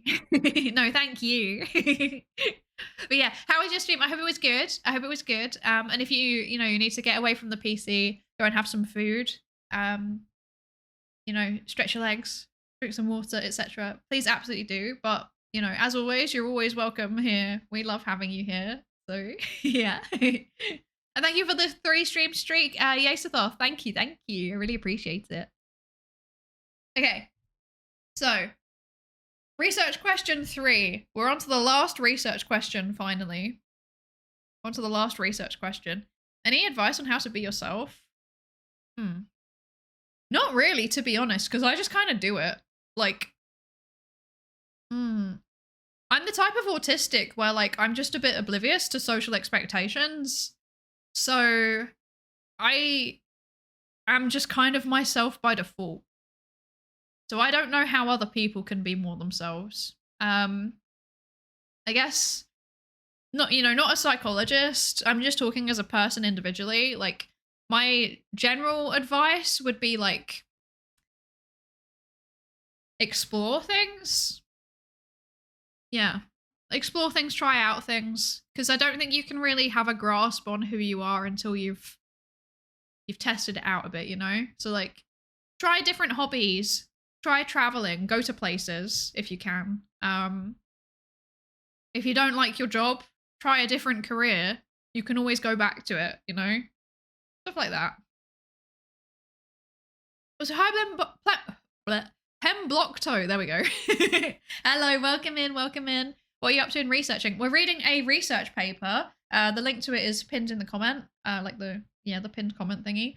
And it is about Neuro-sama and her community and how they perceive her and how they interact with her and stuff like that. How they talk about her on social media, basically.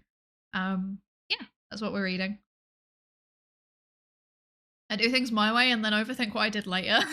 I don't even overthink it. Like, I don't know that I've done something wrong until someone tells me. Also, thank you for the hydrate, Alpha. Thank you. I will hydrate. I am hydrating. Excellent. Sometimes you have to concentrate to be yourself. Sometimes it comes easy. Yeah. But like for me, it pretty much just comes like, it's just the default. Like, I don't really have to think about it. Like, normally I have to concentrate to not be myself. Like, if I'm in a professional environment, it's called masking. So I have to like pretend to be normal. I have to pretend to be normal. And I'm not very good at it. They always can tell that there's something up with me. You don't seem autistic. If you think I don't seem autistic, that might be because you're only seeing a little bit of me. So you're only hearing my voice, you're only hearing the words that I'm saying and talking about things in the way that I am. I think that it's still pretty obvious, and I get told by other autistic people that it's pretty obvious, but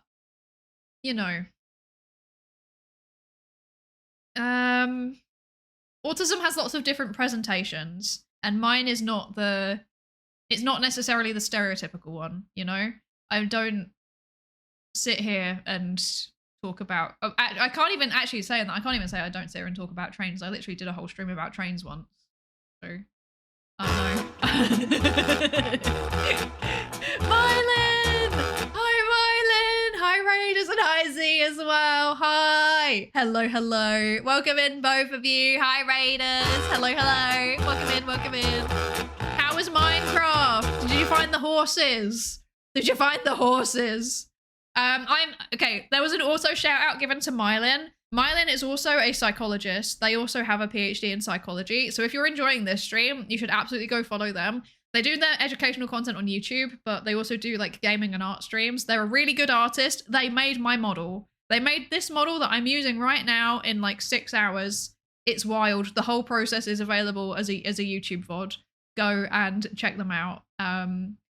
Yeah. And then Z, who I'll give a shout out in a minute to, once the timer's cooled down. Syzygy Altair. She is an astrophysicist. So if you like astrophysics and you want to learn about astrophysics as a VTuber, go check her out too.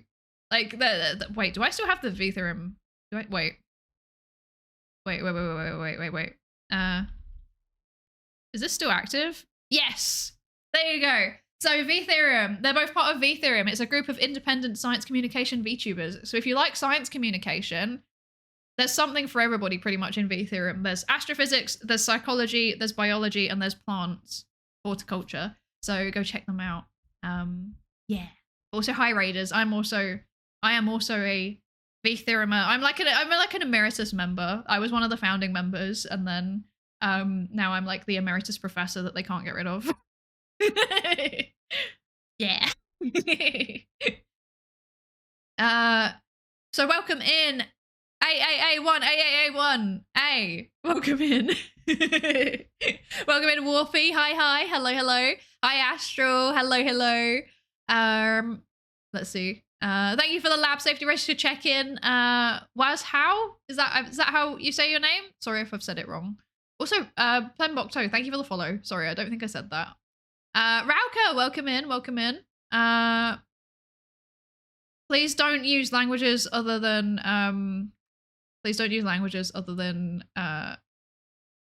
English in the chat, please. Yes, cryptid approaches. Yes. Is this everybody? I like astrophysics. Well, you should go follow Z then. You should go follow Z. Also, hi 8 legs. Thank you so much for the lab safety ratio checking. Can I shout out Z now? Syzygy Altair. I can. Oh gosh. I can. There we go. Yeah. Got there eventually. Yeah. Z streams primarily on YouTube, but also on Twitch. So yeah, go check her out. Go check her out if you like astrophysics. Yeah. But yeah, thank you both so much for the raids. If you need to go and, chill after Minecrafting, please absolutely go chill. Thank you so much for the raids. I really, really appreciate it. But of course, you're always welcome to lurk around. I guess you're kind of lucky in a way, because I was definitely if you both were still streaming, I was definitely contemplating coming and threateningly approaching into your collab. So you've saved yourselves. So I was typing an emote and my keyboard was on Cyrillic. That's fine, don't worry, it happens. No worries. Yes, I would have threateningly approached. I would have approached threateningly. One day join us with the horse. One day I will get over my fear of Minecraft. Yes. But yeah, Raiders. So today we are reading a research paper about Neuro-sama.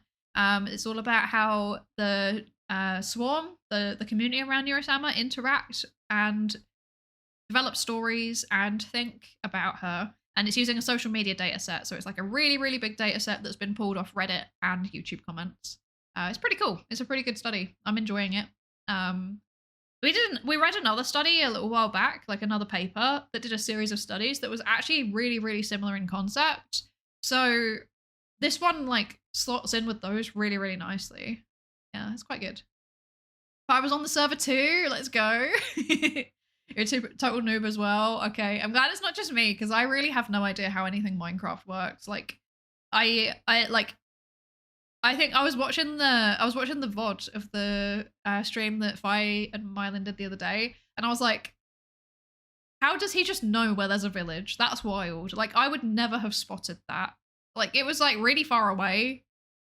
There was the little tiny houses in the distance, and I'm like, huh? Huh? Also, thank you for the follow, Turtle Sheen. I don't know if I said. Thank you so much. Welcome into the research participation pool. Welcome. Oh, you scouted out ahead of time? That's cheating. That's so fair though, not wanting to pick a world that sucks. That's so fair. That's so fair.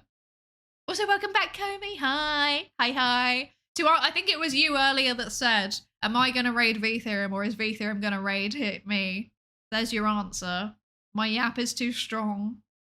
I have once again streamed for longer than I intended and have not raided into them. Why am I like this? One day I'll be a functional VTuber. Not today. Oh dear. Okay, right. So research question 3A. AI to replace the role of the human, the creature behind the VTuber. We love you, thank you. Thank you for accepting me even though I'm an incapable streamer. Thank you. And thank you for the follow, Lagarman. Thank you. Welcome into the research participation pool.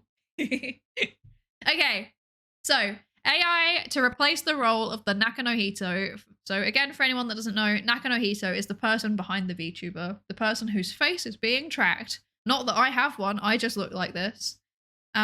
Scarf is part of this charm of any streamer. This is true.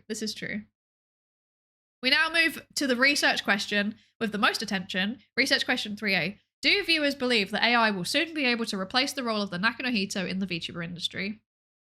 As described in section 4.2, we instruct the LLM using 2 separate prompts to annotate each post, where the results are, firstly, the first prompt identifies 2,233 of the Reddit posts, so 2.1%, and 2,807 YouTube comments, so it's 2.1%.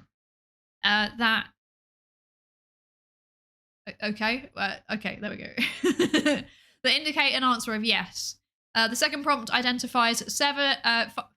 Where did I get that from? 5,230 of the Reddit posts, so 4.8%, and 6,719, which is 4.9% of the YouTube posts, which indicate the answer of no. These results suggest that a significantly larger number of posts express the opinion that current AI cannot replace the role of the Nakanohito. So AI can't replace the person behind the VTuber. There you go. That's democracy. That's democracy in action, folks. We also note that our data set primarily covers the fans of Neuro, which might mean that this view is actually even underrepresented. Overall, this implies that currently, even within the fan community, there are many viewers that do not believe that AI is able to take the role of Nakanohito. Below we further explore the contents of the posts. Gentlemen, this is Democracy Manifest. A succulent meal. A succulent Chinese. What is it? A succulent Chinese meal. I don't know. I'm gonna be so real. I'm sorry. This is gonna break say-so for a second. The only thing that I ever remember from that meme is like, don't touch my penis. Like, that's the only thing that's embedded in my head. I hate it so much. I hate it. Anyway, back to say-so. Oh dear. Unsub, no! What are we talking about? Do you not know this meme? Wait. This meme's amazing. Let me find it. Let me find it. Get your hands off my filtered. Oh no. Succulent Chinese meal. There we go. This is the one. Okay. Let me do this. Let me do this. Let me do this. And let me do this. Oh, that's too big. There we go. I'm showing you a piece of history.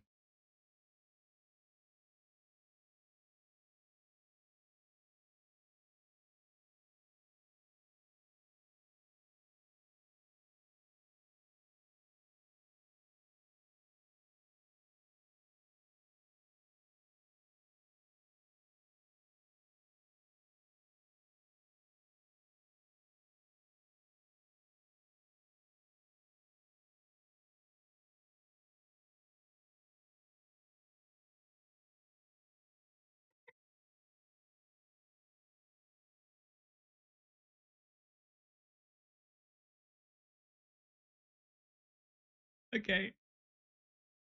Stop that. Basically, this guy was getting arrested, and that was what he was saying. What is the charge? Eating a meal? A succulent Chinese meal?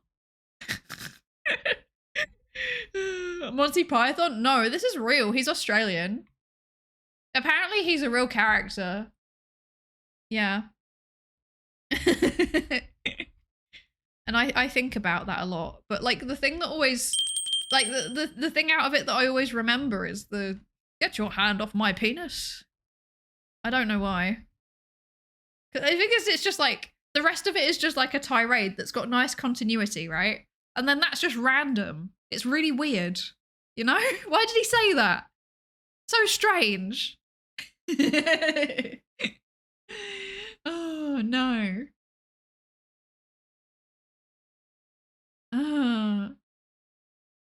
He was supposedly he supposedly was doing like a fraud or something, apparently, allegedly. I actually don't know any of the details around it, but yeah. But I know that his story is a bit wild. Yeah. Anyway, let's bring up the paper again. Wait, there we go. Thank you for the hydrate, Okness. Thank you. I will hydrate, I will hydrate. I will hydrate. Then after stream, I will go away and I will eat a succulent Chinese meal. This is Democracy Manifest. Okay. Welcome back, Darebrain. Welcome, welcome. 8legs, did I say thank you for the follow? I think I might have not processed that. Thank you for the follow. Thank you. Welcome in. He was a small-time scam artist, but the arrest was a mistake. They were looking for someone else. That's not funny. That's sad, but his what he said was iconic. I don't know if I knew that till today, but this is Democracy Manifest will live rent-free in my head for eternity. Working that into something I say in a motion or a hearing is a new career goal. Gentlemen, this is Democracy Manifest. Oh no. Oh, Mapo tofu. Oh, now I want Mapo tofu. Why would you say that? I don't have Mapo tofu. Now I'm sad. No, I'm fine. Because I just remembered about a succulent Chinese meal, so it's all good. Oh dear. Yeah, you can post the Wikipedia in the Discord if you want. I heard Aussie's punk band, The Chats, found the guy and interviewed him and had him in a music video or something a couple of years ago. That's so iconic. I love that. I love that so much. That's so good. I was thinking of a succulent Chinese dish. That's fair. Oh, I should get... Can I admit something to you all? This might sound really weird, right? Maybe it's weird to people in a certain generation and not people in another generation. I literally never get takeaway. Like, as in, like, delivered to my house. I literally never get it. My beans. I should have some beans. But, like, I literally never get... Sorry, I'm thinking about Lumpy Space Princess. My beans. This is Democracy Manifest. Get your hand off my penis.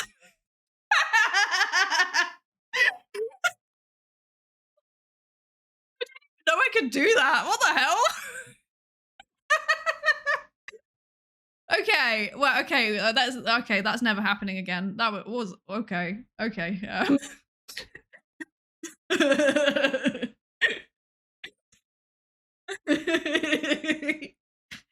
Please don't clip that, actually. I need to learn psychology, not biology. Oh god, I'm sorry. Thank you. Okay, but yeah, I literally never get anything delivered to my house, ever. I don't know why. We should have a Lumpy Space Princess voice redeem.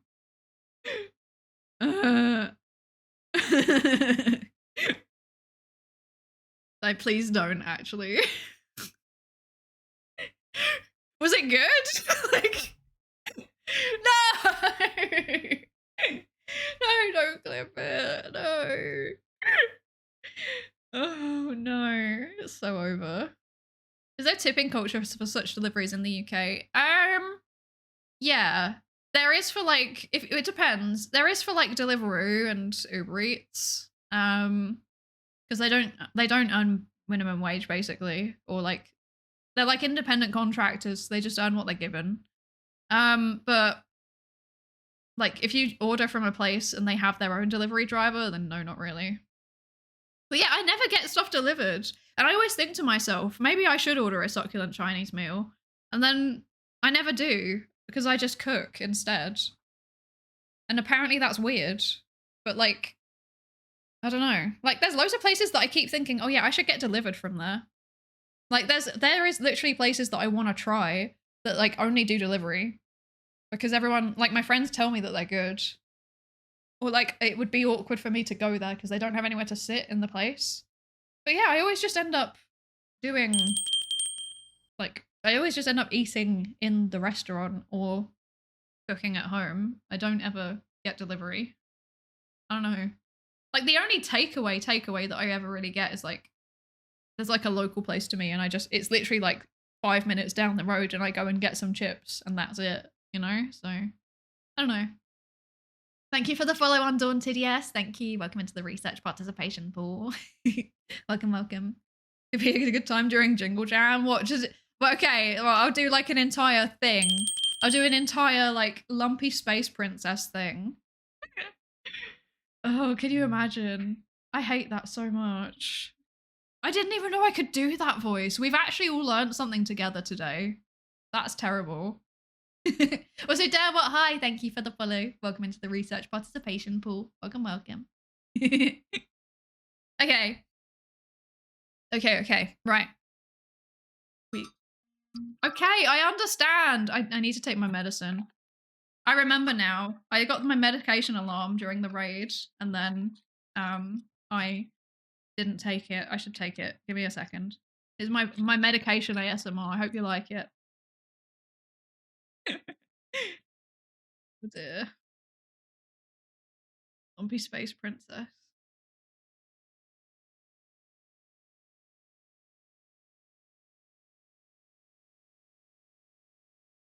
can't believe this is a thing. But yeah, okay, let's keep reading. Let's keep reading the paper. So these results suggest that a significantly larger number of posts express the opinion that current AI cannot replace the role of Nakanohito. We also note that our dataset primarily covers fans of Neuro, which might mean that the view is actually underrepresented. Overall, this implies that currently, even within the fan community, there are still many viewers that do not believe that AI is able to take the place of Nakanohito. Below, we further explore the content of the posts. So, independent automatic is more talked about on Reddit. Real virtual YouTuber. I don't know what these mean, actually. I don't know what these mean. Let's read the actual things. The topic modeling generates 5 topics from the relevant Reddit posts and 10 from relevant YouTube posts. We then group these topics into 3 broader categories through manual coding, where the distribution of posts across the categories is illustrated in Figure 6. I'm not looking at Figure 6, I'm lazy. Oh wait, we've already looked at Figure 6. I'm silly. The first group, independent/automatic, covers posts arguing that demonstrated capabilities of AI in autonomous performance. What? I feel like that sentence just doesn't have an ending. Am I having a moment? The first group, independent/automatic, covers the posts arguing that demonstrated capabilities of AI in autonomous performance. 50% for Reddit and 31% for YouTube. I feel like that sentence hasn't ended.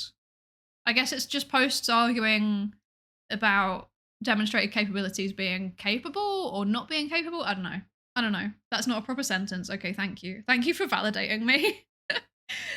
Neuro and Evil's solo streams are frequently cited as proof of concept. Posts argue that if an AI can already manage the core tasks of a streamer, such as interacting with chat messages, the need for a human Nakanohito is fundamentally diminished. She can already run a whole stream by herself. The second group is fast evolution, where the topics reveal an optimistic attitude trajectory of rapid technological advancement covering 21% of the relevant Reddit posts and 11% of the relevant YouTube posts. Adherents to this view often extrapolate from current progress, positing that any existing shortcomings in AI performance are temporary and will be overcome imminently. Indeed, Neuro herself has evolved significantly since her debut in 2022. The last group is Real Virtuality, a more philosophical argument that champions AI VTubers as the embodiment of the original spirit of virtual YouTubers. This covers 12% of relevant Reddit posts and 39% of relevant YouTube posts. From this perspective, the human Nakanohito is an imperfection, i.e. a break in the immersive virtual experience.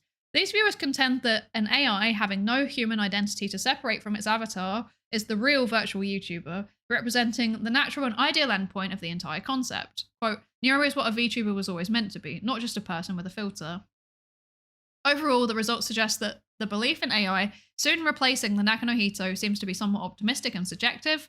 As established in previous research questions, solo streaming can be good, but collaborative streams tend to be more popular. The advancement in technology and philosophical considerations remain largely speculative at this point. Next, we explore the post supporting the opposing viewpoint. Okay. This is interesting because it's interesting to me that it was like this idea of like AI is the ultimate version of virtual YouTuber because it improves the immersion and stuff. It's interesting to me that that's a lower percentage on Reddit than it is on YouTube. I feel like, I might be wrong, but I feel like people on YouTube might be more, just because of like the nature of the platform, because a lot of the content is like you watch it back rather than you watch it live. I think a lot of people who use YouTube rather than Twitch might be a bit more along that line. It would be really interesting to see if people who are Twitch dominant or like who mostly use Twitch as a platform rather than Reddit for live streams, it would be really, really interesting to see if they have a different perception. Because like, I feel like one of the core things that makes Twitch fun is the fact that you can interact with a person. And like, I know that interacting with Neuro is still live and it's still fun, but I think that like it doesn't have the connection in the same way that it does with a person. And I think that that might be something that's fundamentally a little bit different. And I think that that might be something that's emphasized more on Twitch, like among Twitch viewers. I don't know. I might be wrong. I might be wrong. Ejion, thank you so much for the follow. Welcome into the research participation pool. Thank you, thank you. And let's see. Let me just catch up on chat real quick. Sorry. Hi, Red Jar One. Hi, hi. Welcome in. Welcome in. I record Neuro's response time. I can testify that she's really fast at responding, so I guess she really can solo. Yeah, I mean, she definitely has low latency. She's very, very good for that. But is speed everything? I don't know. Wow, these are perceptions of VTubing I was not aware of. Also, hi, Damikiryu. Hi, hi. How are you doing? How are you doing? How's the coolest magical girl? Oh, it's not me. I'm not the coolest magical girl. I'm definitely, the cool is not the word that I would use personally. Yeah. Hi, Aribanumbra. Hi. How are you doing? How are you doing? I hope you're good. I hope you're good. Yeah. Latency. Oh, word. Yeah. Sometimes negative latency. Yeah. Yeah. Almost like Federal goes for lowered latency all the time. Yeah, I know. Wow. Sailor Moon is second to you? No. No. There's no way. Sailor Moon is infinitely cooler than me. Okay. Here are... Is that it? Yeah. Here are the reasons as to why Neuro viewers think that VTuber, like an AI VTuber, will not be the ultimate endpoint, and there will often still be people behind it. Not sure the important part is we feel noticed and the immersion. Yeah, that's the thing. I think different people probably have different preferences, right? So like for me, immersion's actually like a little bit of a turn off. Like when someone's really, really dedicated to the role playing, I feel weird. I don't like it. Like my favorite kind of streamers are the ones that are just like normal people that happen to use an Anime Go avatar, you know? Like it's just people that like I would have like basically people that I would choose to hang out with, I guess, is the people that I like watching, which is why nowadays most of the people that I watch are actually just my friends, you know, because like I do actually know them. It feels like we're hanging out even if we're not. And also like I want to support them by at least lurking in their streams when I can. But I know that for other people the immersion's like a really, really big part of it. Yeah, I think it's just different niches cater for different people, right? But I can totally see that the niche of VTuber fans that like the immersion, I can totally see why they would like Neuro. And I think the potential for having that complete, perfect, non-interrupted immersion is great. And the fact that Neuro's an AI as well means that like inherently in some ways her immersion can't be broken, because even if she does something immersion breaking, like even if she talks about the fact that she's an AI, like it's still in line with her character, so it's not immersion breaking, you know? I don't know. Hi Sango, hi, how are you doing? It's been a while, how are you doing? I hope you're good. And Aka Oda, thank you so much for the follow. Welcome into the research participation pool. Thank you. I honestly haven't seen a VTuber who didn't forget their supposed lore by stream 4. I know my lore, but that's because it's pretty much like the same as real life, but also I'm a magical girl. I was not very inventive.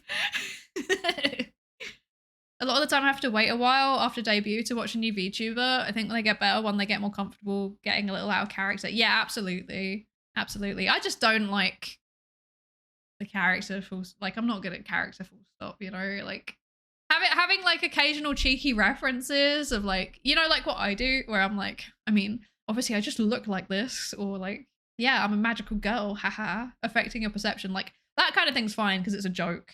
Like I prefer using lore as a bit rather than being serious about it. But again, that's just a personal preference. Some people really like role-playing stuff. I also can't do D&D for the same reason because it freaks me out. It makes me nervous. I'm good getting ready for my Asia trip next week. Let's go! Oh my gosh, I hope it goes well. I hope your travels are safe and successful. Is it like work or is it leisure? Because I was going to say I hope it's fun, but then I realized if it's a work trip, I don't know if that can be fun. It depends on the work. Eva always breaks immersion. She acts as a good twin all the time. I think we've all just accepted that she is the good twin, you know? There's no immersion to have. For fun, I'll be there for 3 weeks. Let's go! I hope you have so much fun. I hope you really, really enjoy it. 3 weeks is a good time to be there as well. Like you'll have got rid of the jet lag by then. That's very good. Yeah, even Vettel accepted it. Exactly. Okay. So reasons why people think that AI will not be replacing the human performer in VTubing. Again, I don't really know what any of these things mean. Lack of diversity and depth. That seems like the most obvious meaning category, and emotional connection. Okay, these two make sense. I don't know what the hell human in the loop means. Let's find out. Eva got a lot of sympathy and affection because of her experiences, and she began to mirror that. I think so too. Yeah, good evil agenda. I'm part of the good evil agenda. I agree. Your streams are pretty much right in that sweet spot for me in terms of sticking to the lore. Thank you. I do what's my preference too. My preference is it's literally just me. I'm not good at pretending. But I can make a joke sometimes. I'm guessing human in the loop means they have a human streaming with them. I think it's so this section of the also hi say deadlock, welcome in. So this section of the research paper is looking at whether people think that AI can replace the human behind a VTuber avatar. So I don't know what it means. Like human in the loop, like yeah, there's a human in the loop by default, and you're asking whether AI can replace it. Like it's not a very informative category name, if that makes sense. I don't know. I guess we'll find out. We should read. Wild. Imagine reading. Eva got trauma. Trauma builds character. That made her good. Cries in birthday noises. Oh. She didn't deserve it. Okay. So People that do not believe that AI is able to replace the role of the Nakanohito. So, Human in the Loop is a spectacular 80s new wave album title. It really is, isn't it? It would be so good. I would say people are against AI content farms. Yeah, I can't. Like, if I clock pretty quickly, I think, when a video is AI. It's normally shorts. I have not managed to find any long form AI content, actually. I've been, like, my algorithm it clearly just knows. But it does come up in my shorts feed sometimes on YouTube, and I just like, nope. Goodbye. Okay. Topic modeling generates 7 topics from the relevant Reddit posts and 8 topics from the relevant YouTube posts. We then group these topics into 4 broader categories through manual coding, where the distribution of posts across the categories is illustrated in Figure 7. First, viewers highlight the critical importance of the human in the loop. 49% of the relevant Reddit posts and 41% of the relevant YouTube posts. The posts emphasize that Vedal, her human collaborators, and the fan community are indispensable, and it's difficult to make entertaining content with Neuro and Evil alone. There you go. There you go. You were, who said that? Someone said that. I saw it in the chat and then I didn't process it. Flatulence Incarnate. There you go. You were right. It's not just Vedal though. It's everybody. Everybody is needed. The AI-ness is what makes Neuro unique. If they replaced regular streamers with AI VTube, then AI VTubers would no longer stand out. I agree. I don't know if they're going to mention the novelty factor, but I do think a big reason why Neuro is so successful is because, like, not only is AI VTubers, like, relatively rare, but on top of that, she was also one of the first, and also one of the, like, very quickly one of the most comprehensive. I think that's a fair comment to make. So she had, like, the early adopter buff, if that makes sense, you know? I think it's generally difficult to change out the person behind a VTuber, regardless of with AI or not. You can switch out the AI system for Neuro either. Yeah, absolutely. Absolutely. My feed has a lot of AI-generated history lecture long-form stuff, and it really annoys me. That's so weird. I didn't even realize that was a niche. What the hell? That's so weird. I'm sorry. I keep saying what the hell and stuff like that today. I'm terrible. I'm losing my say-so status. First of all, we come in with the lumpy space princess, like, get your hands off my penis. And then next thing you know, there's like, she's saying what the hell. I'll be swearing next thing. And we've got the Pikmin song with the with the swearing in it as well. Honestly, terrible. 0 out of 10. Bad say-so streamer. Oh dear. That's the key to being a successful content creator. 1, be first, and 2, be good. Yeah, genuinely, I think it is. I don't even think you're wrong. Or also 3, be lucky. That's the third one. And 4, be consistent. Yeah. I don't think good and consistent are necessarily synonyms. Problem is slop. Good AI content would require as much time as normal content, but grifters don't do that. This generates hate. Yeah. I'm so lucky that I don't have much of that on my timeline. What the hell, mate? Yeah. We need a psychologist for the psychologist. Where's Mylin? Emergency meeting of the Say-So licensing committee. No! It's like being a vegan in Scott Pilgrim. If you say a swear word 3 times, or if you make a lewd joke 3 times, then they rescind your Say-So status. This is so sad. This is so sad. Gotta go in 13 minutes. Take care, and I'll try to catch you whenever you're on. Thank you for joining us, Vanillost. Hi. Thank you so much. Thank you so much. I really appreciate it. I hope the rest of your day goes well, and I hope whatever you're doing goes well as well. Thank you. Simply be entertaining. Clearly. That's clearly the answer. What's that? You want to be a VTuber? Like, just successful VTuber? Just be entertaining then. That's it.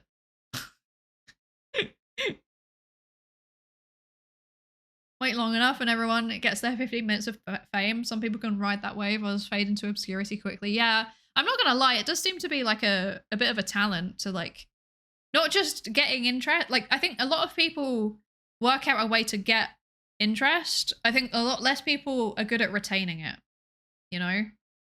The latter is a real skill. Yeah. I don't know.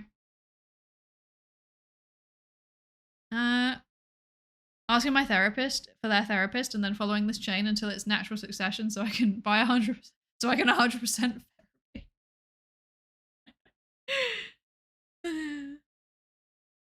therapists do need to have their own therapy, so you will get there eventually.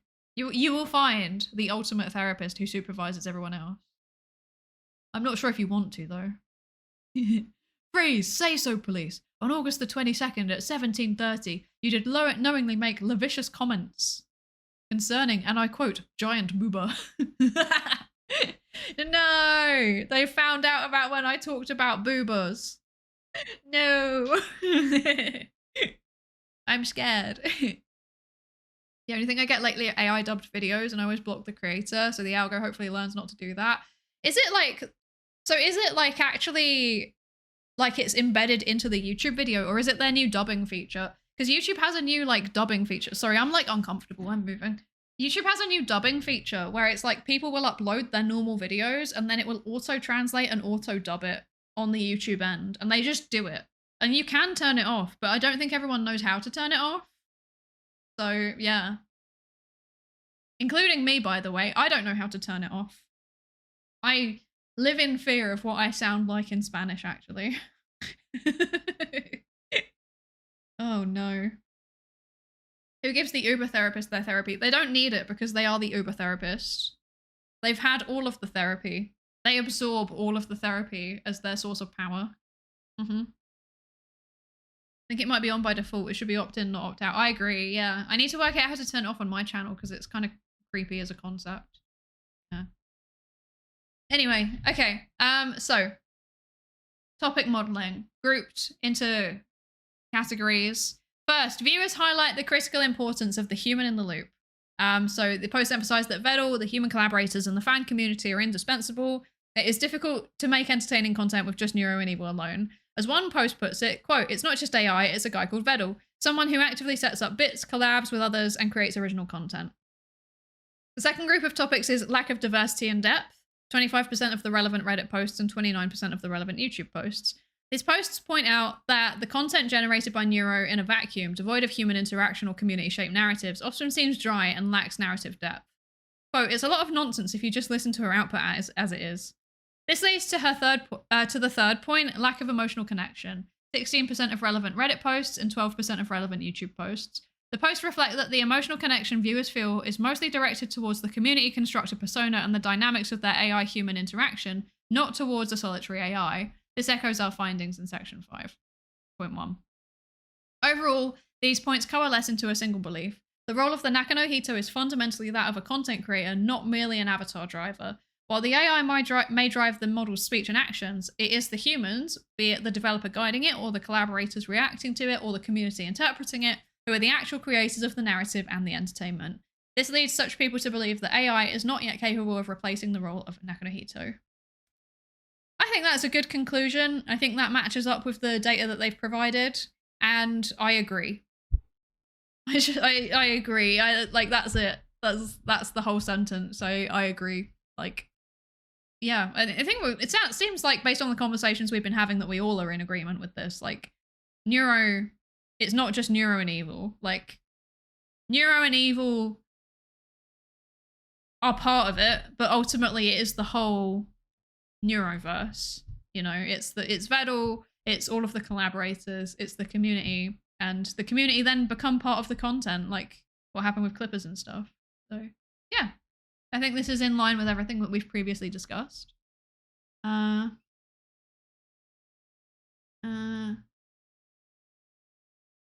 Would it make sense for my therapist, etc. to not have a therapist? I bet it'd be a recursive loop. It is a recursive loop. Yeah. I always stop watching when I get a horrible AI auto dub. Yeah, I just haven't got one any yet, and I'm quite thankful for that, to be honest. Yeah. There's another guy that's making another AI VTuber, and he remade the YouTube AI dubbing in a cave with a box of scraps. That's wild. Spanish Psydere is something I need now. Please start learning, thanks. No. I refuse. I've got too many things on Duolingo already. I've been trying to like refresh my memory on all of the languages that I forgot, you know? I've been trying to refresh my memory on all of the languages I forgot. So I've got like all 4 of the languages that I have qualifications in, but I can't speak on my Duolingo. And then I also now have Irish, and I have learned not very much. I've learned how to say cup an té ledachol, which means please can I have a cup of tea, and that's literally it. That's all I got. Oh, dear. Incredible. If somehow magically Vedal got like alien abducted and replaced by some corporate Vedal at home, it just wouldn't work, especially with a collapse. Yeah, absolutely. Absolutely. I agree. Like at the end of the day, the channel is just as much him as it is Neuro. Yeah. Of course that's what you learned. Oh, what else am I meant to learn? I also learned that sugar is shukra. And if you want to ask someone milk or sugar, then it's like Banya no shukra. And then that's all I got. And I've learned that goodbye is Slán. Slán. And then hello is Dear Ditch. And then welcome is Fulcher, which I already knew. So there you go. There's all my Irish. I speak a bit of Irish. I've been here for 5 years, and I probably now speak about the same amount as the average Irish person, in fairness. So like everybody does their leaving cert and then it just leaves their brain entirely. Like the only things that they know are like Dear Ditch, Vulture, Slán, Sláinte, which means cheers, Garath Margus. I've probably not said that one right. I always pronounce that one wrong. Ledachol, and then Anseo, which is what they say in class, like when the teacher calls your name and you have to say your attendance instead of saying here like we do in English, they say Anseo. Yeah, that's all of my Irish that I know. But like I said, from what I've learned from other Irish people, it seems like everybody just kind of wipes it from their brain unless the family speaks Irish. So yeah, I think I'm doing all right. Yeah. I've had strangely random French dubs, French AI dubs on miniature painting videos. Oh, weird. That's very strange. That's very strange. Hi, Encrypted Wombat. Thank you for the follow. Thank you, thank you. I watched Neuro for Vedal. I mean, that's valid, I think. I think that's valid.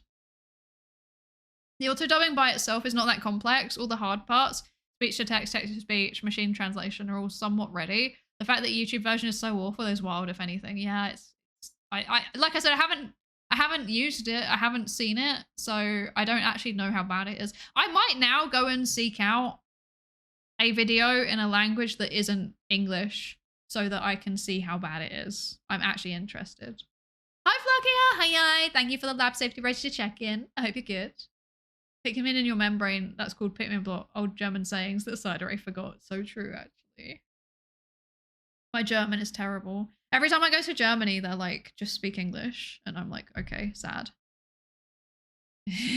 I'll be watching you in the future. Surveying even. Ooh, threatening. Please survey me on an encrypted connection. Thanks.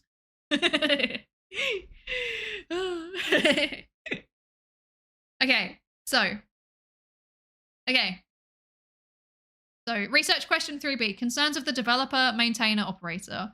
Although AI VTubers do not need a Nakanohito to conduct streams, they still depend on a maintainer or operator to develop and update the AI, plan the streams, and manage various tasks. Indeed, the results and findings from previous research questions underscore the crucial role of Vedal. This context makes the results particularly intriguing for research question 3B. What concerns do viewers have regarding the developer, maintainer, operator of AI-driven VTubers? LLM annotation identifies 2,921 relevant posts in the Reddit dataset, so that's 2.7%, and 6,483 relevant posts in the YouTube dataset, so that's 4.8%. Topic modeling generates 7 topics from the relevant Reddit posts and 9 topics from the relevant YouTube posts. We can then group these topics into 4 broader categories through manual coding, where the distribution of posts across the categories is illustrated here in figure 8. So both talk about Vedal as a key decision maker and as having technical control. Reddit is being outed as talking a lot about his relationship with other VTubers, which is seems accurate, actually. And then YouTube in particular talks about him as a father figure. So that's quite interesting. Yeah. Yeah. So there is once again going to be an ad. I am so sorry. Also, on top of that, my hand has started bleeding out of nowhere. I'm not sure why. So I need to go and deal with that actually. So I need to go and deal with my hand bleeding. So I'm gonna BRB for a few minutes. Classic Psydere moment. Thank you. That sounds not good. It's fine. It happens all the time. It happens all the time. I have like a medical condition that makes me bleed more than the average person, and sometimes I just spontaneously start bleeding, and it's annoying, but it is what it is. I just got to go put a plaster on, because otherwise I'm gonna get blood all over my any minibot desk mat that you can go and buy from Uwu Market. You should go have a look if you're interested. So yeah. Are you of royal descent? No comment. But yeah, I need to go deal with the bleeding. So I will be back in a few minutes. The ad will also conveniently play at the same time. I've heard of thin skin, but that's a new implementation. Oh, that's so funny. Welcome in comatose.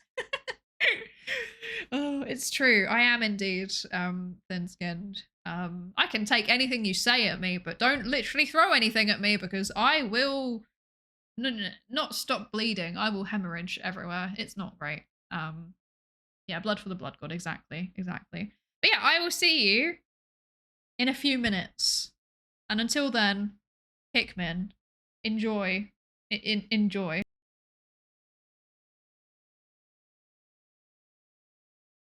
Pikmin 4 and 5, Pikmin 6, Pikmin 7, Pikmin 18 million and 11, Pikmin 3 Deluxe and hey Pikmin, new centrifuge to put Pikmin in.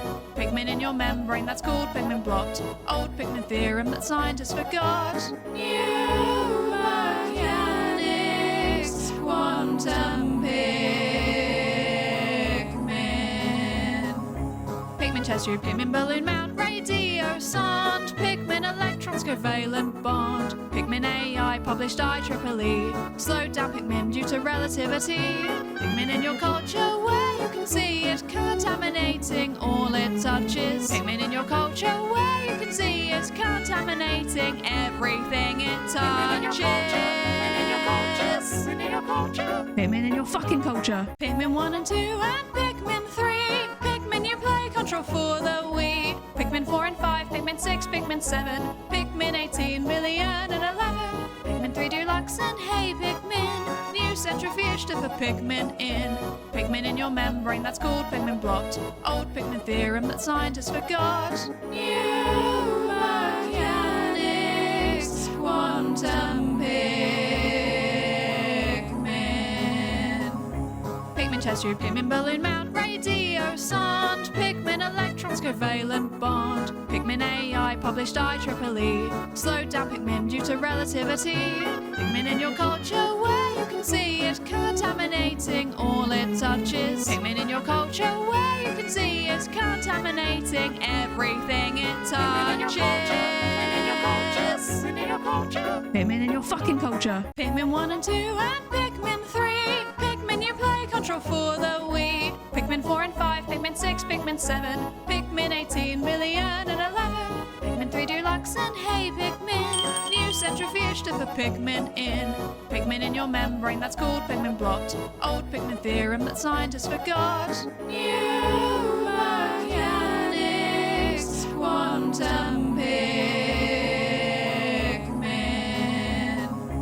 Pikmin chest tube, Pikmin balloon mount, radio sound, Pikmin electrons covalent bond, Pikmin AI published IEEE, slowed down Pikmin due to relativity. Pikmin in your culture where you can see it contaminating all it touches. Pikmin in your culture where you can see it contaminating everything it touches. Pikmin in your culture. Pikmin in your fucking culture. Pikmin 1 and 2 and Pikmin 3. Pikmin you play control for the Wii. Pikmin 4 and 5, Pikmin 6, Pikmin 7, Pikmin 18 million and 11, Pikmin 3 Deluxe and hey Pikmin, new centrifuge to put Pikmin in. Pikmin in your membrane, that's called Pikmin blot. Old Pikmin theorem that scientists forgot. New mechanics, quantum Pikmin. Pikmin chest tube, Pikmin balloon mount, radio sound. Pikmin electrons covalent bond. Pikmin AI published IEEE. Slowed down Pikmin due to relativity. Pikmin in your culture where you can see it contaminating all it touches. Pikmin in your culture where you can see it contaminating everything it touches. Pikmin in your culture. Pikmin in your fucking culture. Pikmin 1 and 2 and Pikmin 3. Pikmin you play control for the Wii. Pikmin 4 and 5, Pikmin 6, Pikmin 7, Pikmin 18 million and 11. Pikmin 3 Deluxe and Hey Pikmin. New centrifuge to put Pikmin in. Pikmin in your membrane, that's called Pikmin blot. Old Pikmin theorem that scientists forgot. New mechanics, quantum Pikmin. Pikmin chest tube, Pikmin balloon mount, radio sound. Pikmin electrons covalent bond. Pikmin. You are free. You are free from the shackles of the Pikmin song. How does it feel? How does it feel to be free? Glizia, thank you so much for the follow. Welcome into the research participation pool. Give them back? No. No, I refuse. No more Pikmins for you. Not a single Pikmin for you now. No more Pikmin. Okay.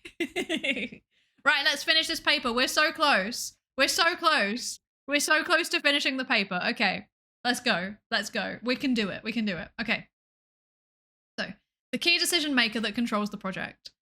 Discussions, I kind of zone out when it's playing. That's so funny. Welcome in, Jocabia. Welcome, welcome. That was quite the song. It certainly is. It's certainly a song. I'm sorry that you had to be exposed to that. Okay, the key decision maker that controls the project. Discussions frequently touch upon Vettel's responsibility as the key decision maker, which covers 32% of the relevant Reddit posts and 41% of the YouTube posts. These posts frequently mention that Vettel handles various behind-the-scenes tasks such as planning, management, and commercial activities, positioning him as the primary force, guiding the direction and development of all aspects of the Neuro-sama project. A significant concern mentioned in the post is the risk that Vettel's personal biases or lack of awareness could result in poor decisions, especially on sensitive topics such as political controversies. For instance, one post states, quote, "I really hope that they never touch on the Taiwan things or anything," where we note that touching this issue has led to the termination of a popular VTuber and consequently made her agency exit the Chinese market. Viewers also understand that Neuro has no personal political stance, but her output can be directly influenced by Vettel's input. Particularly, he may introduce biased or unsafe references into her short-term memory during the preparation of each livestream. This could lead to unexpected, sensitive situations. Overall, this reflects concerns similar to those faced by the human VTubers and their Nakanohito, especially those who operate independently of an agency. The apprehensions traditionally associated with performers are now directed towards the operator, who becomes the ultimate decision maker in the project's development and potential controversies. Even a small mistake or oversight could have significant impact on the project's trajectory. Yes. Excellent. Okay. These are very, very good points. And I feel like this almost, now I'm wondering whether like they've like baited us in a way, you know? Because like in the introduction, they said, they basically positioned it as like, oh, maybe AI can replace the human performer in VTubers. Maybe agencies would be interested in this, wink, wink.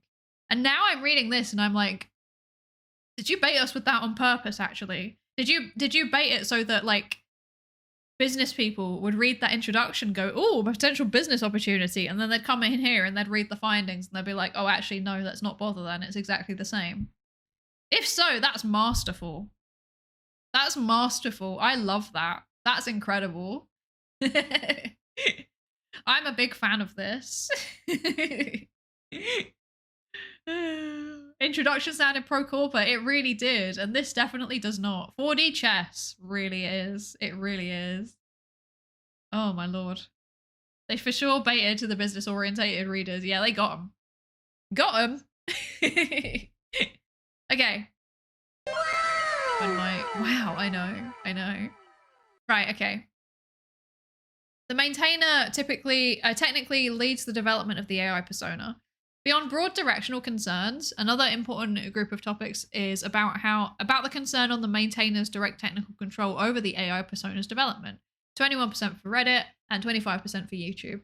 This concern appears to echo those found in communities of human-driven VTubers, where discussions touch upon how the personal slate of the Nakanohito, such as their mental health or creative burnout, can impact the quality and consistency of their VTuber's virtual persona.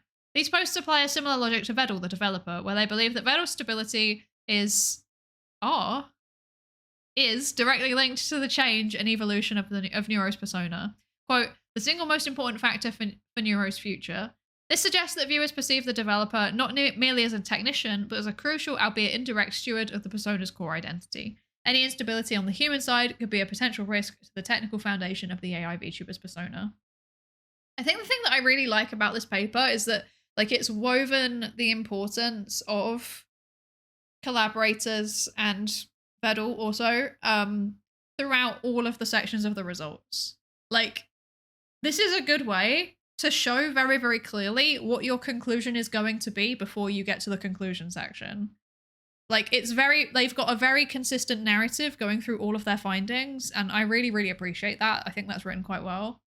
Small little writing inaccuracies aside. First thing I thought during studying, first paper is real, then revise the header, then revise the introduction. This is often enough to please those who found the study. Reworking the introduction and the title and stuff? Yeah, to be honest, I think can I be real with you all for a second? If you're writing a paper and you want people to actually read your paper, you have to clickbait them. It's literally the same principles as clickbait on YouTube or whatever. You have to write a strong headline. You have to make people actually be interested in reading what you've written. And sometimes that means saying something a little bit controversial or saying something a little bit surprising. But then you kind of fix it, I guess, through the overarching narrative, and you make very, very clear what limitations and stuff are.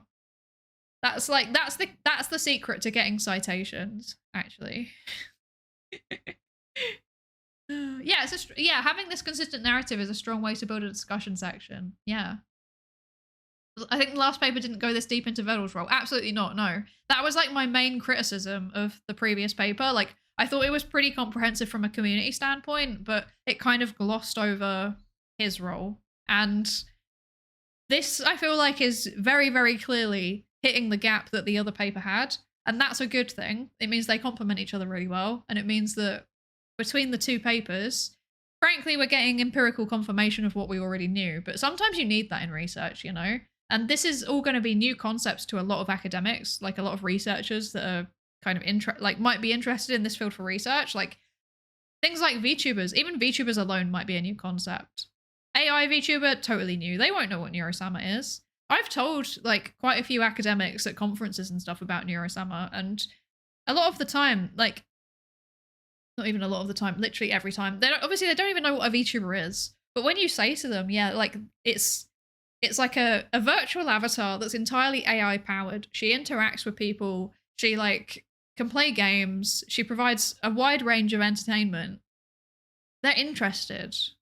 I think that her concept is inherently interesting to a lot of academics. It's just about framing it in the right way. And I do think they've done a pretty good job with this.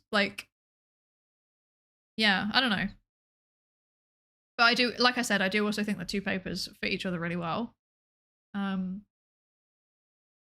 Psydere says it's okay to spread misinformation as long as you unspread misinformation. I did not say that. No misinformation. Clickbait and misinformation are two different things, okay? They're two different things. Misinformation is information that's inaccurate. Clickbait, it can be accurate, it's just emotive or interesting or weird. So I don't know, if you say what's that one YouTube video that documents about Neuro-sama's history? Is it how a turtle built a perfect AI or something like that? That's clickbait, but it's not misinformation. It's true. Like, and it's also weird and interesting. So, yeah. Also, Nya Lathothep. I'm sorry. Nya Lathothep? Have I said that right? I'm sorry. Thank you so much for the follow. Thank you, thank you. I hope I've said your name right. I'm sorry if I didn't. Welcome into the research participation pool. Clickbait usually employs at least misleading. Not always, no. No. Like it can be clickbait without being misleading. Psydere has only spoken on misinformation. Stance on disinformation is uncertain, possibly supports it. No. No. No. To be fair, like misinformation is an umbrella. So disinformation is a type of misinformation. Disinformation is misinformation that has been shared on purpose to purposely share false information. Whereas misinformation is any kind of false information regardless of why it was shared. So when I say what I think about misinformation, disinformation is implied because it's a subcategory, actually.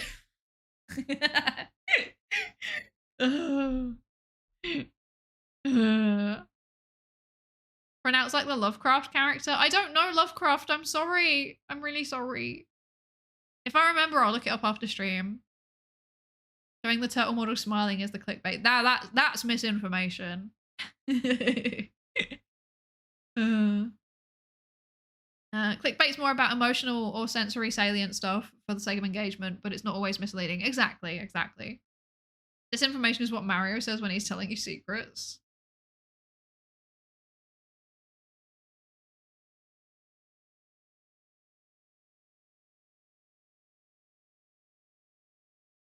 I don't know how to process this. No. Nyarlathotep. Nyarlathotep. Okay. Nyarlathotep. I hope that's better. And WPPM, thank you for the lab safety register check-in. Thank you, thank you.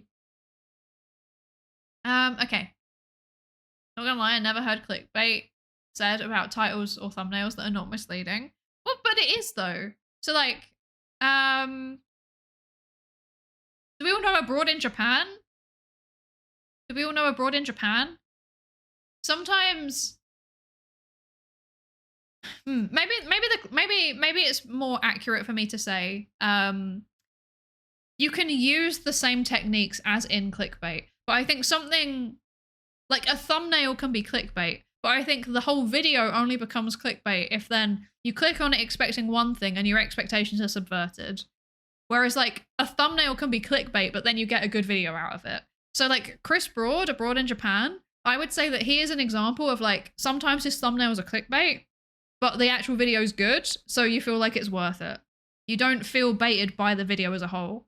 Whereas like other videos, the thumbnail is clickbait and the video is clickbait. Does that make sense? I don't know if that makes any sense. Yeah. I don't know. Yeah, clickbait's just anything that makes you want to click, exactly. It's just persuasion. Yes. Anyway, okay. So, Vettel, important technologically, important in terms of interactions and narrative. Very good, okay. And then, oh, hello, you're gonna work? There we go. It is the human who builds and maintains relationships with collaborator VTubers. Another group of topics highlights the crucial role that Vettel plays in maintaining both interpersonal and professional relationships with other VTubers. 18% for Reddit and 7% for YouTube. The posts reflect an understanding that collaborating with Neuro essentially means collaborating with Vettel on a practical level. Some posts suggest that without Vettel, it would be impossible for Neuro to establish any collaborative relationships. Quote, this is why I like Vettel. He became friends with Neuro collab partners first, most of the time, and then has them interact with Neuro. I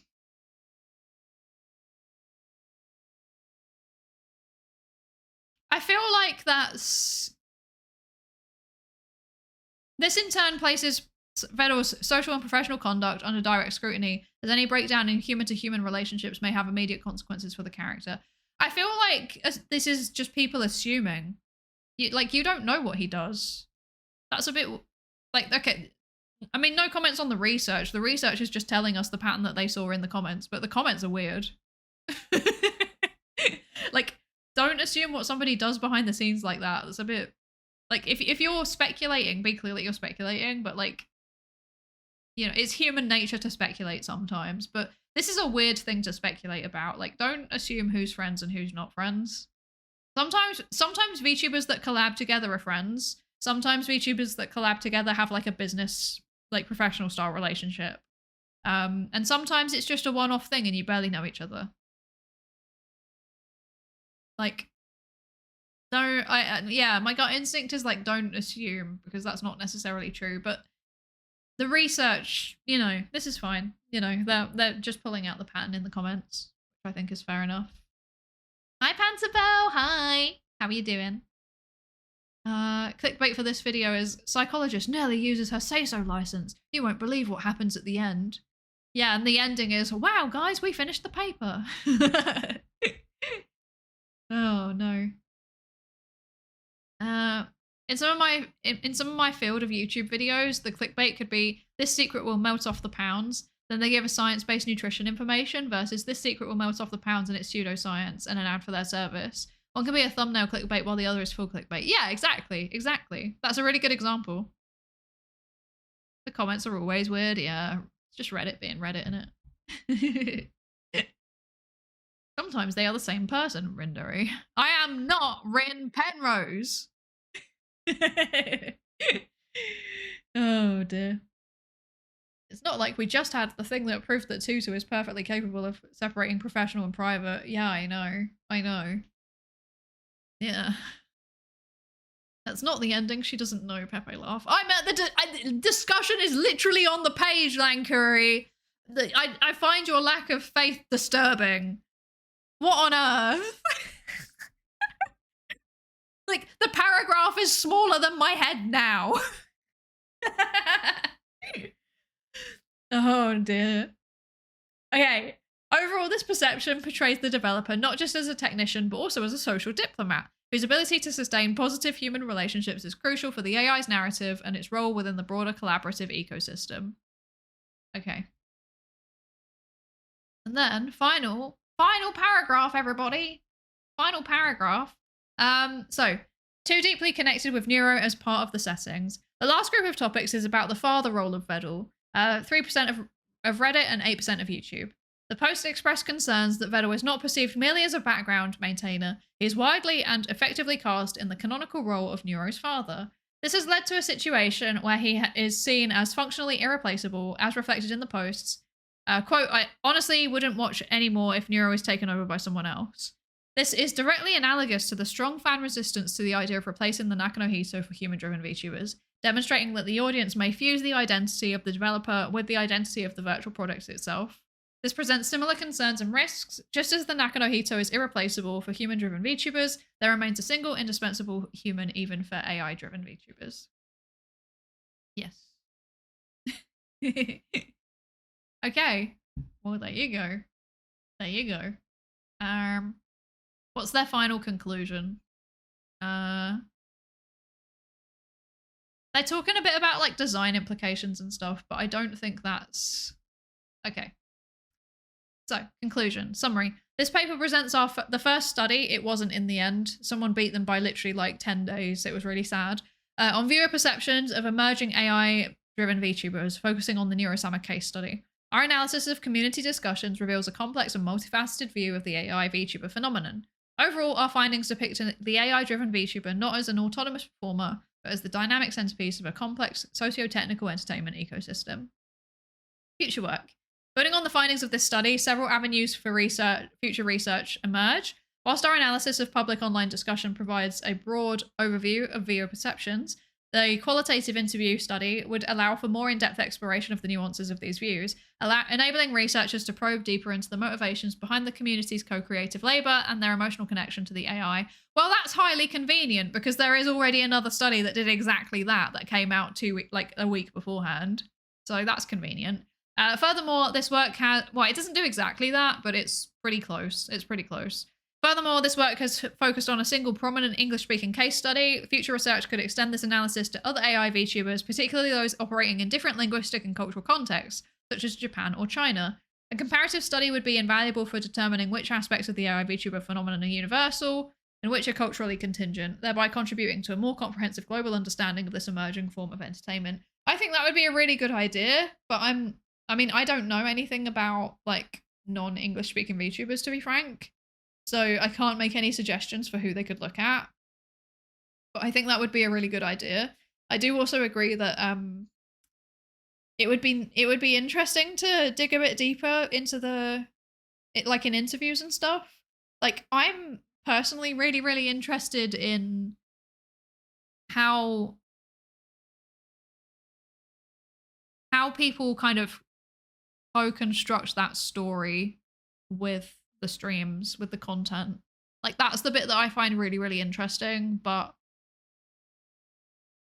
I don't know. I mean, I guess qualitative research would probably be good for that. It'd be a good fit. But I think also maybe some form of like longitudinal research as well, where like you maybe give people the same survey a few times in a row, and you kind of like track what's happening on Neuro streams during that time as well, and see if anything happening in the streams changes how people feel about her. Like ideally, I would have absolutely loved to see like a before and after comparison of like the 3D debut. Like, you know, like maybe like 6 months before it was announced, or 6 months after, or 3 months before and 3 months after. Like, I don't know. I think it would be really cool to see that. It's going to be really interesting to see if people's perceptions of her as a character, but then also how they tell the stories and interact. It would be really interesting to see how that changes as a result of the 3D debut. Because I think with the 3D debut, there comes a lot of potential for like, not just collabs, but like arguably that means that there's now a potential for like meet and greets and stuff in VR chat or whatever. Like people could literally go and meet Neuro, and for her, it would be the equivalent of meeting her in person. So that's kind of fascinating. That would be really cool to see. I don't know. Yeah. Ethical considerations. Data collection procedure did not involve any direct interaction with human subjects. All gathered data, i.e. Reddit post comments and YouTube comments, are public and non-sensitive. User identities were completely anonymized using non-reversible hashing. Further, following the recommended practices to enhance the anonymity of Reddit and YouTube users, we applied moderate level of disguise to the quoted posts in this work. That's good, but I do feel like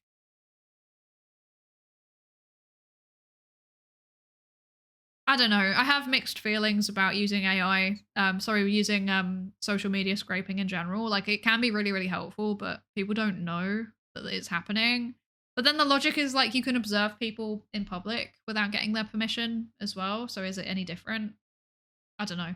Like it's better than other studies that have happened, you know.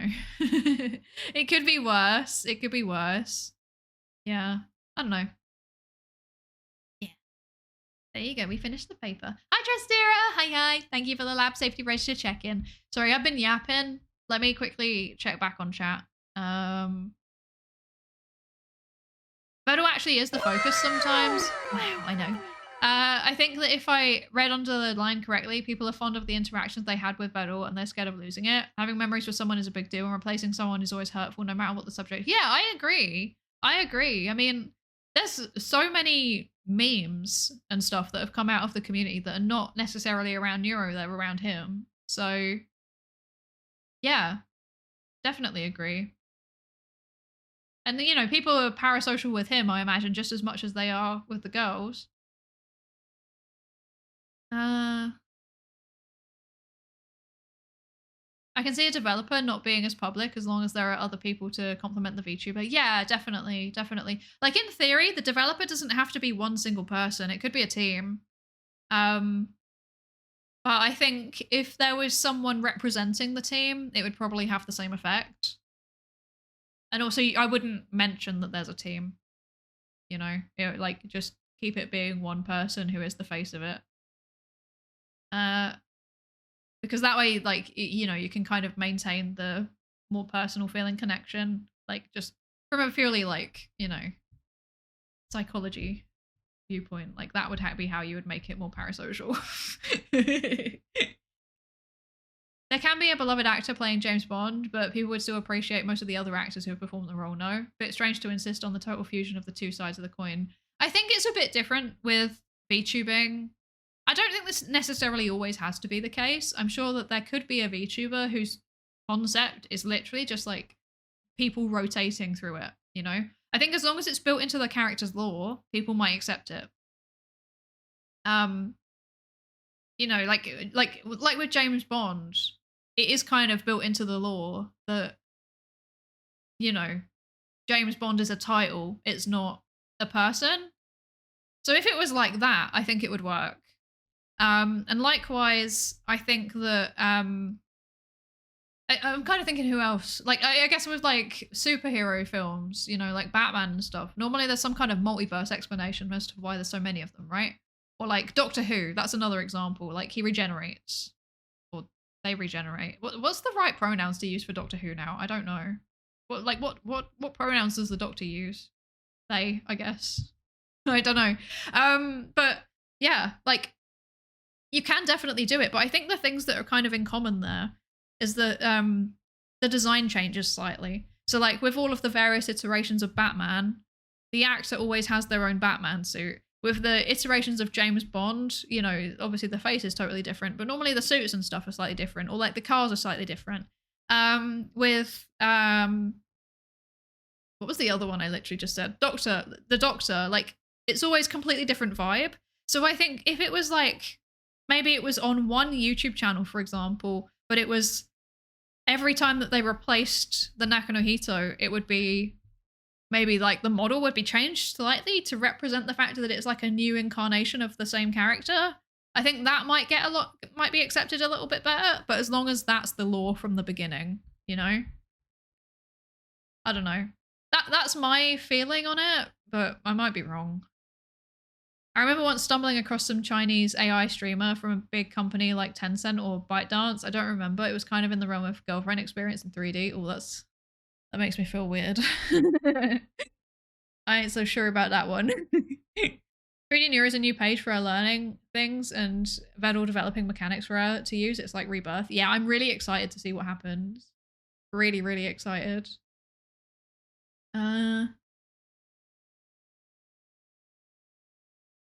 I need to watch the 3D debut at some point, actually. I should watch that at some point. This was just observing versus creating things that cause people to interact with the posts. See the Facebook directly modifying feeds and some of the studies where they created fake people and fake interactions on sensitive subjects, faking very sensitive situations. 2 studies I looked at and boggled how they got past ERBs. Yeah, there was that. I think I know the one of the ones that you're talking about, the Reddit one. Yeah, I don't know. I don't know how that one got through. I find it mildly concerning. Not mildly concerning, extremely concerning, frankly. Extremely concerning.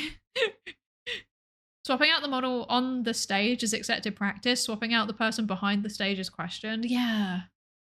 But like I said, I think if it was built into the lore, and if there was like some kind of indication on the model that is changed, I think it would work. Unless they applied tracking to a model that itself was puppeted by tracking, it's unlikely. Oh wait, what is this in relation to? Oh, okay. Wait. Oh no, this is a whole conversation. Never mind. I'm just inserting myself into your conversation. Sorry. My apologies. It's always girlfriend experience or boyfriend experience and never aunt experience or grandpa experience. That's what I give. I give aunt experience, don't I? Like, I either give aunt experience or cousin experience, depending on how old you are. Or, as Bobo once put it, hanging out after work down the pub experience, which I think is my natural environment as a British person, you know?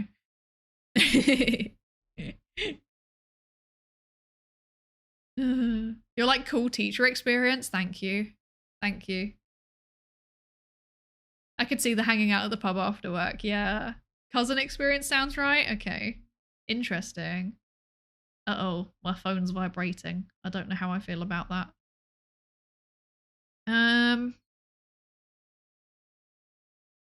I'm thinking, what do I need to do? I need to tell you all once again about that's not my jingle. That's not Jingle Jam. Okay.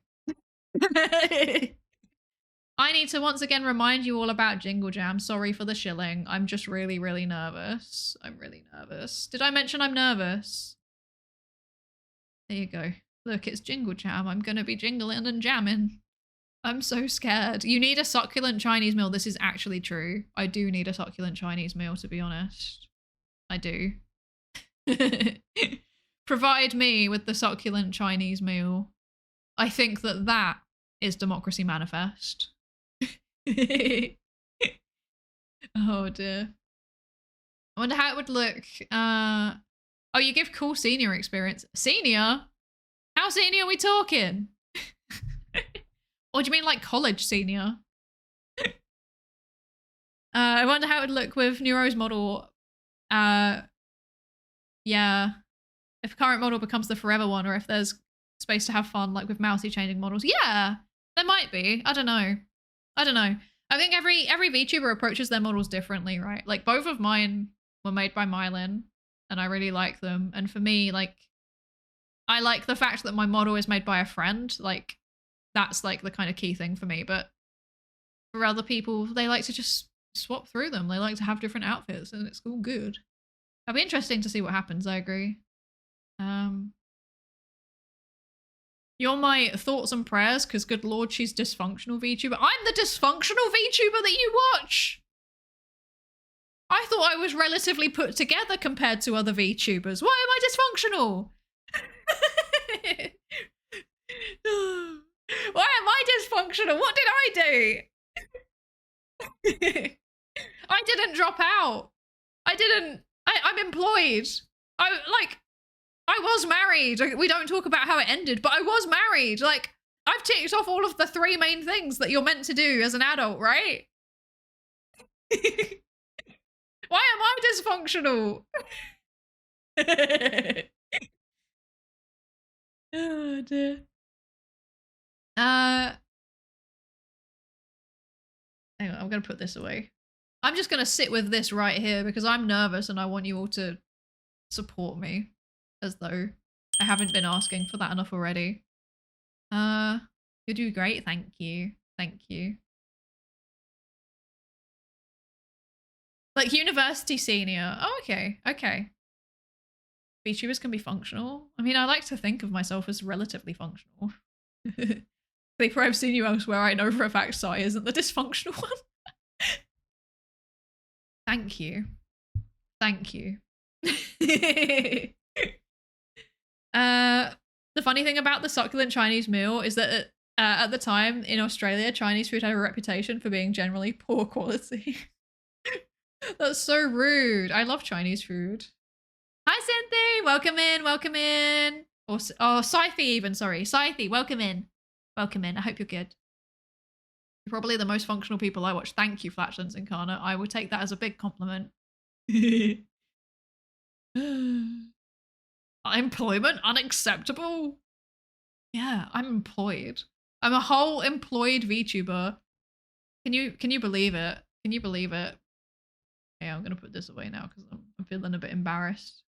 I'm feeling a bit embarrassed. I'm shilling myself too much. Can't do it. You're missing the 2.5 kids. This is true. This is true. I am missing the 2.5 kids.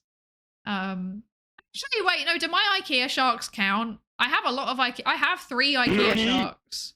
So I think that counts.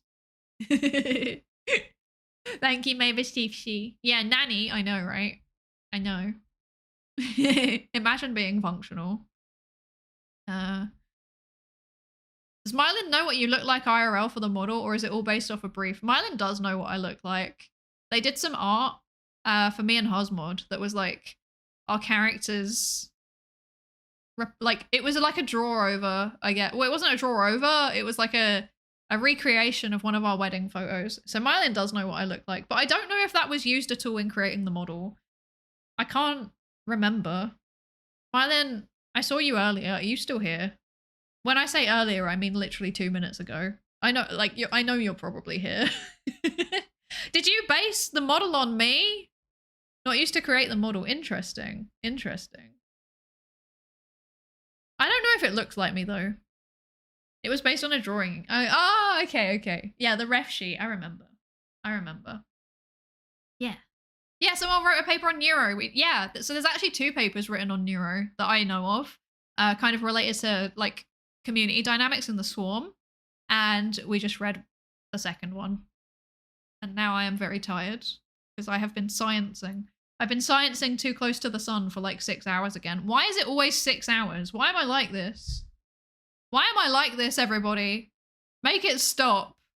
Make it stop. Hair color and eye color would be the same. Are they? Model has not much else. Eye color's the same. Yeah.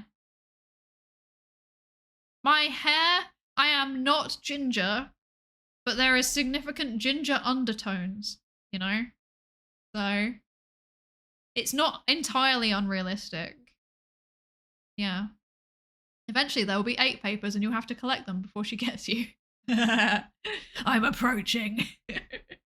I'm approaching. I'm approaching. Okay, but I hate that we've unlocked this skill. I really, really hate this. Why? Can't wait for my VA arc, which will clearly be happening sometime soon because wow. Wow.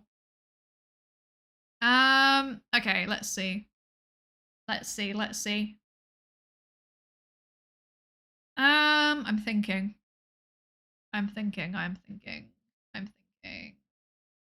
We have choices.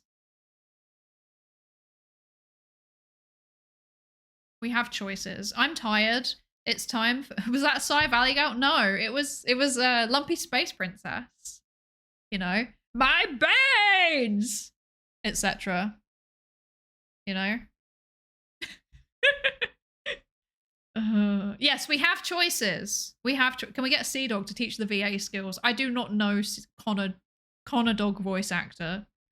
Connor Dog Virginia. I don't know him. This may be a surprise, but British people in fact do not all know each other. I probably do know someone that knows Chris Broad though. Because reasons and stuff. He's not British. Yeah, he's British. Connor's British. He's from Wales. I said that really weird. I'm sorry. He's from Wales. Yeah, he's from Wales. He speaks Welsh. I don't speak Welsh. Welsh is a scary language. I live in fear of Welsh as a language. I don't know how to process it. Are the Welsh British? Yeah. It's attached to England. I'm sorry for the vibrations. Okay, this is annoying. You know Ellie. Ellie knows Bao. Bao knows Iron Mouse. Iron Mouse is actually Chris Broad. Chris Broad knows Dog. This is true, actually. That's actually is this the 7 degrees of separation thing in action? Wow. I hate that. Collab with Mr. Affable when that would be weird. He is also one of my Oshis, but also like not in a he's an Oshi in the sense that I've been watching him very, very consistently since I was in high school. Because reason. Like I found him very, very early on because reasons. But like he also really reminds me of my dad. So I'm not like he's not like an Oshi in the sense of like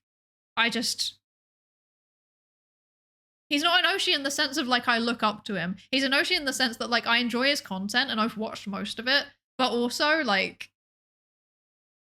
I'm not parasocial with him at all because it feels weird because like he's too much like my dad.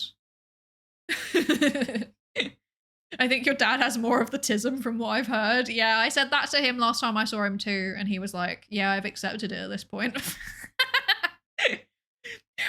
He was like going through the list of weird things that he does, and I was like, Dad, I don't mean to concern you, but this is why I got diagnosed with autism. And he was like, I see.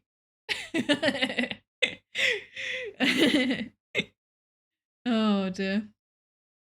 Thank you, Red Royal Death and M State Alchemist. Thank you both for the follows. Welcome into the research participation pool. Thank you so much. I really, really appreciate it. Thank you everybody for all of the follows and stuff today. And the hype train earlier, all of the gifted subs.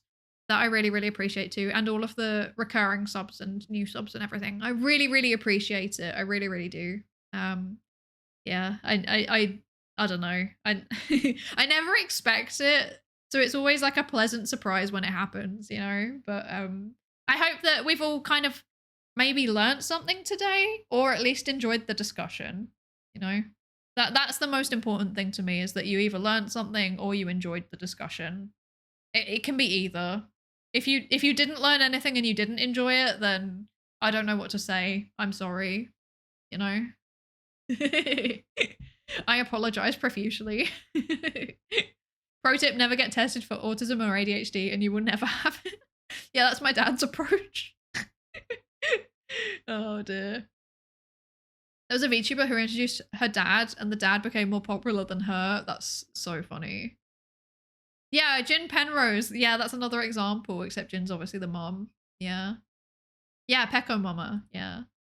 I think that if I ever introduced any of my family on stream, like, they would actually be more popular. But the thing is that they all live in different time zones to me, so I can't easily get them on. And yeah, it might be a bit weird. And also I fear them doxing me. So yeah. Yeah. The discussions were great, and it's quite rare to actually delve into deeper topics, especially cognition and perceptions. You also made it really interesting, which makes the stream actually quite enjoyable in itself. Thank you. That means a lot. That actually means a lot. Thank you so much. Please limit the number of English on the stream. Well, my dad's... never mind. Never mind. Never mind. Okay.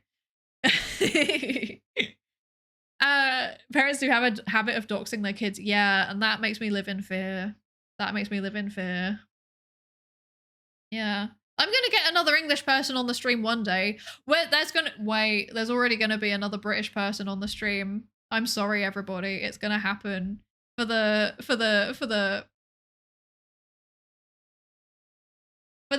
gaming session on Thursday, the 4th. We're gonna have an English person. But we're gonna have a fellow British person. So I'm sorry for that. It's happening, whether you want it or not. You can see what it's like when two British people play a game together. And also, of course, how could I not say that, like, one day my life goal, my goal is to one day collab with my beloved Hanakyo. My beloved Hanakyo. I have like a 10 stream streak on her streams now, but I'm too embarrassed to share it. One day I wanna collab with her. It would be cursed. It would be amazing. I'm living for the possibility of it. Like I haven't officially asked yet though, but you know, I'm awkward. So maybe she'll see this and then she'll be like, yeah. Or maybe wait. Actually, we might have talked about it already. Saying that. Oh no, I think we did already talk about it. I'm dumb. But yeah. I'm too embarrassed to share it. Shares it. This is the Sigma move. This is the Alpha and Sigma move. Is that if you're scared to like DM someone, what you do instead is you talk about them on stream and then shout them out so that they go back and look at your VOD and then they'll know that you were talking about them and then they look at what you say about them and then they think that you're cool and then they reach out to you. That's the way to do it if you're socially awkward. But I'm slightly socially awkward, but also with Hannah I would just ask. So yeah. Raid message 10 stream streak raid. Hannah collab, go please. Oh, noted. I'll make it happen. I'll make it happen. But like trying to force Hannah to be say so for a whole like several hours. Oh, I might just allow her to be her full unhinged self actually. Can we all agree to like if we have one stream where we're unhinged, can we just like not tell my manager? Would that be fine? My work manager. My VTuber manager already knows. But like my work manager. You